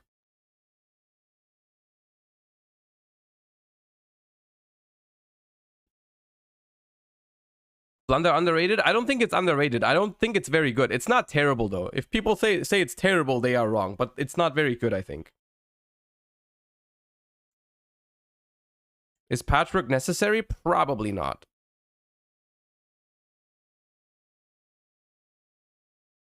Okay. Branded in white.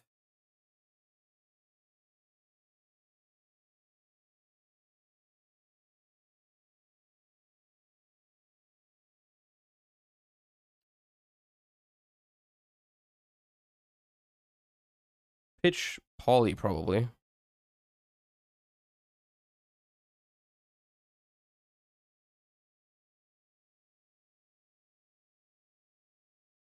I think I can grab, I could grab Aluber to hand, but I'm just gonna search it, special it.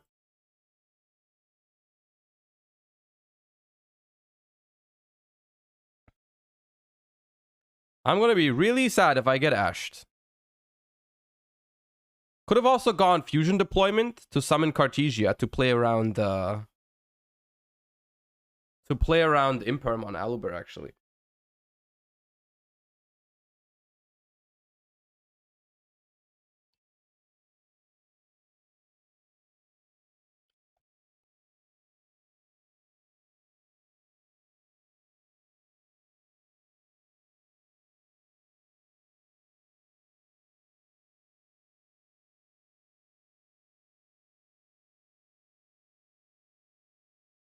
Cartesia.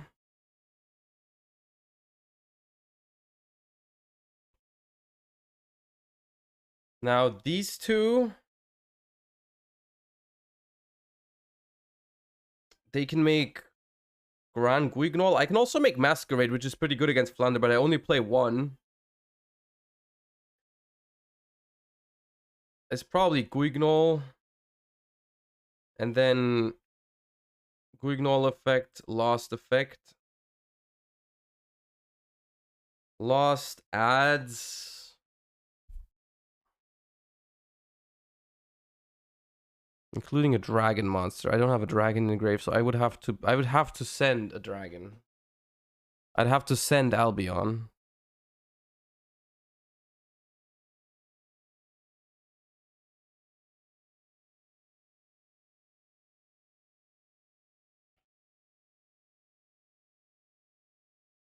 I'm almost tempted. Wait. Fusion summon a fusion monster from your extra deck.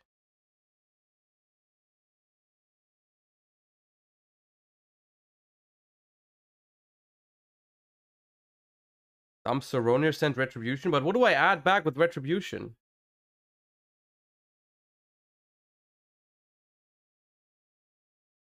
I'm pretty sure I add this to hand.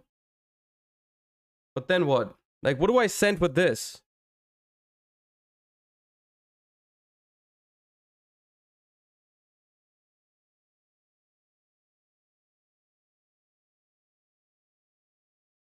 I want to send Garura.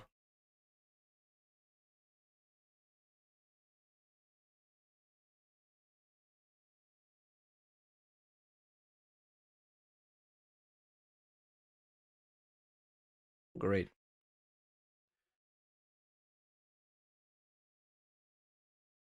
And here I send Albaz.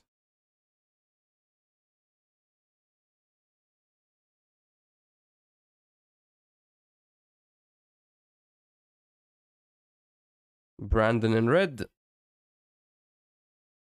And then I just make a Mirror Jade, right? With these two, I can do that.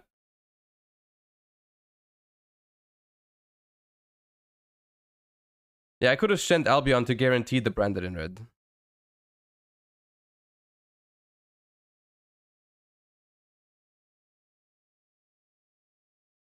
Dragostapelia is better? I don't know. I feel like I might need the follow-up. But maybe.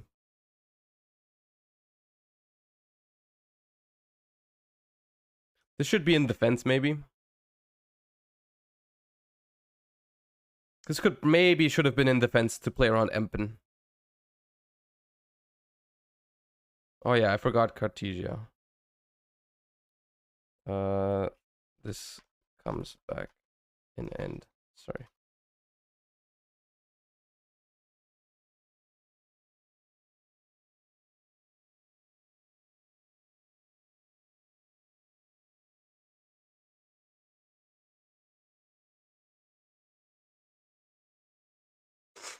Hypnos, thank you for the 4 months. Welcome back. Thank you so much. It's a pretty decent board through Ash. I think fusion deployment is insane in this deck. I think they're... Oh, the Flunder map. I'm almost tempted to just pop that shit immediately. I'm so tempted to just pop it. Like, I just wanna Chimera that. I will. Nothing can stop me. I will do it. They will not have a second copy.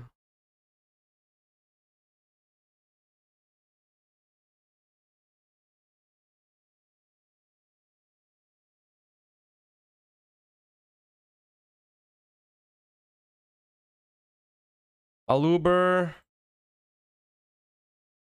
Banish. Banish. Banish.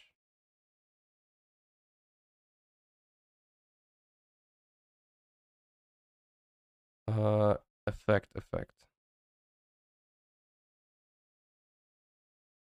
I'm gonna be live for Vegas, yeah, but only Sunday. Can't respond. Anyways, dude. So we add a Merc, and this is also partially why I wanted Dragostapelia, why I wanted this over Dragostapelia, and then we draw 2 and pop this.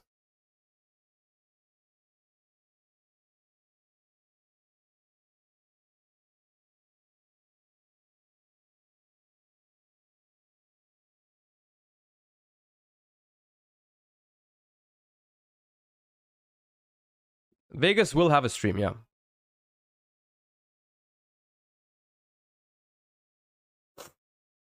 Vegas is this weekend, yeah. It is.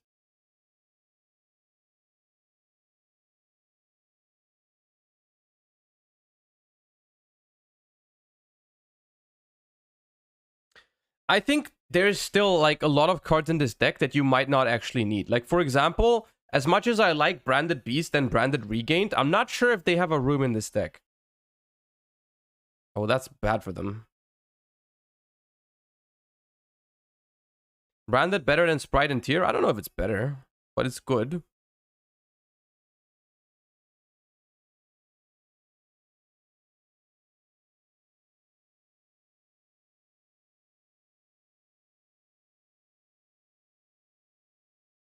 Okay, map Eaglin. That's fine. Eaglin F, chain Robina. I'm gonna Merc the Robina. I'm gonna Merc the Robina. That way you need another small bird in hand, and if you have another small bird in hand, I'm gonna banish one of your birds, and then you don't have 2 tributes.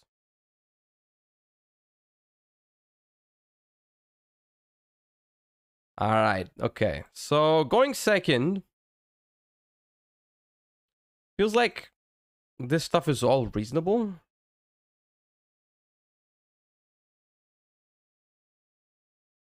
Take this out going second. Brandon in white. An Albaz. Albaz not that great in this matchup.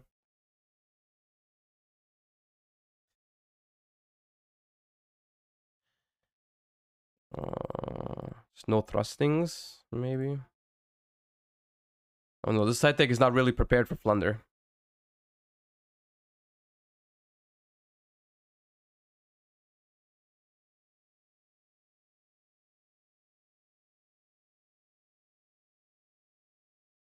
Bloss.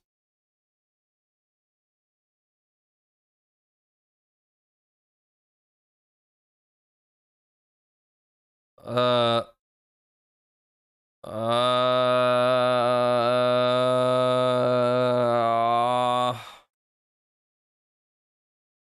I kind of want to ash it. I'm gonna ash it. I don't care. I want to deal with punishment. Simply don't have Robina, and my life is good. The thing is, without statue, I'm more afraid of the non-engine cards than the Flunder combo. I'm more afraid of the Flunder combo. Because I'm more afraid of the non-engine than the Flunder combo. So if they get a free punishment and Garura draw, I think that's bad for me. Because if they just have like Empen, if they have Empen plus Dreaming Town, like I think I can deal with that. Nadir is at 3, yeah. That's why we saw the punishment earlier. What does punishment do though? Not that much, but the random draw is scary as well. It's just a free +1. And like the thing is, Ash, if they have map or something, they can outplay Ash anyways, so it's okay. Robina.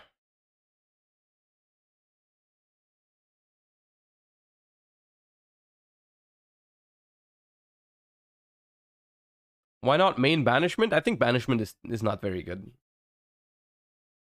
Well, it's a good card, but I don't think it's a card you should be playing because it just it's only good going first, and I don't think that's usually cards you like to play. That's already like it's already why I don't like the Beast and all that stuff.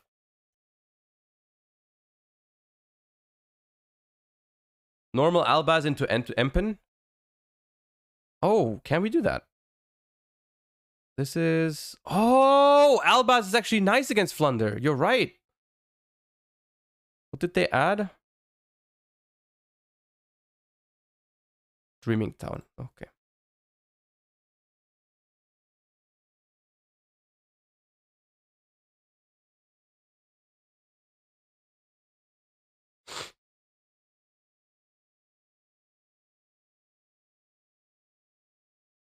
Just please do not Featherstorm me.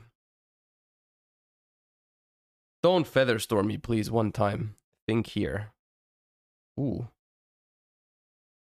I guess they could put up an Apex.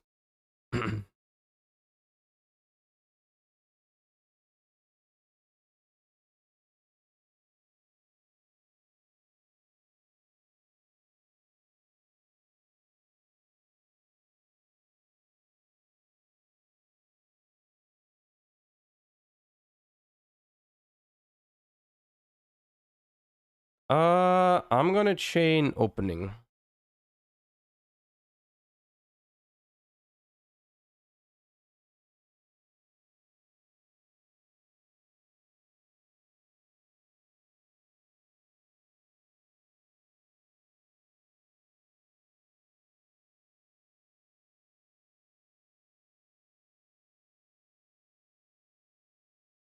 Don't Featherstorm. Okay, nice.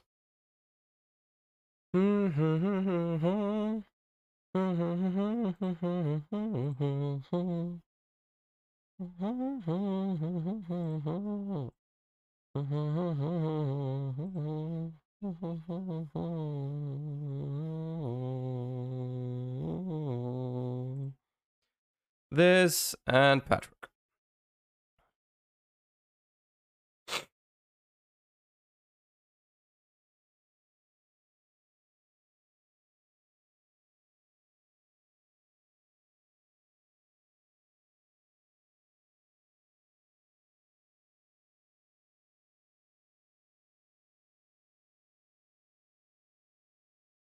We should really be good here. their... I don't know. Their back row is clearly not Featherstorm, so I don't know what their back row could be. I mean, okay, Barrier. The Barrier could be it.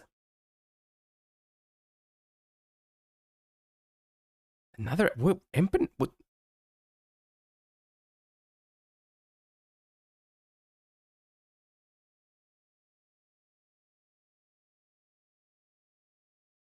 How does Branded deal with D-Barrier? It usually goes next game. That's what it usually does. Yeah, D-Barrier is a problem, but your deck says you can only summon fusions, so it's a problem in itself. Tokan. Sure.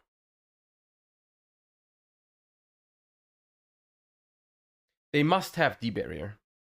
They must have D-Barrier. It has to be D-Barrier. There's no shot it's not D-Barrier. Because otherwise you definitely get Apex. There's like no way.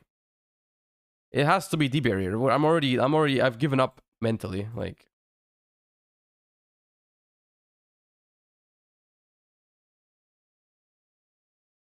There's no way it's not D-Barrier.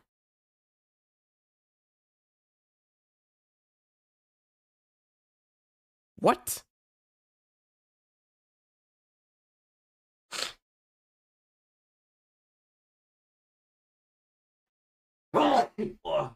Sorry.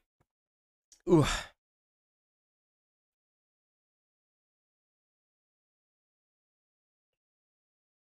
How is it not D-Barrier? Don't dance game me. I just sneezed.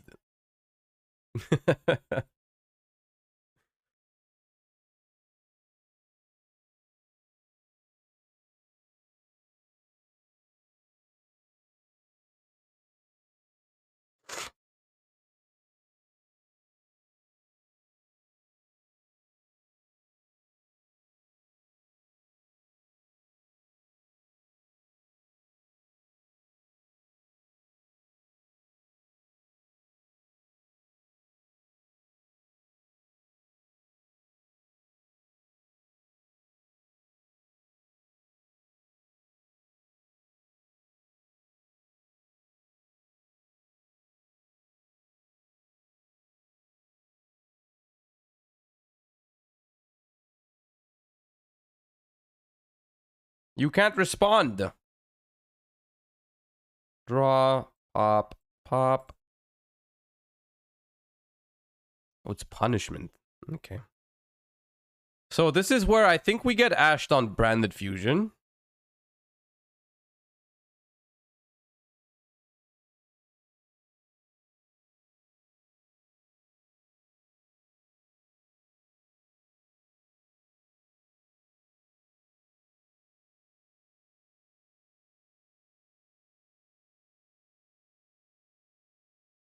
Okay, fair enough.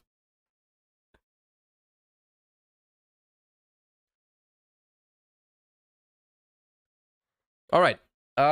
This deck is also good. I'm gonna hop onto the toilet real quick, and then we will build some Sprite, and we also still need to do the top cut prediction for YCS Las Vegas. It's gonna be me against you, chat. Me against you. Don't forget. I'll be right back. I'll be right back.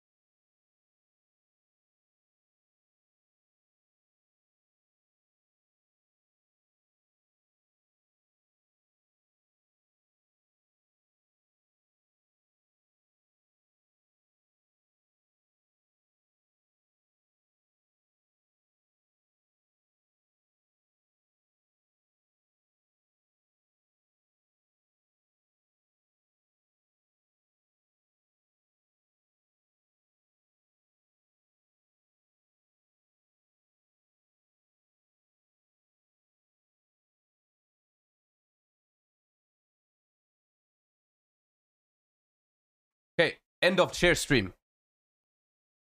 End of chair stream. Okay, so I'm 100% sure. I'm 100% sure that you can improve this list.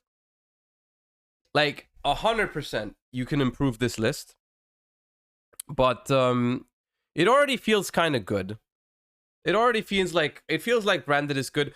The only issue I see with Branded really is that Branded has always been a deck, and you can clearly tell from this list, the deck doesn't have a lot of non-engine, right? It doesn't have a lot of room to play cards that are not your engine, because it really requires, like, out of your 5 or 6 card hand, you usually require like 4 to 5 cards to make plays, especially going second. I mean, going first, 1 Branded Fusion and you're fine, but going second, it's not as easy. So I think that is a problem, because it means you can't really play all the good stuff that you might need to deal with. For example, Kashtira going second, I think, is a problem for this deck.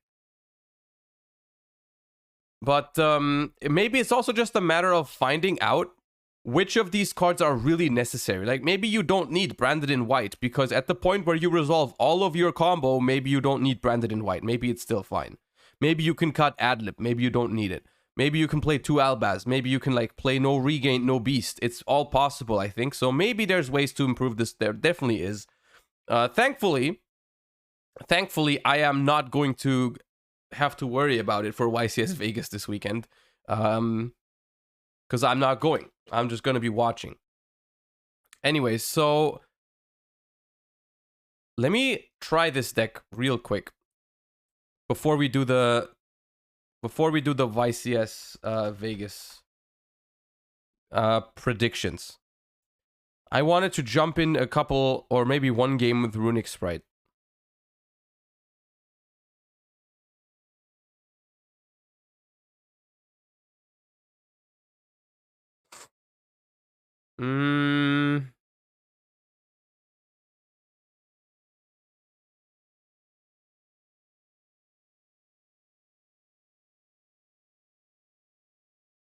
Thoughts on Merly with Sprint? It's funny. I don't think it's that bad. Do you want me to try it? We can try Merly with Sprint.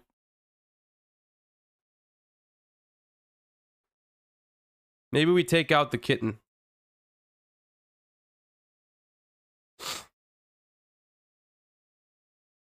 Okay, and then we need a side deck. So the side deck will definitely have Lava Golem.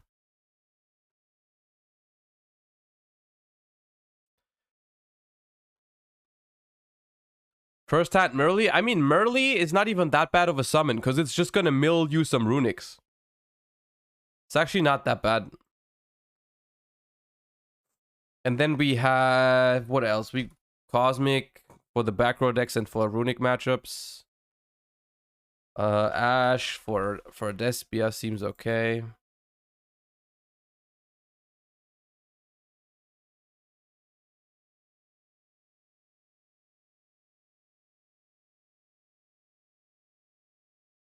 Eradicator seems good, yeah.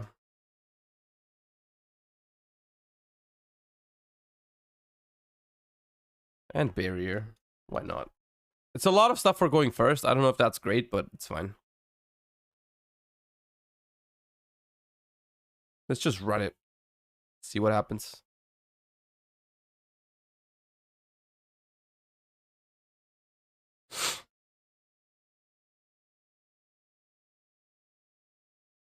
Evenly could be something for Labyrinth, yeah.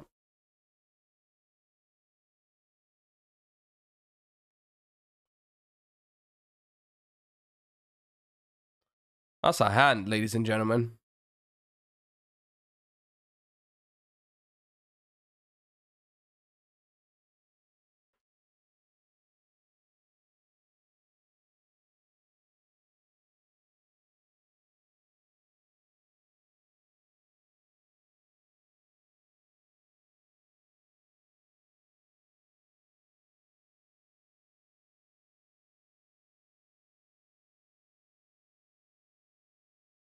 Activate tip.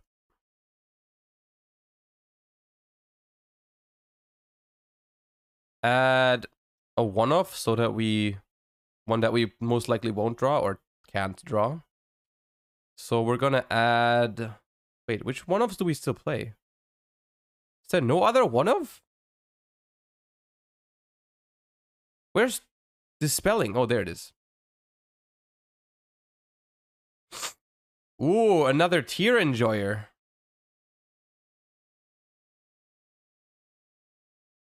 Where are your shufflers now? Ooh, ooh, oh!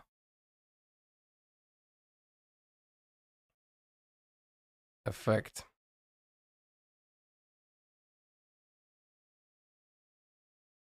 Starter.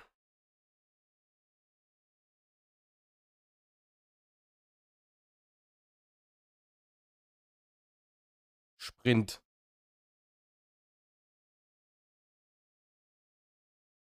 Merli. Merli F.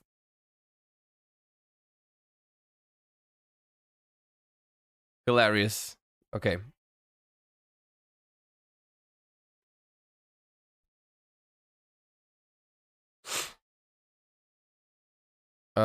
Starter.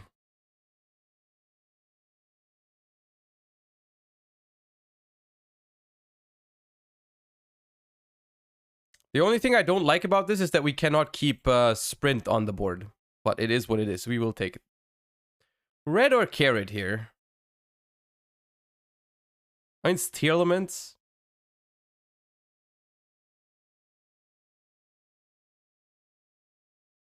We have Drago's Tepelia already. Let's get it. Let's get this. The Carotte and then Gigantique. Gigantique F.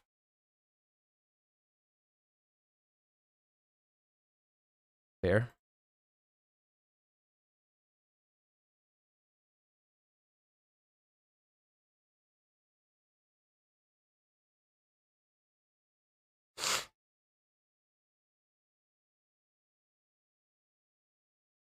That's 32, 59, 69.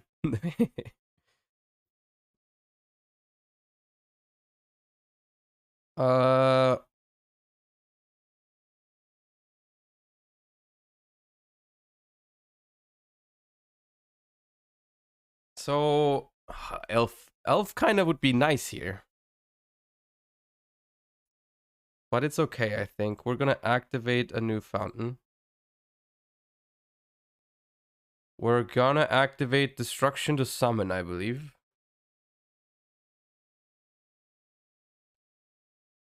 No, Dispelling to summon. Oops.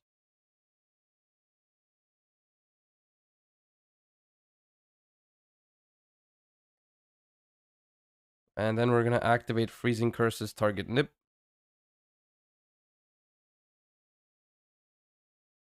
Banish 3. And then Fountain for 2.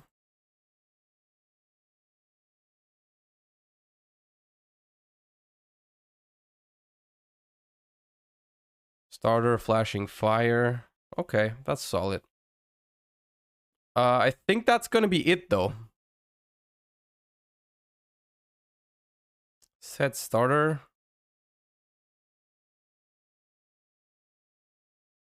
And pass.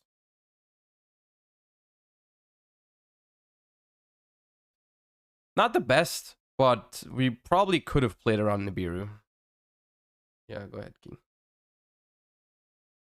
Okay, we've banished no tier name. That's what I was hoping. Maybe we could banish one tier name. Because if all of the tier names are at one, banishing one with one of the Runics is like great. Y3 Fountain? It was just the 40th card. I didn't know what else to put. Maybe you still do too. Where did Predaplant Fusion come from? We play Merli. Just to try it out. If we didn't get Nip though, it would have been hella awesome.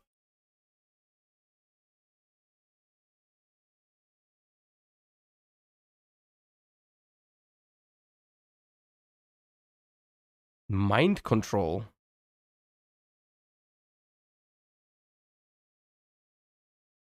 Target token. You go, king.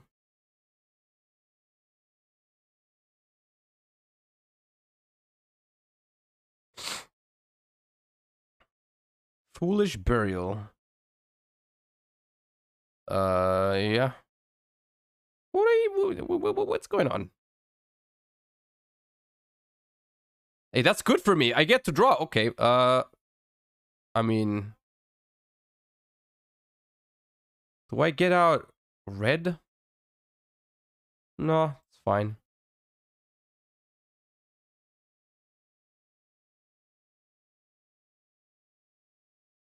Okay, I don't get to draw shit because they hit a shuffler. I'm in shambles. It's fine. Okay. And nothing else. Who would have guessed? Res, fine. Yeah. Holly. Ooh. I mean... Yeah.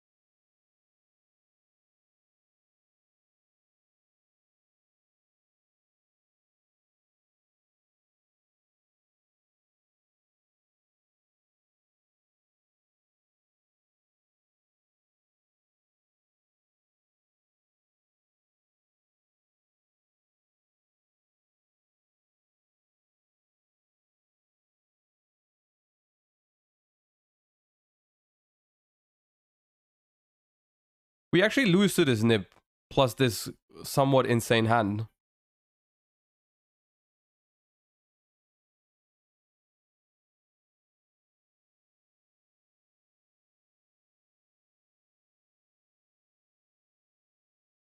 I don't think we died this turn. We can win.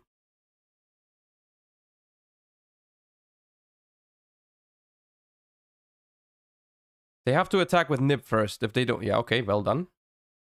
Well done. I will pop your nib.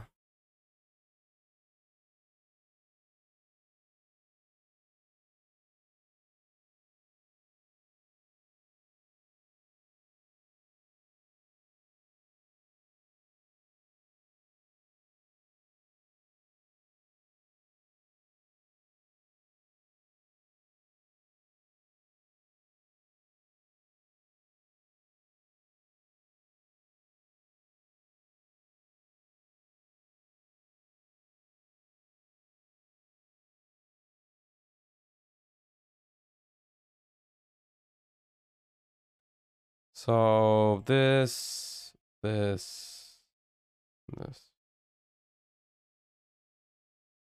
And then we don't die here. We take 22 from Winda. And here we starter. 4 blue. Take 11. Use blue. 4 jet, I think. So, and since this was the last shuffler, depending on what else they can make. What do I know from their hand? Nothing, right? They drew 3 random cards from, yeah, Beast and Chimera drew 3 cards. Of course, Winda is kind of a bummer.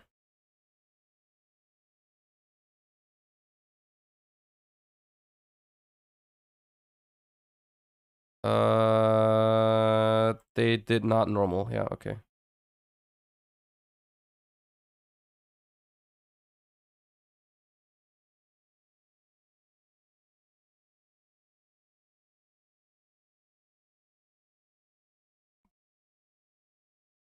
Okay, they probably go for... Yeah, they go for Kaleido Heart.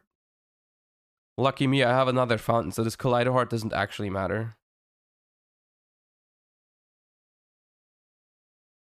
They should have done this main one. They probably would have won.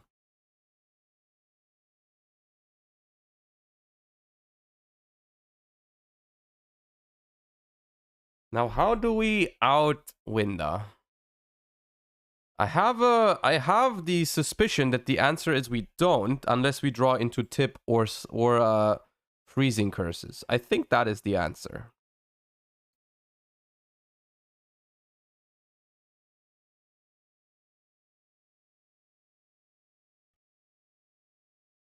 So I think we should simply draw that card. No smashers in the deck. I have smash. Oh wait, I can go normal summon, special summon, add smashers first. Because I drew a level 2. That guarantees it. Yeah, that's probably better.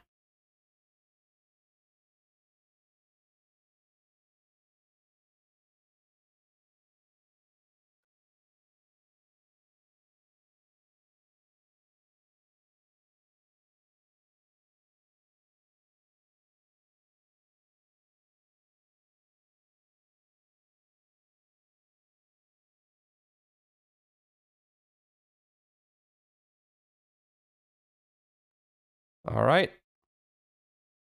And then we can go for... we could go Geary. But that doesn't make Gigantics, right? So I think we... I mean, having another... No, we can't get rid of Geary in our extra monster zone. We need to get Hugin here. Elf being gone makes it a little bit more awkward, but... Bottom... Bottom... Bottom. Draw 3. 1, 2, 3. They didn't use anything. Okay, so these talents are pretty dead now, but...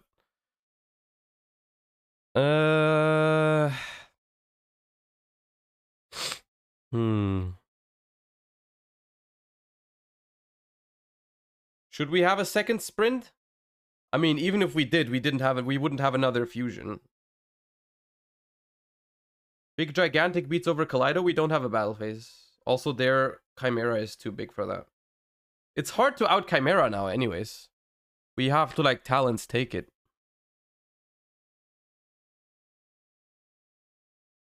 I think probably Gigantic here. See what we can get from Hyperia.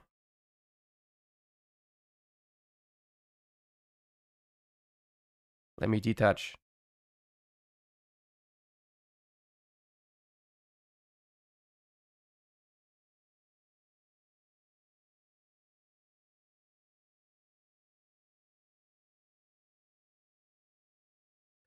Destruction is the one I already used, but that's fine.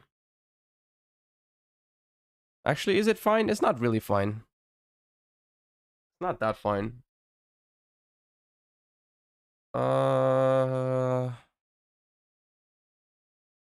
Onibimaru, banish this. And pass, I guess.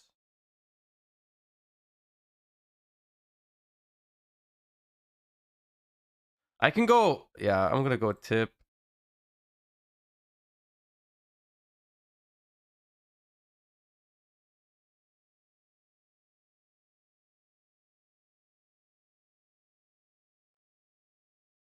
I could Flashing Fire trigger Kaleido, but they get so much out of it that I don't know if it's worth it for me to just get a talents.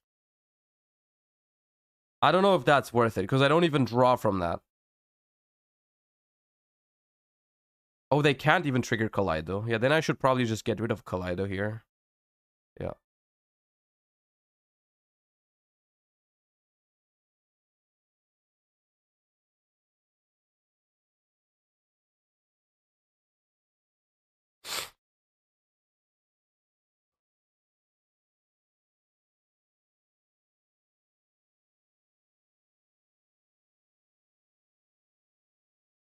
Shit, they run Shadol Fusion.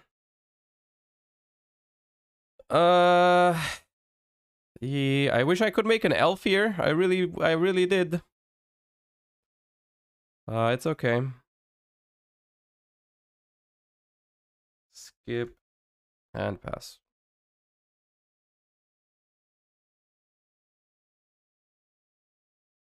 We can still outgrind this depending on what they have.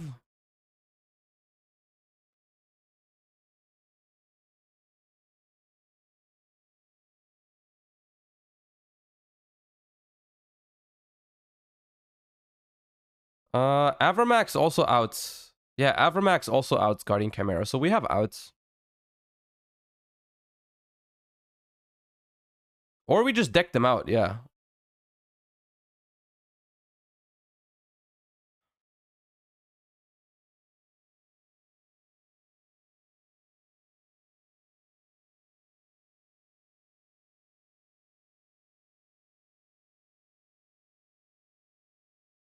I could have tried to go Destruction, banish their Shaddoll. But they have like... two, yeah. Beast and this. Okay, so that mills more cards. App Cologne. Oh my god, they negate my fountain. Oh.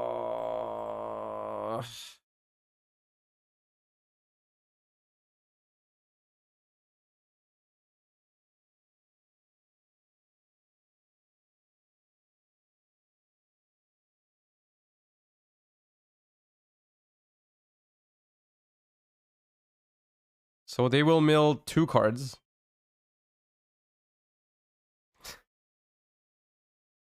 And hit a tier name.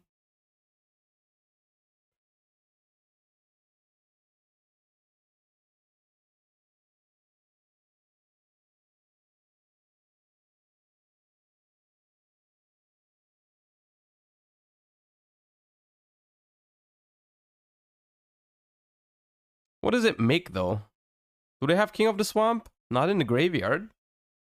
So they can't make Kaleido Heart. They can make Dragostapelia with one from the field. But what else? Garura, Spellcat. Oh, they can make Mud Dragon. Yeah, Mud Dragon's it. Mud Dragon. Oh wait, Winda, of course.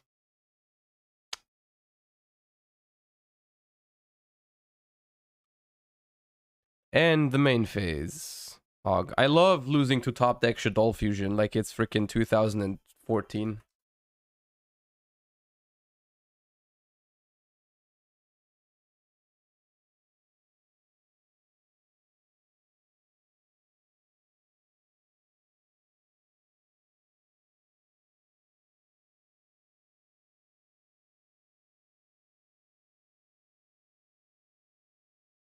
So it's simple. We just draw into a Runick. And then we're alive. And I would also really like to use talents at some point. That'd be great.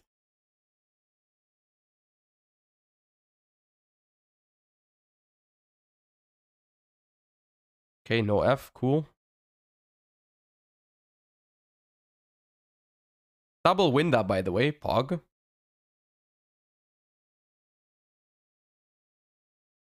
Hello. Runick Tip. Welcome to the channel.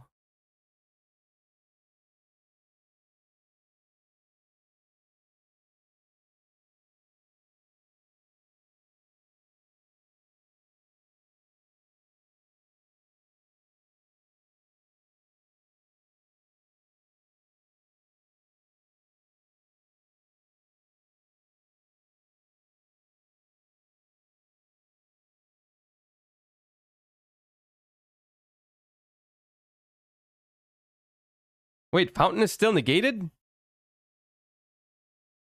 Oh!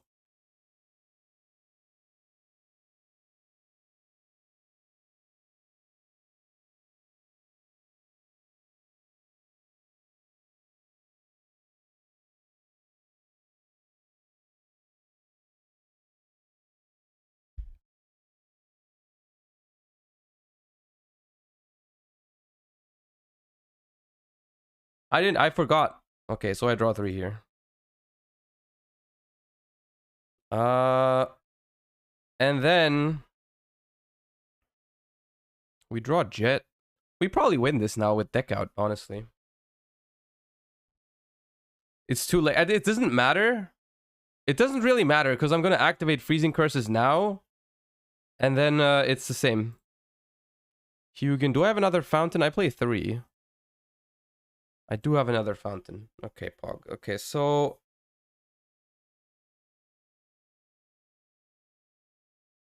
I'm gonna activate Freezing Curses target window.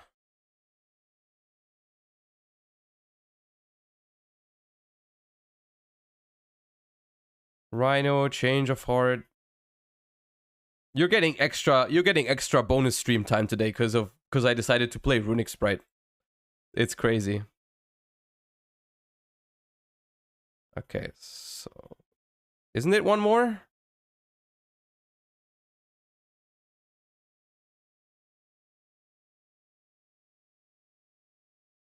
Rhino heart. Oh no, it's 2 Rhino hearts and I just can't see both. Whatever. And then I'm gonna activate Destruction to special summon Hugin. Effect Hugin, discard talents. Third fountain coming in clutch. Third fountain. Activate third fountain. Special Jet. Effect Jet. Grab starter. Starter summons blue without effect. Because that's kind of how we roll right now. I just don't want to draw into that blue. We're just actually trying to go for a deck out here. Slumber, target, this, banish 3.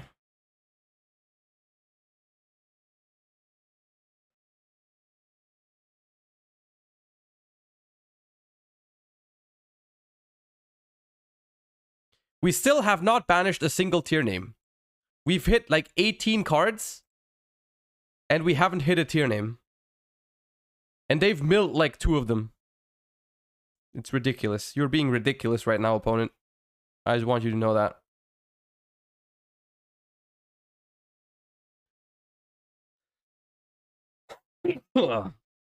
Ah.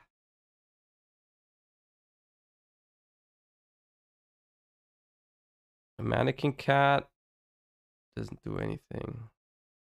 Up, up.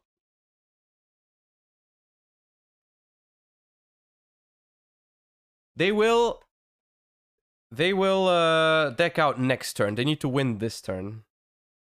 Okay. I will not accept this. No. Activate and activate.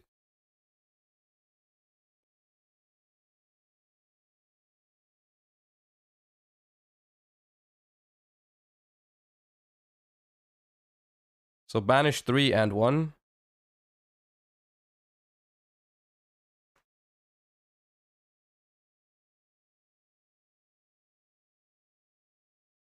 And I will grab Flashing Fire. Okay. Oh my god. That was game 1. Oh, that was game 1.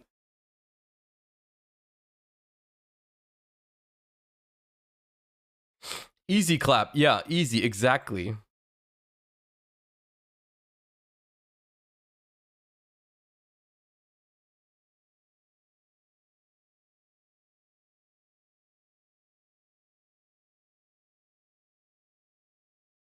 Oh, Chicks Bro, thank you for the tier 1. I appreciate you. Thank you. I don't know. Let's put in Ashes.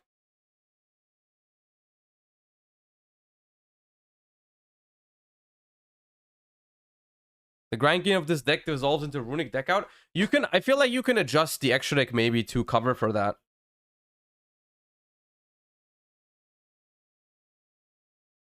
It's like, this is my first version, right?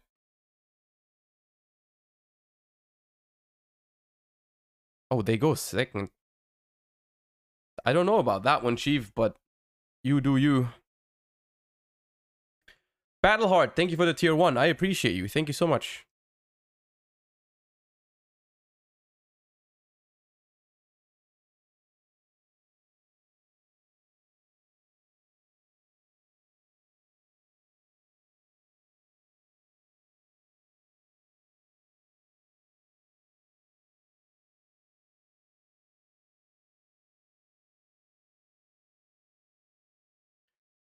Smashers. They might obviously have... They might have... evenly in their deck. They probably do. So I'm gonna grab Carrot here, I think. Actually, I maybe should have grabbed another starter for Carrot on their turn, but because now I'm gonna end up playing into the thing again. Into Nib. Well, I can make Jin Buster. Wait, I'm gonna summon Carrot first, and then I'm gonna Jin Buster.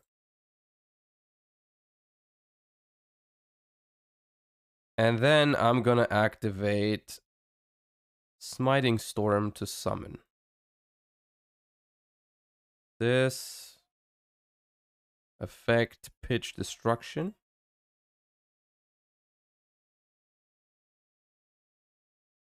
Fountain.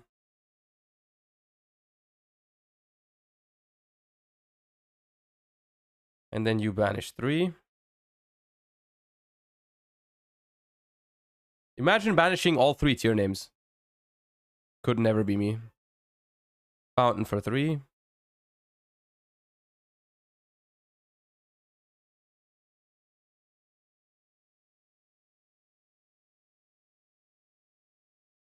Okay, that's a little problematic that we drew that Lava Golem, but we haven't specialed yet. We've specialed it off of starter, so we can still summon that to make Gigantic. That's good. Bob.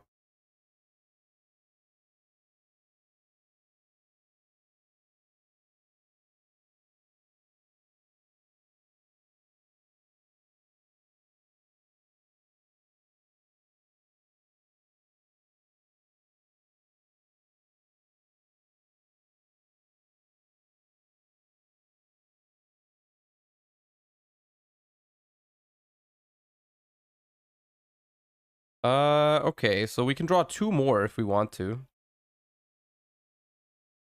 Actually, we can draw 3 more. You know what? Drawing 3, I'm a fan.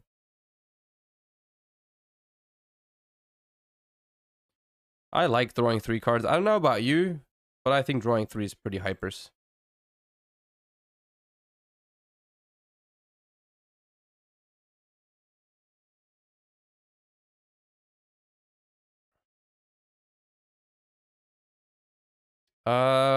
Wait, do we even have one that we can just activate? Because we've already just activated Slumber.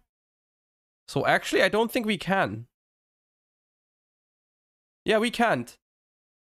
Unless we overlay and summon. Is that worth it? I feel like it's not. I feel like we can just make IP. Yeah.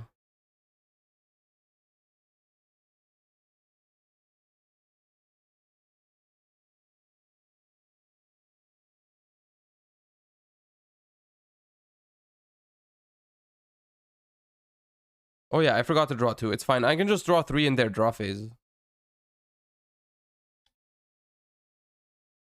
I'm just gonna target this.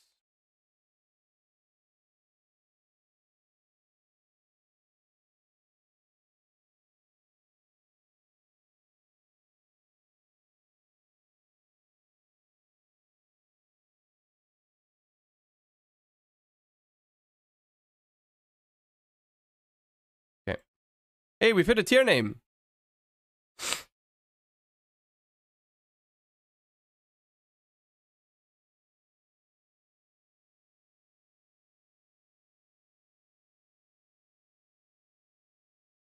Looks like we're getting even lead, boys. Well, it is what it is.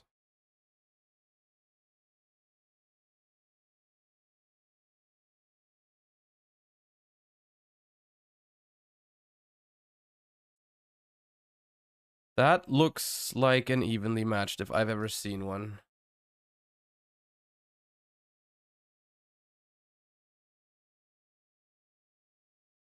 Yeah, I mean, yeah.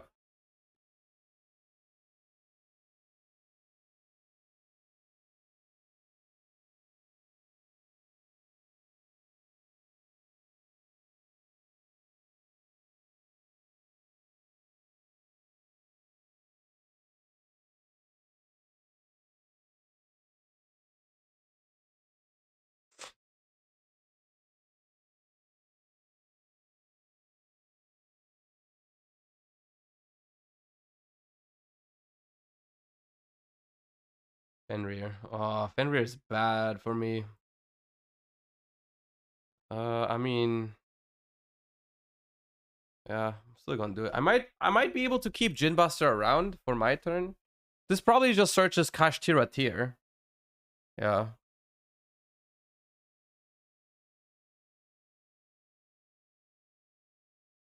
You let the change go through? I mean, they can just crash. If I put that, I should have put that in defense then as well. And the gigantic. I don't know if... I'm not sure about it. Sharon effects. I mean, the thing is, there's one Merly in your deck. You go for your Sharon. You're like, if you hit with this, you're just a god amongst men. Oh god, Kelbeck.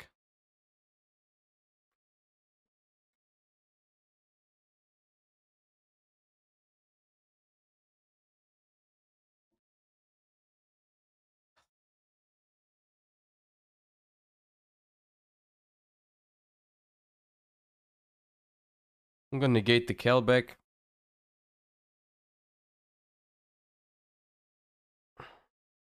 Merly resolves, but doesn't have much to fuse with. That's why I was fine with that.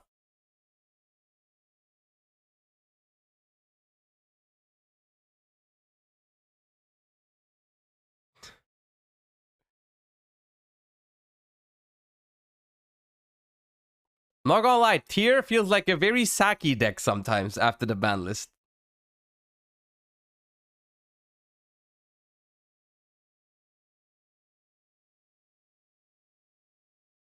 Winda, Fenrir, Banish face down. Is that it?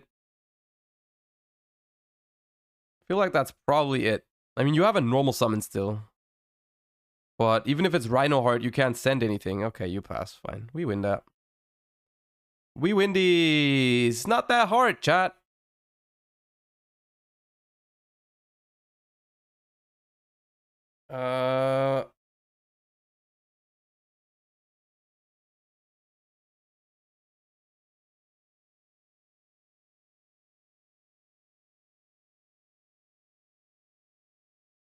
Step 1, top deck Lava Golem.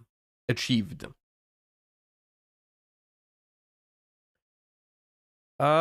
Step 2, probably... Step 2, probably Gary. The problem with Gary now is that you just don't have shit to link Gary off into. It's like bad to make Gary. Cause yeah, it's awful. It feels awful to make Gary. I'm almost tempted to just discard for whatever, but we need Fountain.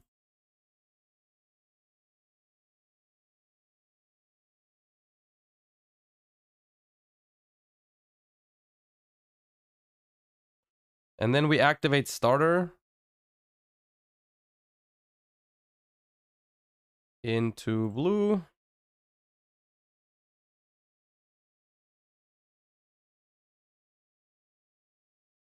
Effect.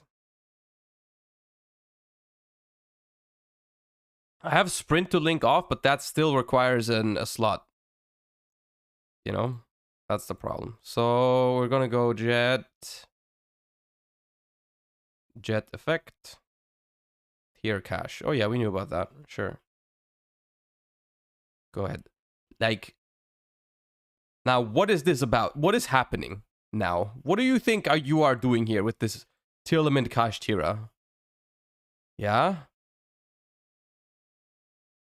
Nothing. That's what I thought.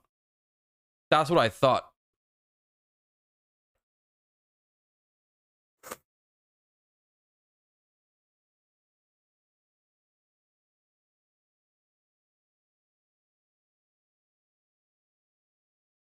I think it's sprint into gigantic, like overlay, just to get the free extra monster zone again. Or I can just leave Gary there, honestly.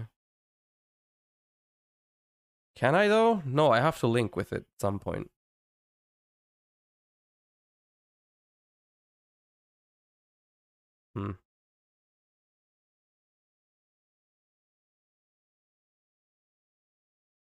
I kind of want a freezing curse just to negate, because I feel like I want to... I'm winning by deck out more often than not, I feel like. So I'm gonna banish 3. See what I draw. Fountain F.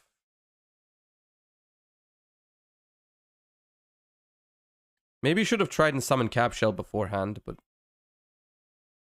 never mind. We're just goated at it. I don't know if I'm stoppable with Runick. I might be too strong. Yeah, it's just... yeah.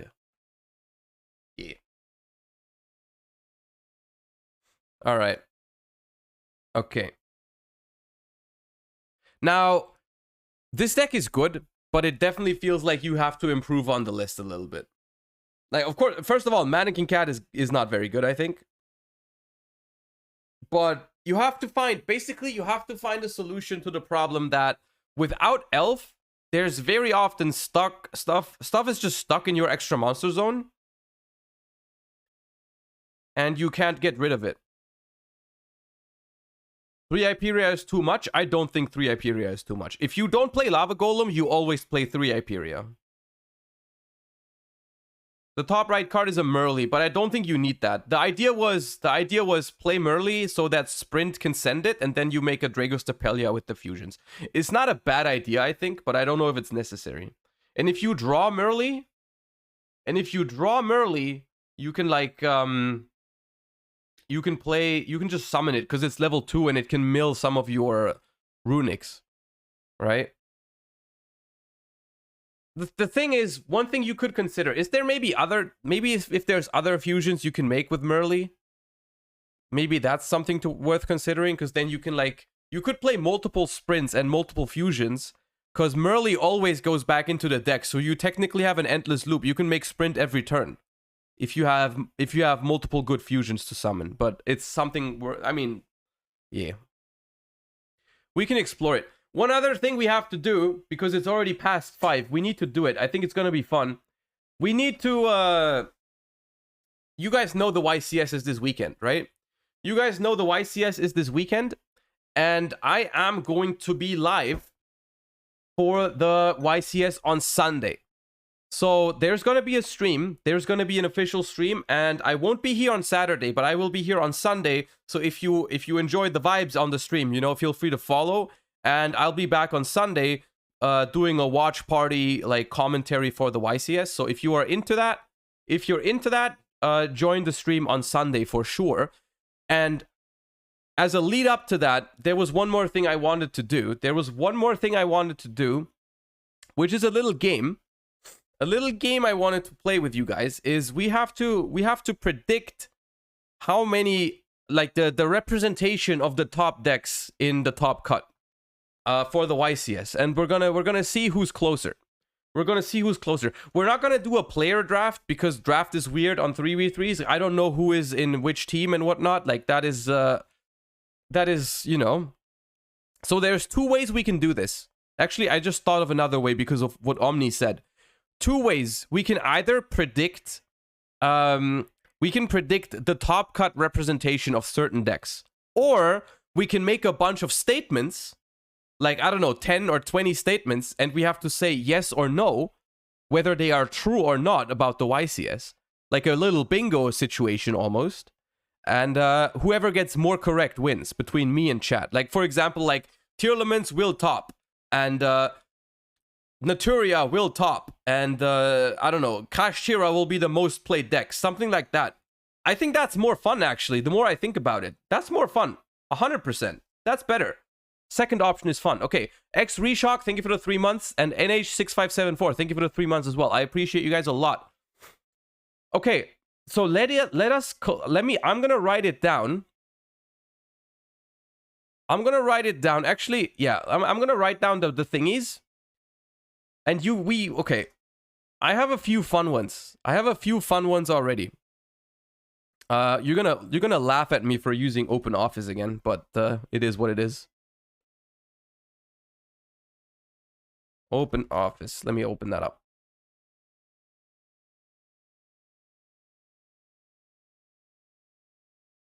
You're gonna make fun of me again, but it is what it is. It's okay. Okay, so give me your statements. Give me your statements. So statement, and then Josh and chat, and then we have to say true or false. Okay, so Tearlament will top, and that is a pure tier deck, not like someone played freaking what's it called? One tier name in another deck. That doesn't count. It has to be Tearlament, the deck. And then Naturia Runick Naturia will top. I think that's a good guess as well. And then Kashtira will be the most represented deck. What else is there? What other... Make a statement. Plunder will top. Okay, Plunder will top. Branded will win the event. Spright will win the event.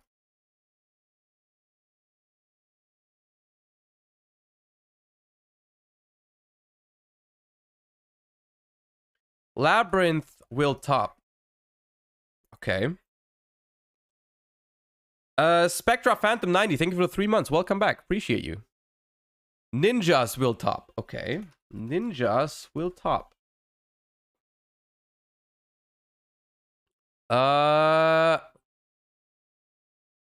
Okay, what about the statement that is not this deck will top? Mikanko will be on feature match. But does that count? Does that count any Mikanko deck, or does it have to be pure Mikanko?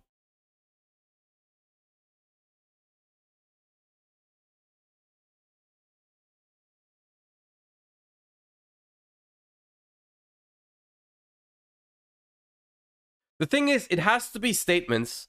It has to be statements that we can 100% confirm. Like, we can't say, like, oh, this deck will make day 2, because we're not going to see every single day 2 deck list, probably. Or this card will be in this many percentage of decks. We can't know that. What I assume we know is we get all the info from the feature matches, and we will probably get the top cut decks. You can also say players. You can also say, like, Jesse's team will win, or something like that. You know, you can make a prediction like that.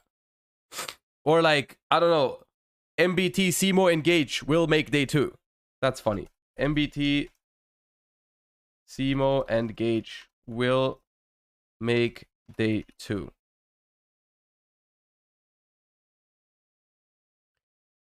Top Cut will have a team of 3 Europeans. Okay, Top Cut with a team of 3 Europeans. It is a 3v3 team event, yes. So and they play together, as far as I know.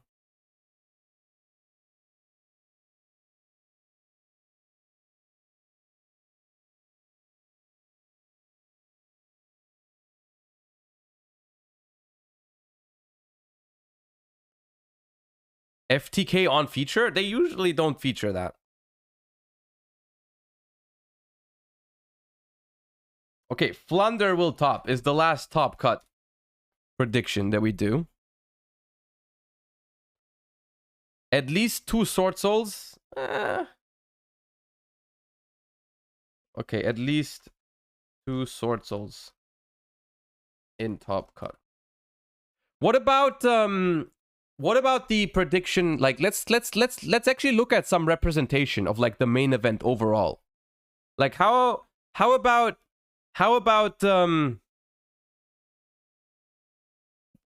I put Kashtira will be the most represented deck. Do you think there's another deck that could be most represented, like Branded?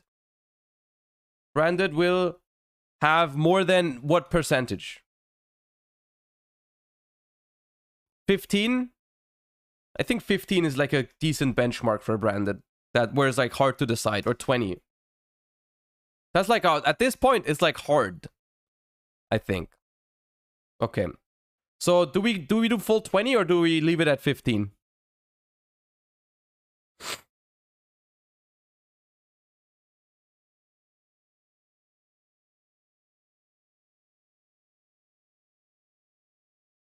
Pack will play Impermanence. Thrusting will be top 5 most played cards. Well, we don't know if we get that statistic. Okay, Runick will be part of 20% of top cut decks. That's a solid prediction.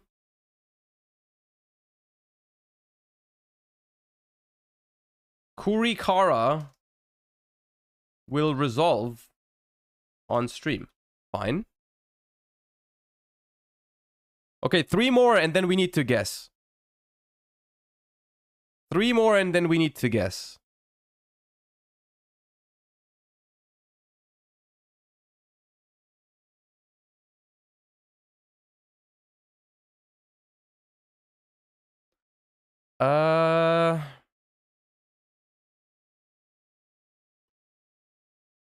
Thrusting in a winner list. Okay. Keep in mind there's 3 winner lists technically, because there's 3 people that will win the event. Book of Eclipse negated by Ash on stream.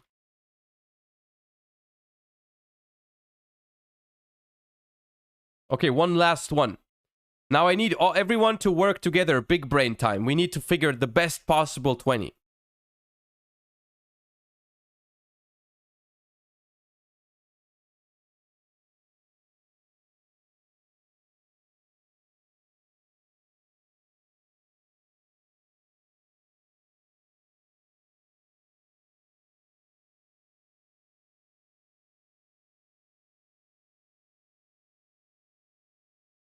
Runick deck out on stream? That's funny. Okay. Runick deck out on stream. All right, and now should I go we go one by one. Tearlament will top. Hold up. We're gonna have to make polls for each, so that way it's fair. So I'm always gonna say, like, hold up.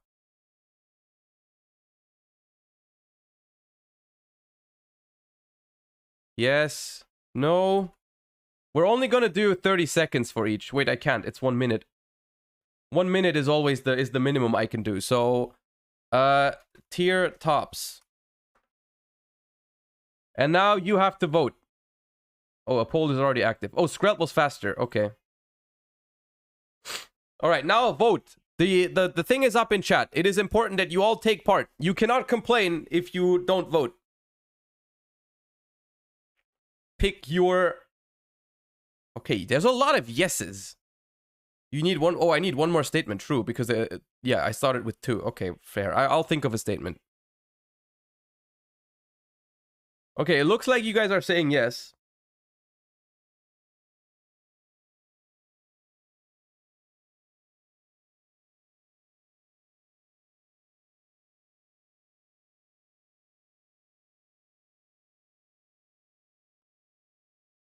All right, you guys are saying yes with a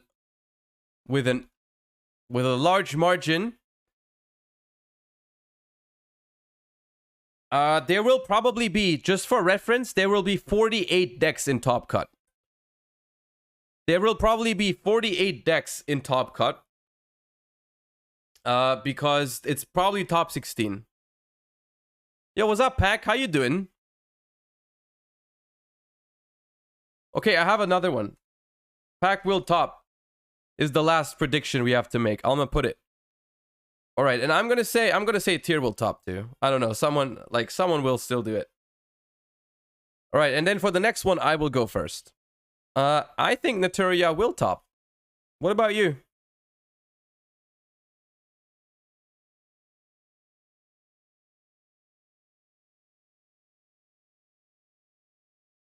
Don't give me too much pressure. Oh, don't worry. I'll just say no, and then you have no pressure. I'll just say no, and then you have no pressure, and you can just, like, you will not disappoint me if you don't top. Is that a deal?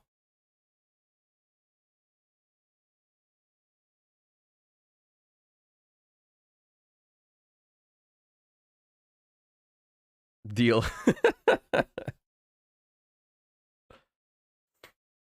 Okay, you guys said no to Naturia. Okay, it's important that we have some different answers. Okay, on the next one, Kashtira will be the most represented deck. Is your next guess? And that's a tough one.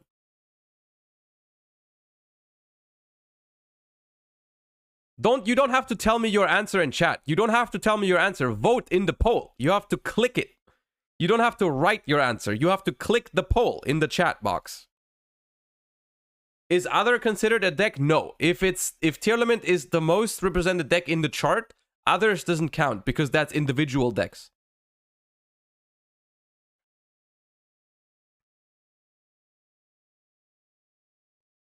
Overall, not in Top Cut, overall. Like, statistic for, no, not Top Cut. Not Top Cut, Skrelp. Oh my god, Skrelp messed up the poll. Oh god. The poll says Top Cut. Okay, then I will, in Top Cut. Okay, that's not what I meant, but okay. Well, in that case, you guys said no. I did not. Okay. I'm also going to say no on that. We don't get the whole data? Okay. Will Plunder top? I guess I go first. I'll say no. I'm gonna give this a hard no megalol. And now you guys. Keep in mind, we have to do something different. Because if we do everything the same, then no one can win. Okay, where's the new poll?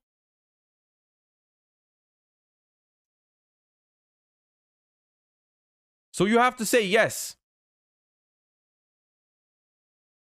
What is this Starlight meme about me? Did you? I don't think I started it, but like you did that to yourself by spending unreasonable amounts of money on cardboard that doesn't even look good in the main deck. Yeah. You have to click yes, chat. You have chat. It's not fun if you all have the same answer as me.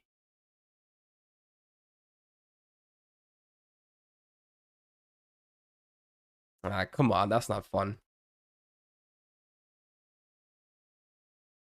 You guys don't believe in the plunder, I see.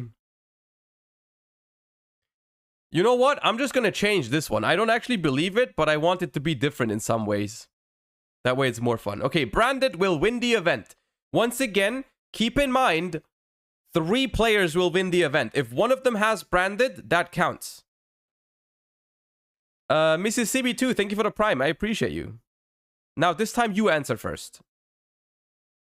Let us go first every time? Okay. So will one of the 3 players in the final have a branded deck? One of the 3 players in the final, will they have a branded deck?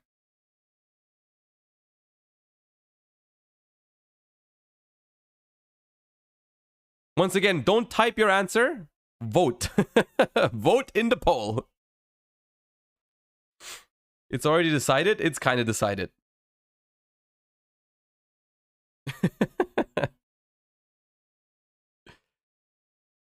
Where poll? It's in the chat box. On the right side of your screen. There should be a poll. Alright, you guys are saying yes. You guys are saying yes, and for the content, I'm gonna say no. Spright will win the event. Angel25, thank you for the prime. Spright deck will be a part of the winning trio.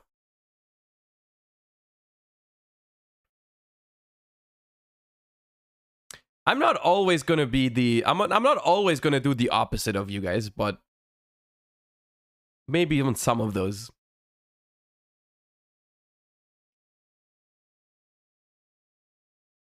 Why not have 2 chat columns and put the percentage for each? Well, because it doesn't matter how much. You just vote for yes or no. How am I going to evaluate? Oh, 60% of chat sent yes and 40 sent no. So you're going to get 0.6 points. That's not how it's going to work. We're not out here rocket sciencing a freaking mini game. We're just like voting for yes or no. No, you don't get 0.6. No, that's not how we're going to do it.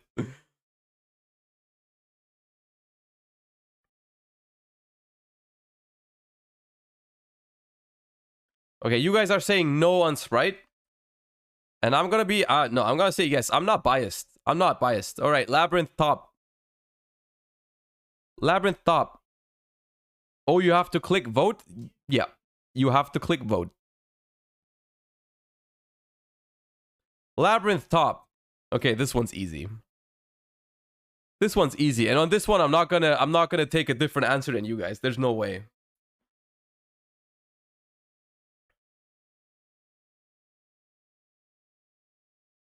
Yeah. All right. Yes. And I'm going to say yes as well. Ninjas will top. Maybe Jesse is on that ninja copium. Maybe Jesse has made it its mission to book as many people as possible on this weekend. He's going to book everybody. No one is safe from the booking. Surely everyone votes yes on ninjas. Where's the poll? The bookening. Okay, there it is. The poll has started.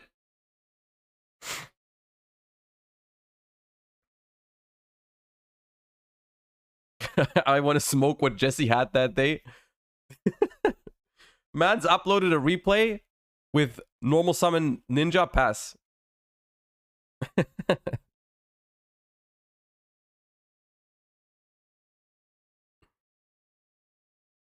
Well, it looks like Chad is not on that good copium. And I'm going to be honest, I'm not either.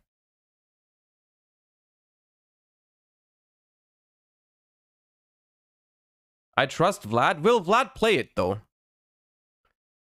Like, if you tell me right now Vlad's going to play it, I'm going to vote yes. I'm going to put yes on mine.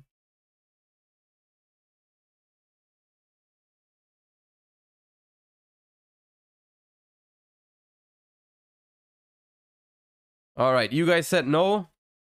You guys said no, and I'll also say no. Mikanko will be on feature match. Keep in mind, that is...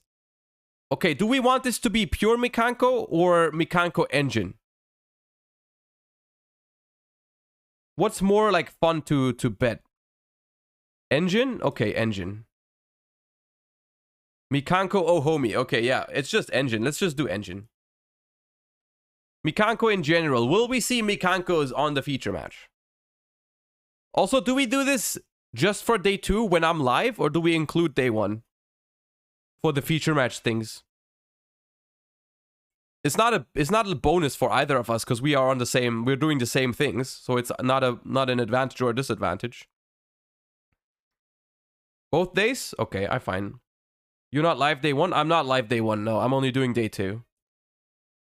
I'm only live day 2 because it's 9 hours time shift, so I'd have to pull an all-nighter for both. It's like the entire weekend basically. I can't do it. I'm too old for that. All right, you guys said yes. You guys said yes. In order to keep it spicy, I'm going to say no. By the way, I'm going to lose this simply because I'm trying to pick different answers than you. That's literally the only reason why I'm going to lose this. MBT, Simo, and Gage will make day 2. Keep in mind, they are one team, not 3 individuals. They are one team.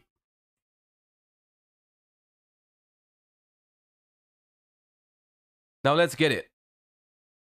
All 3 of them, they are one team. They can only either all of them make it or none of them make it.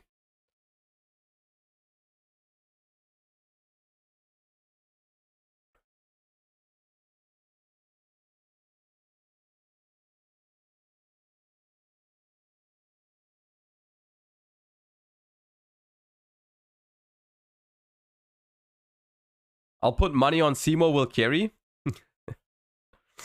It looks like you guys are not believing in your streamers and YugiTubers.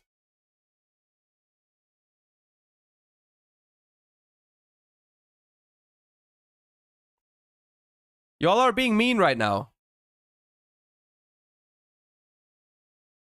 Y'all are being mean.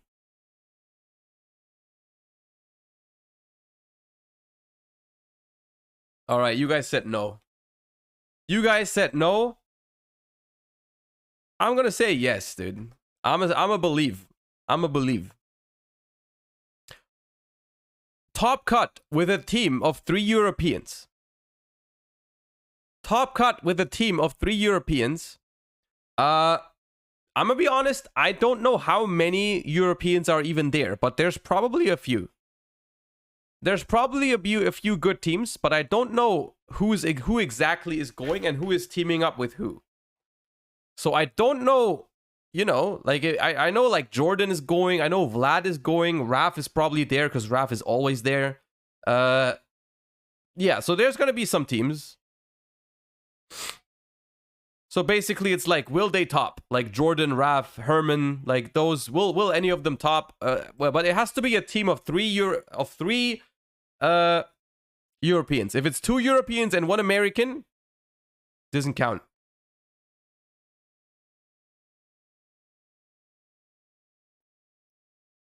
Okay, you guys are saying yes by a long margin. You guys are voting NA is free. Okay.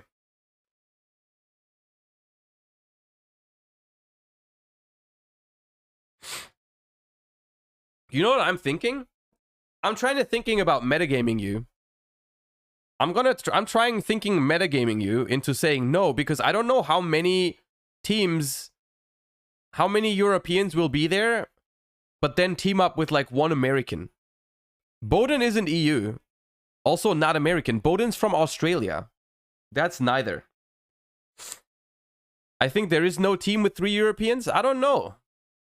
I'm going to say no, with the hopes that they all team up with 1 American. Flunder will top. Chat, will Flunder top? Will there be that one guy, as there always is, this time around without barrier statue?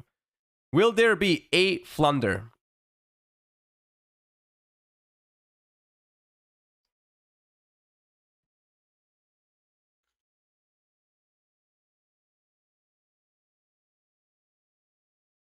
Vote now. The poll is up. The poll is up.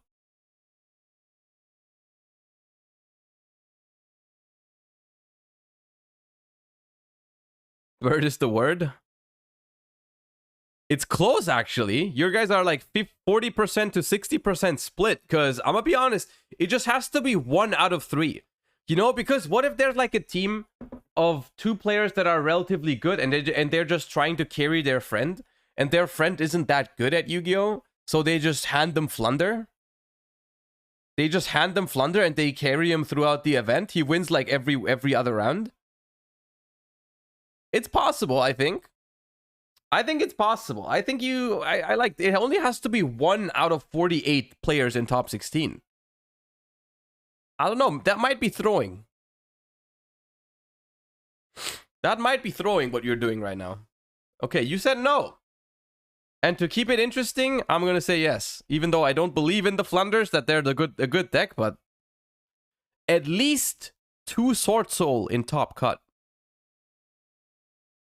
At least 2 Sword Soul in top cut. Now, you guys didn't even believe that 1 Flunder would top. Do you believe that 2 Sword Souls do it?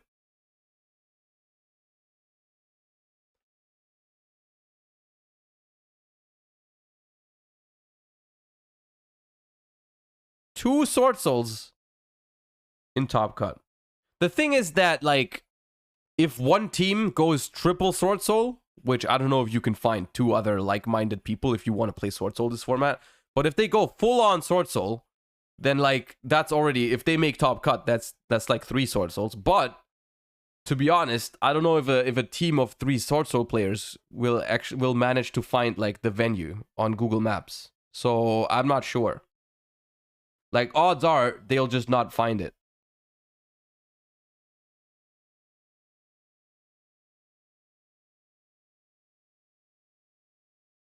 So they need like a third. It has to be a team of 2 Sword Soul players and 1 guy who can use Google Maps with a different deck. Then maybe. You know? But that's already 2. That's enough. So it needs to be like 2 Sword Soul players and 1 Google Maps user. And if they top, it counts. But you guys say yes. I'm gonna say no on this one.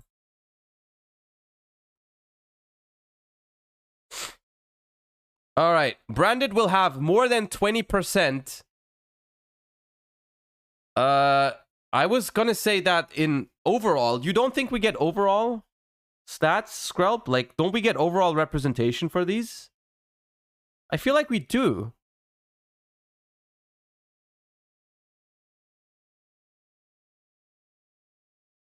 We don't really get them in NA? Okay, then it's top cut. But then we need to go higher.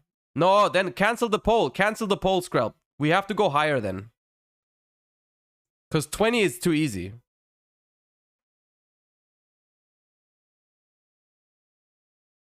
It has to be like 30.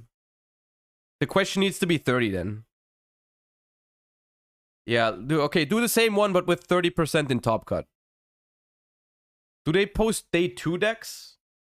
How about day 2? Do they give us day 2? Do we get day 2? Well, now it's top cut. It's fine.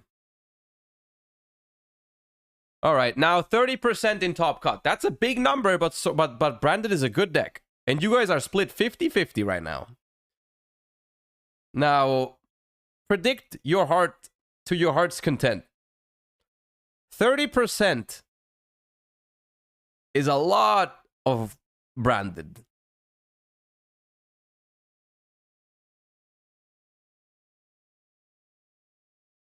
All right, you guys are slightly leaning towards yes. Get your votes in now.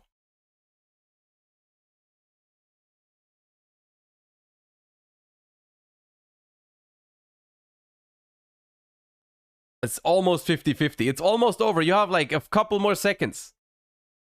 It's 52% against 48.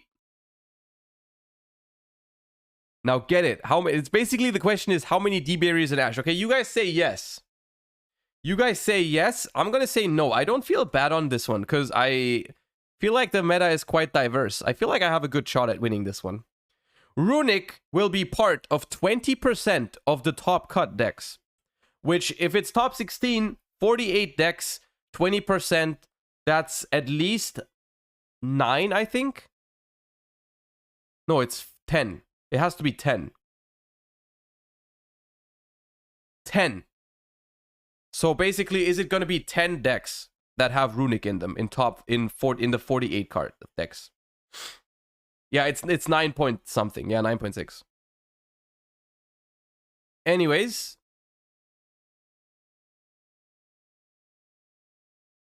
yes, no. You don't believe in the Runick goo. I think all it takes is 3 teams that all play a Runick deck. Which I don't think is like, if you're a Runick enjoyer, you're just a general Giga Chat, so you're surrounded by a lot of other Giga Chats. Like, you're just like, you'll find 2 other people that will be as Giga Chat as you are. And then when 3 Giga Chats like that meet, I think they just get top cut. It's not that hard. You know?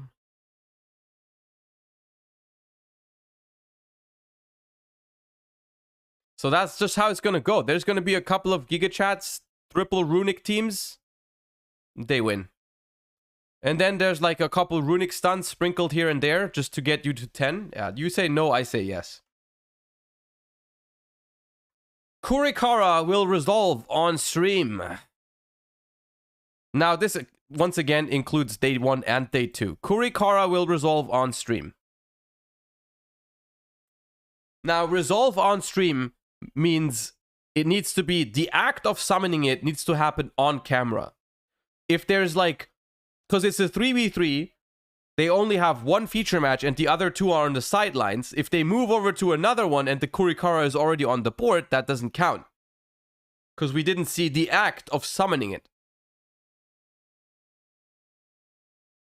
That will not count. If they like move on to the other table, oh, let's check on table C, and there's a Kurikara on the board, that doesn't count.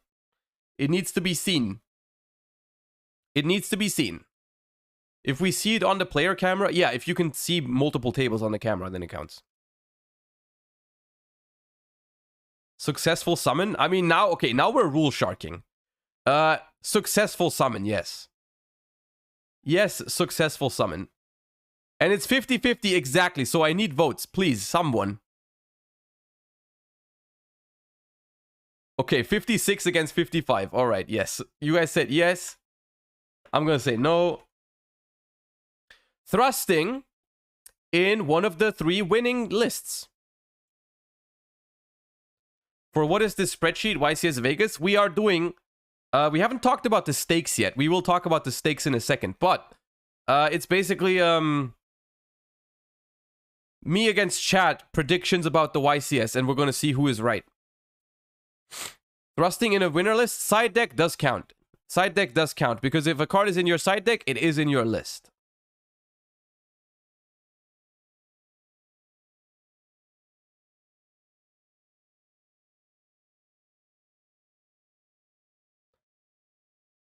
Pack, do not tell the people who you're playing with. Do not tell them. They need to blind trust or not. They need to blind trust or not. No leakers. Yeah, no narcs. All right, you guys are voting a insane amount of yes, and I can't believe... I don't think there's going to be 3 people that don't play thrusting. Yeah.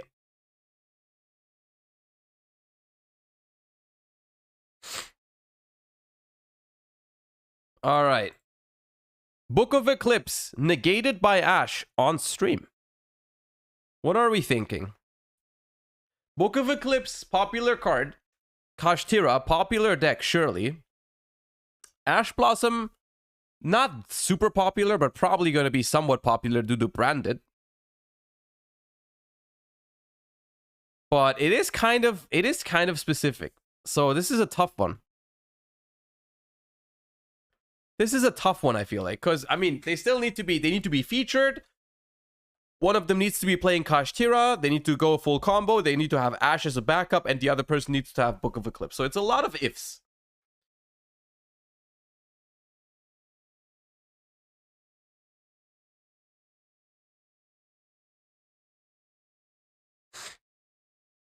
What is the difference at a team YCS? It is 3 versus 3.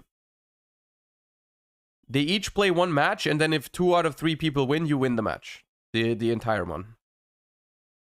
Alright, you guys are saying a lot of yeses. A lot of yeses, a lot of believers. I mean, okay, I'm down. It's worked out quite fine, because, like, you guys haven't even been voting the option that I wanted to vote sometimes. Like, a decent amount of the time. Okay. You guys are saying yes. I'm going to say no. Runick deck out on stream. Runick deck out on stream. The question is, like, okay, one thing I will say is that it counts if they surrender because they know they're going to deck out in, like, the next turn. If there's, like, 3 cards left in the deck and you go for, like, activate tip and they scoop, that counts. That will count. Not you can't say no. It's my rules. What are you saying no for? What are you saying no for right now? I didn't ask that. That was not a question.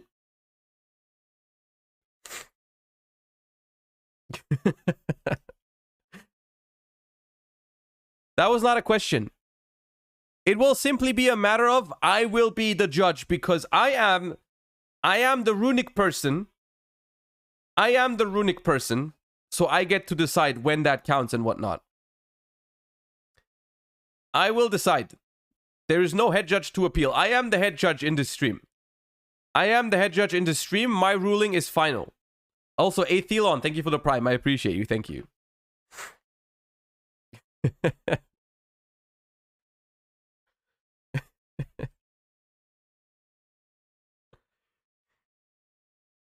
It's a democracy, but not just a democracy. It has some other aspects as well here. All right, you guys are saying no. I don't know if I should say yes on this one. Because it feels like they wouldn't feature that many Runicks. I'm going to say no as well. Pack will top. Mm-hmm. Now, tell me what you guys believe. Bubble Powerade, thank you for the prime. Just for reference, Pack did not top YCS Mexico, which was also a 3v3 event. So it's basically the same thing. It's basically the same thing.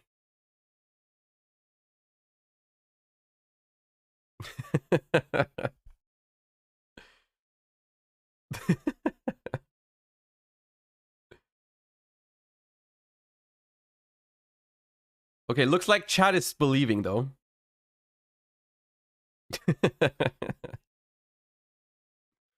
It's very close though, Pack. I'd be insulted if I was you at the 60-40 split. 59-41 split right now. Okay. 59% say yes. All right. I'm gonna say no just to not put any pressure on Pack. Like I promised earlier. Okay, and this is it. And now what do we do? Okay, it's 1 point for each. Now, what are the stakes, chat? What are the stakes? Because I know you guys want the cheaper remix. But how do we work it out? Like, what do we do? What are the stakes? You know the stakes? Okay. So what if I offer you...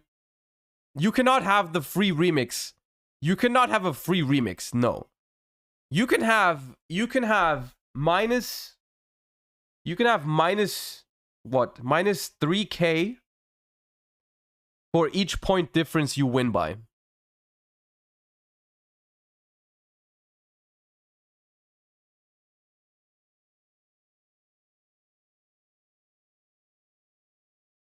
Is that fair? And a free remix on top. In the moment you lose, I'll play a remix. If I lose, you'll get one remix up front.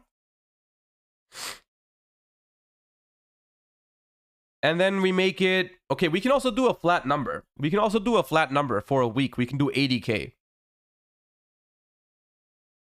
We can do 80k for a week, and you get one immediately.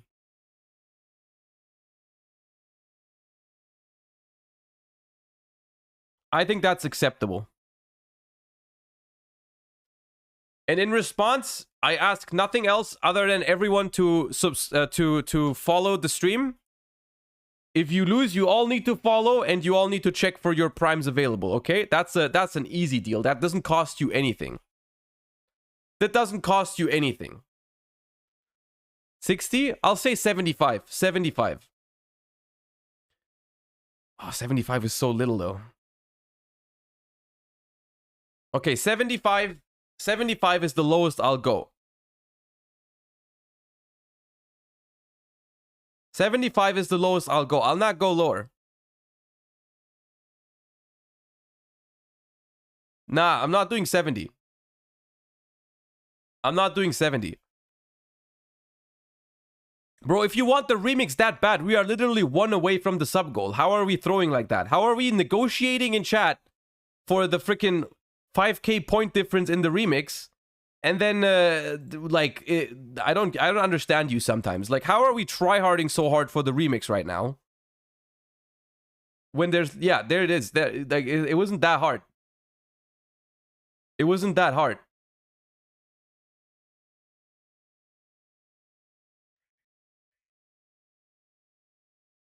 There you go. Jabot, thank you for the tier 1. I appreciate you. And KC, thank you for the prime. And Tengu YGO, thank you for the gift sub. You have all been baited simultaneously.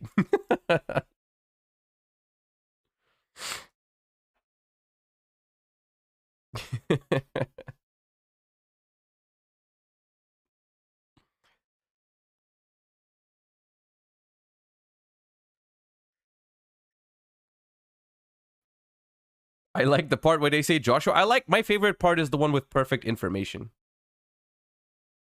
I think if there's ever gonna be merch, it's probably gonna have to do something with perfect information or something like that. Not saying that I'm not saying that's in the works. I'm just saying that was in my head recently. I was like, if that's ever the case, then that's how it's gonna be.